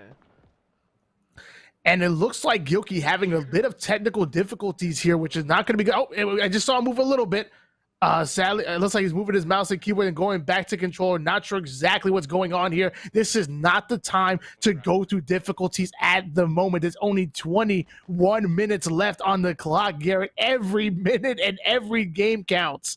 Yeah, we might have to go check out like what Shotzzy's doing or something while Gilkey tries to figure out why his game's absolutely broken. There we go. We got Ace. He's in his objective game. Man, he's at 492. So once again, it's like two great objective games get it done, right? Or get you in the chance of getting it done. The problem is Shotzzy, I think they have 3 90 kill games now. So you need 90 kill games is basically what it's coming down to. I don't know. Either that or your I guess your 3 have to beat their 3. I'm not sure exactly how that would work, but we're gonna find out. As Stress currently at 14 kills, Ace behind them at 11. There's points being put on the board here, but hopefully it's not going to be heavily swayed in one favor and they can make every moment count. Ace coming in for the cleanup kill after getting right behind enemy lines. Stress is across the way getting some slays himself, so hold on. This might be a game. We might have a game on our hands. Man, he's getting up in their space. He gets one. Oh, this is his chance. He chokes the BXBs, though. He could have probably had a triple kill of BXBs if he got up in their business. Unfortunately, that's not a reality. As we move on to Shotzzy, and this has been the story of the night. These guys are objective fiends. I don't know if they paid Tashi off or the 3-4-3 just really wants Shotzzy to come back or something, but they have been blessed with objective game types throughout the night. Well, I just saw in the kill feed that I don't know if they were matched against, but I know they matched with or against Benji, and also SoulSnipe is here as well. SoulSnipe was one of the players that was giving 90 problems and also even gave Shotzzy problems as well, winning a lot of his gunfights. As Shotzzy going in for the challenge on Benji and making quick work of his fellow Californian. Benji being put into the black screen, so clearly not having any problems, even copping back up and getting a big melee on SoulSnipe. So nobody can stop the train that is Shotzzy. Yeah, it's just, Benji's a great player, but when you're talking about Frosty, I mean, it just can't quite stack up yet. And good enough for him, though, this will be a great learning experience. I think that's the best thing you could put it as. But, yeah, at this point, I mean, Shotzzy and Fal, they have to feel pretty comfortable with their lead. But, you draw, I think they're probably playing for that 100 kill game at this point. We're still on board here with Shotzzy, who ends up getting the big kill with that battle rifle, having another player in front of him. He ends up going one shot, and the killing spree is going to be heard for Shotzzy, making his way across the map. But there's somebody right behind him. Not sure if he wasn't looking at his radar right there, or he's maybe trying to get to the spawns. Nades up in the air, making SoulSnipe one shot. If that nade would have landed and got the kill, I would have gone crazy. But either way, sliding in, putting him down, and this man he can't be slowed down. His movement is too smooth, and his shot is absolutely disgusting. It's one of the things that's made him successful back in Halo 5, the same for Call of Duty, and clearly here at Infinite. So actually trying to do as much as he can. Gonna get some more shots on Cryptic, and he gets the kill. That BR is just so deadly. We did get confirmation Gilkey's game did crash, and he's having some troubles over there. Unfortunate for them. They had the opportunity but that's probably going to take them out of the running. So now it's really dependent on probably Renegade and Frosty, and if they can get themselves some great objective games to end the flight out. Benji does end up getting his revenge and taking down Shotzzy, and mind you, that's omnipresent in the match as well. So omnipresent and Benji in the match, either able to steal good kills away or get some kills themselves. But we do have a trip cap going in favor of our hero squad, which normally would be good, but in this case it is not. This is a kill race. Shotzzy getting right in the face of Benji and ends up being put down. A little bit of 2-on-1 action. And meanwhile, Omnipresent making his way over towards Commando and spawn trapping with the beautiful nades. All these points going in favor of our hero team, and this is probably not going to be the game that adds to their top 5. Disgusting, dude. Bro, it sucks. No, I mean, if it did, I mean, that'd probably be the highest, kill streak I think we've ever seen. But Shotzzy's still trying to light up the kill feed. He gets himself a double. At this point, they're probably just wanting the game to be over, try to get one more flag in. Because that so far has just been their bread and butter. Yeah, just cap it. There's no point. Back on board with Shotzzy, who is spawning over toward the tower side. His teammate does end up going down over towards Lookout. He's throwing some good nades on Commando and ends up hitting some of them, but he doesn't end up getting the slay. Staying alive over towards B, neutralizing it a bit and putting that player on his back. It looks like going in for the capture. So at this point, he recognizes that there's no way that he's going to be able to make that top 5. So he wants to end it as quickly as possible. 200-0 on to the next one with 16 minutes and 25 seconds on the clock. There might be room for one really good OBJ or maybe even 2 great Slayers. Dang, 11 objectives for Shotzzy and Falcated so far tonight. That really is just lady luck in your corner. Fortune just all night long. 10 for Gilkey and Sab, keeping them in second. So that really seems to be the case if you look at all of these games. 13 Slayers for Flamesword and Shele. That you can't be happy with that. It really is all about the objectives, and it's very unfortunate for those at the bottom. But, yeah, it's just the way the cookie crumbles. That's how this works. We can't make it perfect. We're going back over to Gilkey. Gilkey is right there in second, but he had some unfortunate things happen. And here at 15 minutes left in the kill race, I can't imagine that he has any possibility of getting back into it, although he may try as hard as possible, and we'll get to see some exciting gameplay because of it. Well, they could make this. So this could be a 12-minute game, right? We know that they can really stretch out these games. They've done it before. And if they make this an 11, 12-minute game, that'll give them a 3-minute window to try to get themselves a flag. And if they can do that, then they could potentially put up back-to-back 80s, back-to-back 90s, and that would give them the opportunity to still take it, because I believe their 5ths are out, but yeah, their teammates are going for the trip cap again. And it's just unfortunate, man. They haven't been able to have that golden goose of a Strongholds game. It has been tough here for Gilkey and Sab. They haven't got the teammates that are willing to work with them as much as they should. But again, it's a little bit of RNG that comes in with the kill race. Sab is saying, let them get the hills. Let's go in for slays, and they're not having any part of it. Again, you gotta play your cachet. You have to play. We gotta tell them what you're playing for. Let them know that there's $1,000 on the line, and all they have to do is go after as many kills as possible. Most likely Gilkey and Sam gonna steal them away. What's one thing that impressed me, Garrett, was not only the amount of kills that Shotzzy and Falcated had, but also the amount of assists. They had the most assists out of everybody in this tournament as well, sitting at 173. So, I mean, obviously they're helping each other. The communication must be on point, and they're playing fast and in their face of their opponents, never letting them get a chance to even breathe. Yeah, we'll have to figure out what their KD was by the end of this tournament, because it's going to be something just astronomical. These guys, when Halo puts up their stats about the flights at the end of the day today, I wouldn't be surprised if you saw some of these guys up on the sheet, because they've been absolutely killing it. Camouflage in the hands of Gilkey, who's trying to shoot his teammates, letting them know to stop capping the bases, but they want no part of it. Ends up getting a beautiful, perfect kill with that BR, but a stray nade takes him down. And those nades just love to get you at the last possible moment. We'll see what Gilkey's able to do off his spawn. Fortunately, there really haven't been that many trip caps. They had the one early on, but I think the teammates are starting to be a little bit more helping. You know, they're starting to see, oh, this is a big deal. And I like this from Gilkey, right? He's going to let them cap C, and then he's going to push forward. And I think that's going to be a big key to this. Oh, my gosh, that player is cracked out of their mind. He's going to get that kill. That was show. Those close-up engagements with the sidekicks, Tony, they can be really intense with how fast the strafe speed is. Ace came into the chat and said, what boosted their kills? Were they playing against bots? Because Shotzzy and Falcated did shoot. I did have about maybe 537 before that big 90-something game that propelled them into that 600 mark. Gilkey trying to stay alive, but not able to get away with his life. Sab is still alive at the moment, so hopefully coming for the cleanup kill as that player towards top mid strafing with the assault rifle and winning his battle on screen. Beautiful strafe and shots coming in from that enemy player.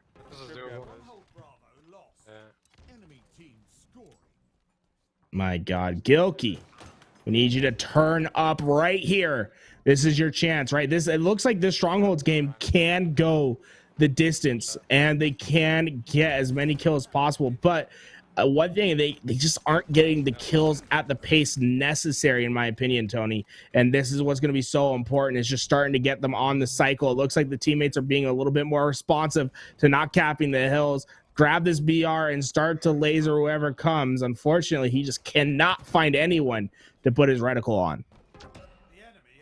And now we're seeing a trip cap going in favor of our enemy squad, which again, as you said multiple times, you don't want to win the game, but you don't want to give up a trip cap because that can cause the game to end quickly. And we're seeing Gilkey making his way over towards BR base, going in for the cap on A, but said, hey, no. Almost forgot. It's a kill race. Gilkey's natural competitive instinct kicked in and tried to go in for a base. He almost had to physically stop himself. They're going to be able to, looks like they're going to try to go for C. Gilkey just can't find people. You guys should just do hey, stop. Don't do that. But here we go. They're finally finding some people, getting the shots in. He's going to be able to take one out, and now there's one underneath, but oh my, sticky comes in.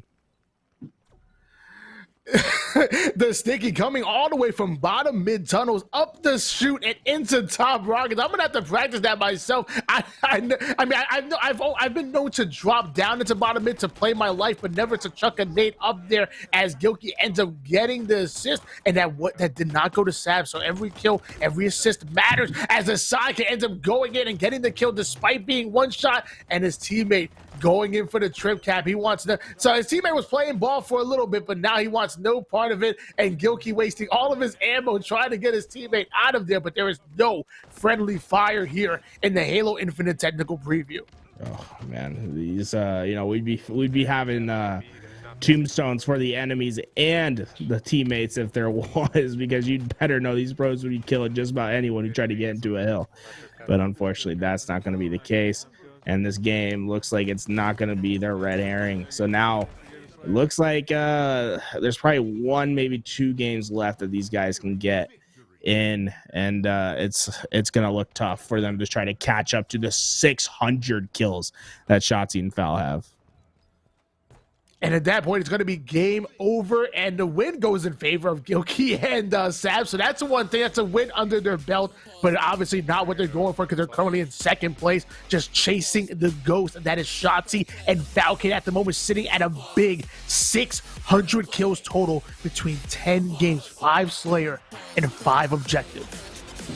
We'll have to take a look around at everyone else. I think Frosty's just about to get out of a game, so we'll have to see if he gets into Objective. Looks like Shotzi's just having fun in his Slayers. Maybe not go over there. We'll have to take a look around and see if there's someone that has a chance. Look at this. Let's see if we can do the math real fast. 600 kills to 180 deaths. Tony, quick math in your head. Come on, what's the KD? 3. Ooh, come on. 3? That's a pretty good guess.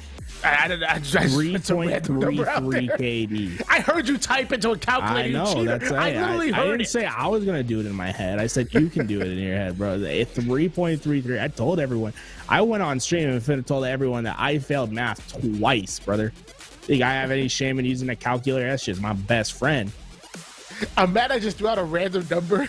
I just threw out some random number. You were, I mean, 3 was good. I mean, honestly, you could do that in your head, right? Because 200 is divisible by 6. You know, 2 by 6. Now that I'm thinking about it, yeah, it's kind of not. Yeah. You're Well, dumb. we're not. That's what we're casting. That's what we're here by the desk, and we're not.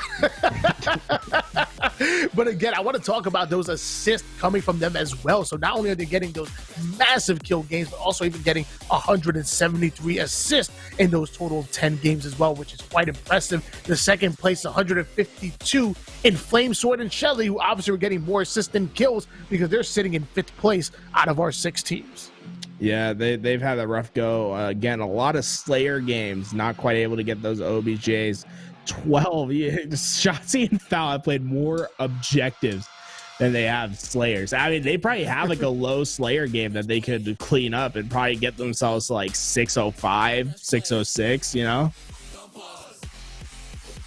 Yeah, I mean, it's 7 minutes and 12 seconds on the clock. I mean, but anything is possible. You know, we've seen some crazier things happen in competitive Halo. So let's see Gilkey and Sab or Frosty and Renegade come out of nowhere and put one big game that maybe knocks back a few. You never know. Gilkey and Sab drop 100 kill game. They get rid of that maybe 30 kill game that was on their scoreboard, and now they've just passed 600 as we're back on board here with Frosty, who's currently playing. I can't tell if this is it's a Slayer.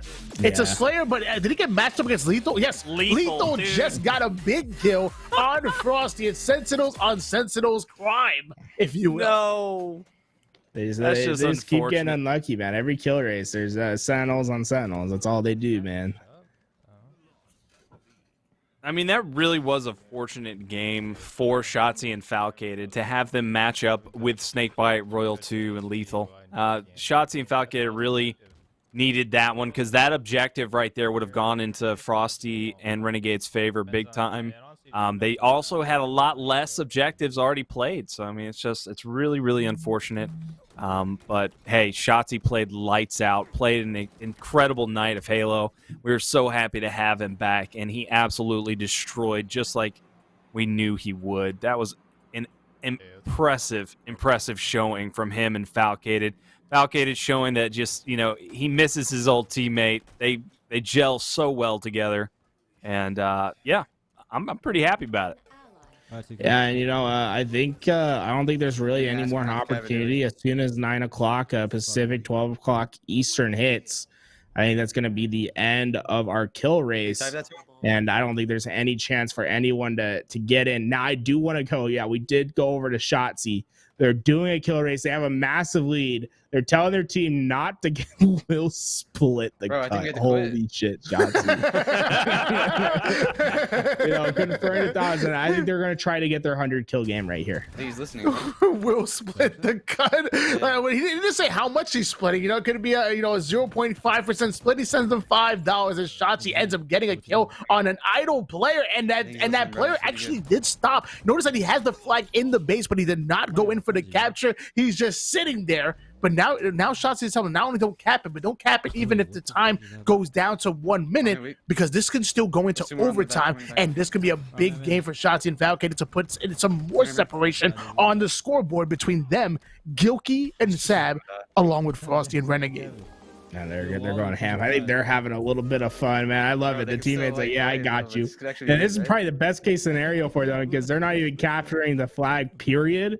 They're going to stay back. That's one player that isn't in the gunfights to steal kills. The other teammate can't fuck it up somehow by capturing the flag. This is perfect. This is their opportunity to get 100, and Shotzi's trying to make it happen. This man is on a tear. I love how Ace comes into the chat and he's so confused by the 90 kill games, but then he doesn't witness Shotzzy. Witness greatness. This is Shotzzy we're talking about. This man can make anybody look like a noob. He was dominating in every single game. He is a beast. Now, did they get more objective games? Sure. Did they play against some absolute bots, some noobs? Yeah, they did, but it was the same chance as anybody else in this competition, and Shotzzy is just on another level. He is a master of movement. He is the reigning champion in Halo. He still has the crown, people, and when he came back, he was ready to dominate. He was putting in the hours earlier. I watched him on stream. This guy doesn't give a cluck. He is the bee's knees, and it is so exciting to watch him go hard like this. I love the fact that he is still going in with 3 minutes remaining, trying to make this game another big one to add on to his belt. Oh man, dude, this is gonna be prime game material. I want to hear predictions right now. Tony, how many kills does Shotzzy and Foul get this game? I'm gonna go 78. 78. Ooh, a little low. How about you? Very specific.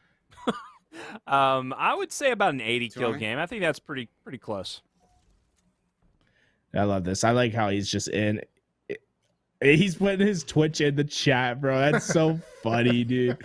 He's letting him know, hey guys, this is legit. Put the Twitch in. Love to see it.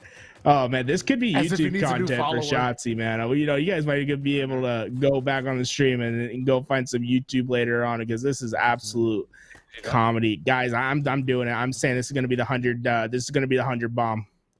We're gonna see 100. it. This is gonna be my guess. I don't think they're gonna cap one flag. Oh, they already capped the flag. Never mind. They're gonna 90. I didn't think they capped the flag. So you're going 90 as the triple kill does end up coming in, going in for the overkill, not able to get it. But either way, beautiful triple kill. And that BXB earlier was insane as well. Dude, they have to let the other team cap the flag. That's the next part. But yeah, dude, Shotzzy looks unreal at the moment. Oh, was that Foul? I got the kill. At least it was Foul. There you go. Shotzzy going back in. Man, that would have been a kill tag. We would have seen the first kill tag on stream. That was the case. Somehow doesn't get the trade out, and is very disappointed in that fact. And is that his teammate that's on the move with the flag? It looks like his teammate might be end up going for a second. So I'm not sure if his teammates are with them or against them, but it is a 1-0 lead in favor of our hero squad at the moment. So there's no chance we're going into overtime unless they allow another capture going in for the enemy team. Shotzzy not slowing down whatsoever, getting into the enemy's team BR base, and now looking for a head. Oh my god, I love this grapple play. Oh, that's insane. It doesn't get him a kill, but I just love, like, that's what we're gonna see in competitive. You know, we're gonna see those insane grapple plays to just chase down a player that thought they were safe, that got around the corner. It's like, nah, yeah, I'm coming right for you.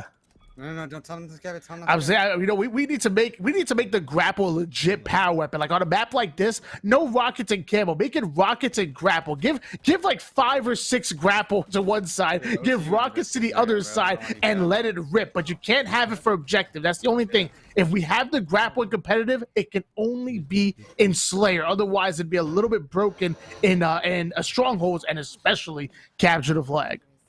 And Shotzzy, I mean, these guys have been so nice in the chat. I'd be telling them, hey, please don't get kills. Just weaken them up for me.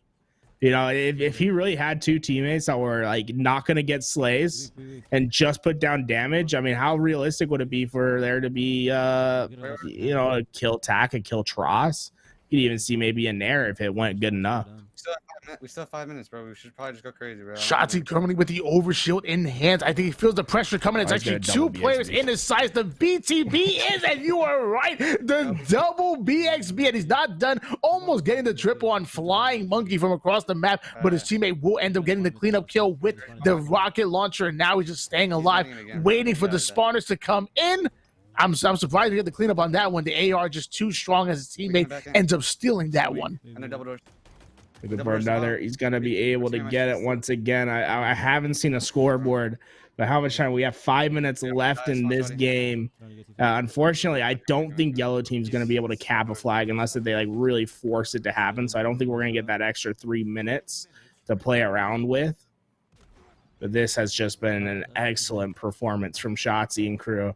Shotzzy and Foul have really just dominated this kill race, and you know we have to get these 2 guys on for Money Tuesday in the future, a true Money Tuesday. Hopefully we'll have some custom games next weekend, something of that nature, and we can do maybe a 2s tournament with some of these best players in the world. That would be incredible. 'Cause, I mean, hey, it's a different game when you're playing against, players that may be lesser skilled than you, and you're actually playing up against the players themselves. I see Ace in the chat. Can you outgun Ace like you're outgunning Flying Monkey? I don't know if that's possible, but Shotzzy coming in with the movement, staying alive, pushing up Rocket Alley. He knows the spawns be coming from the opposite side, but I mean that's Falcated in their BR tower. Two in that market. They went out. Shotzzy's running through once again. That zip, man. He just goes and goes and goes.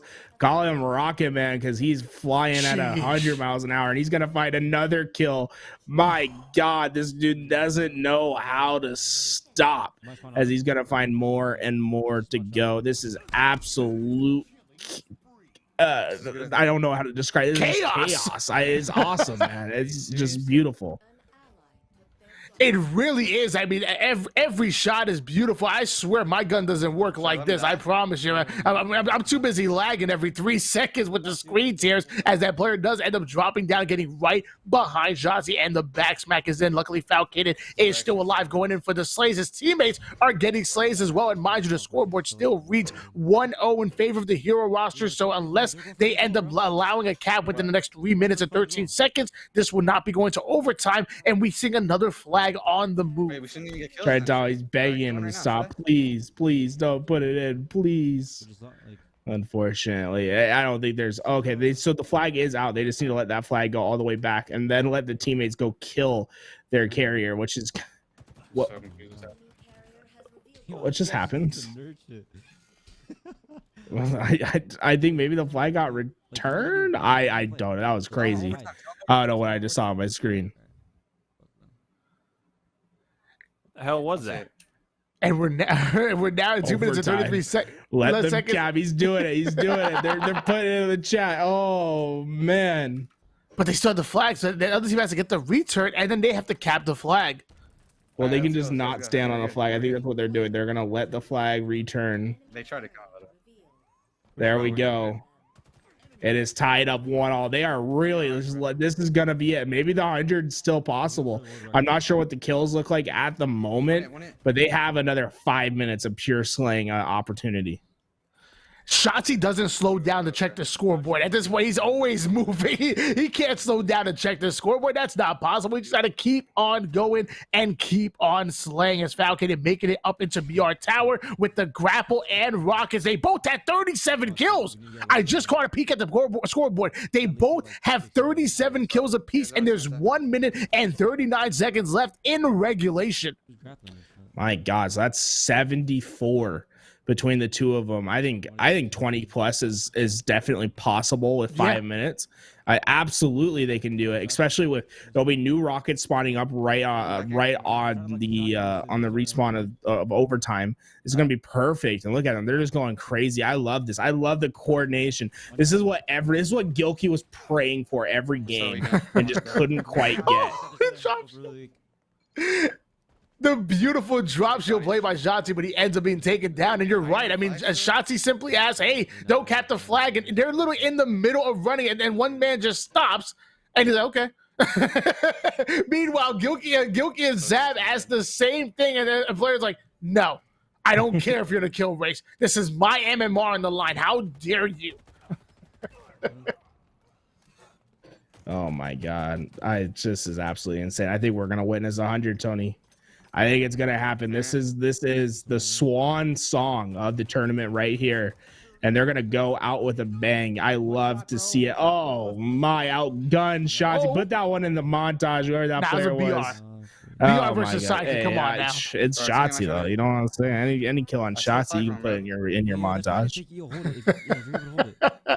Well, Shotzzy looking to make a montage out of this one as he's making his way over towards bottom mid. Sees a player in his radar, but that player does not see him. Easy kill without taking any damage, and rockets are coming up. And mind you, Overshield is on the map as well, so rockets and Overshield can be a deadly combination, but Shotzzy has no time to go after Overshield. It looks like he has to get right in there, get the kill. Grapple's not up, though. He was looking for that grapple. Overshield going in the hands of Flying Monkey, who's flying into their base. Beautiful slay.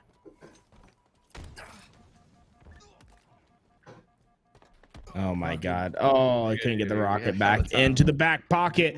I love the coordination from the teammate. Yo, this is actually 5. I wonder, because it goes into extra time, right? So they're in sudden death, but if they don't drop the flag, can sudden death last forever is the question.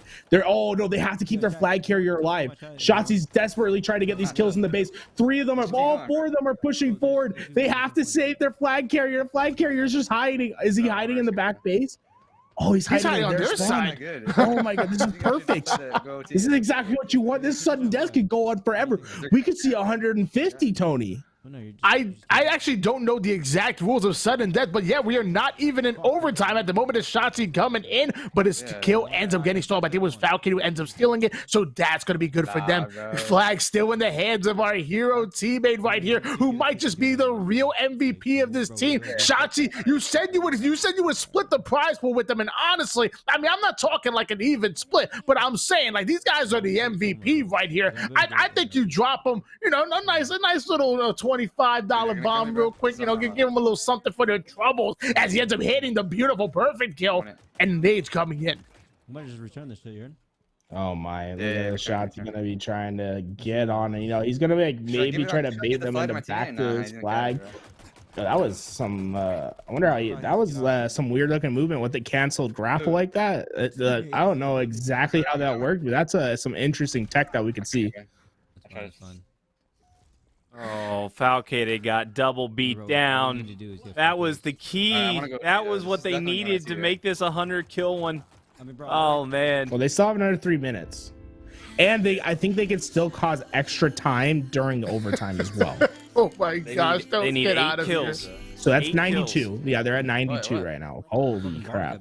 8 kills. Gilkey's in the chat saying, "Where are my paid actors?"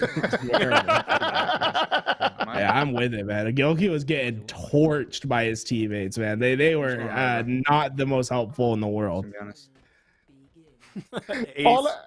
He's like, there's infinite overtime. So Ace didn't get the overtime. He's tilting off the fact that his objectives did not go this way. Guys, this is how 3 of the objective games for Shotzzy have gone. And this is why they've had such a devastating lead for Money Tuesday. These are your champions.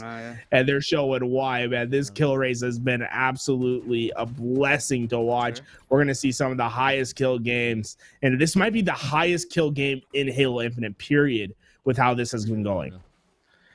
I just have to go back to the moment that Gilkey asked one of his teammates not to cap the flag. In response is no, and he goes, "Oh, you know what? Let me know what's on the line. I'm playing in a kill race for big money." His response literally was, "I don't care." Meanwhile, Shotzzy and Falcon have the ultimate MVPs here, about to drop 150 kill bomb with the rocket launcher, taking down that player, and the player tries to go in for the ninja, but the double kill is earned by Shotzzy and not slowing down whatsoever. Spawns are coming in. He even rockets his teammate to try to steal the kill. This is insane. This is the cap off this beautiful weekend that we have here. There's no more time on the clock. This is gonna be it, and most likely Shotzzy and Falcon are going to be your winners, but they're putting the frosting on the cake right here. Yeah, I think they definitely hit over 100. So my prediction earlier of 100, it's good.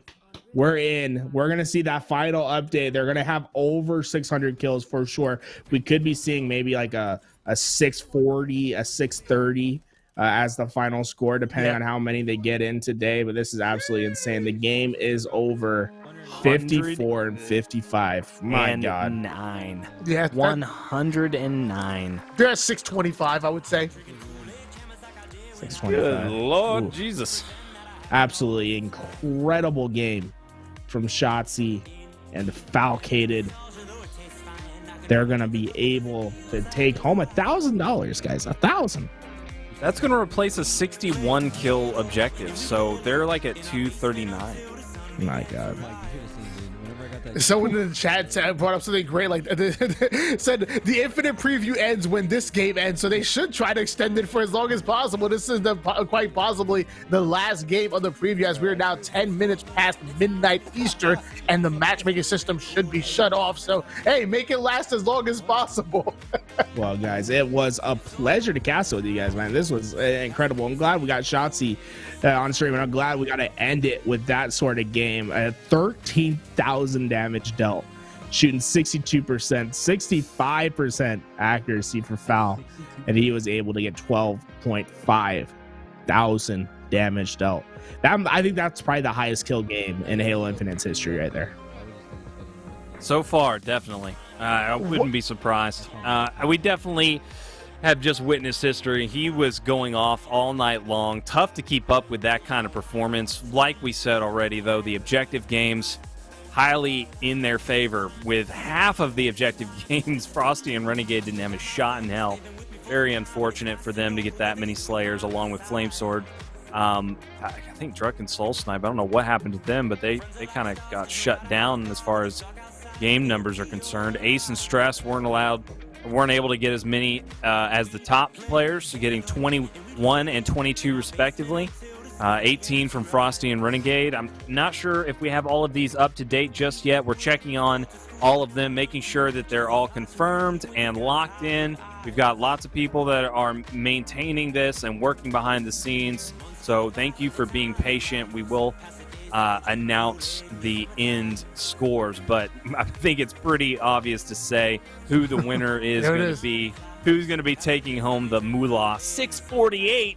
Good God Almighty! Shotzzy and Falcated dominated the night. I mean, ladies and gentlemen at home, I'm going to post a GoFundMe link in the chat. And, I'm going to need you guys to share it on Twitter. I'm going to need you guys to, if you have $1, $100, whatever that you have, I'm going to need you to put it into that GoFundMe, because we're going to start a GoFundMe right here, right now, to buy out Shotzzy's contract that for Dallas Empire and to bring him back home here to Halo where he belongs, ladies and gentlemen, because we can't have this end. I don't want to see him go back to Call of Duty. I want to see him right back here in Halo Infinite playing under the brightest of lights for the biggest of prize pool. I'm going to be posting that link in the chat soon. Guys, let's go back over to Shotzi's stream if we can. Yeah, I think he might have the players that he was playing with coming back to his stream. I think he's doing some YouTube content right now. I think I kind of want to listen in. Oh, okay. Let's hear what this man has to say. He's a man of the people.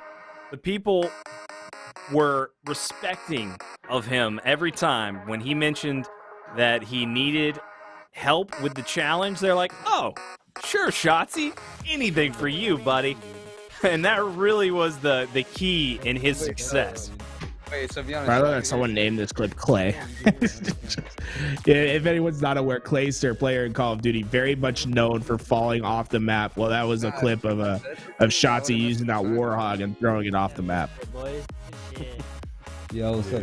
Oh man, I love those strats. I'm so glad we got to witness that. I love the first one that we saw where he couldn't get it off the map.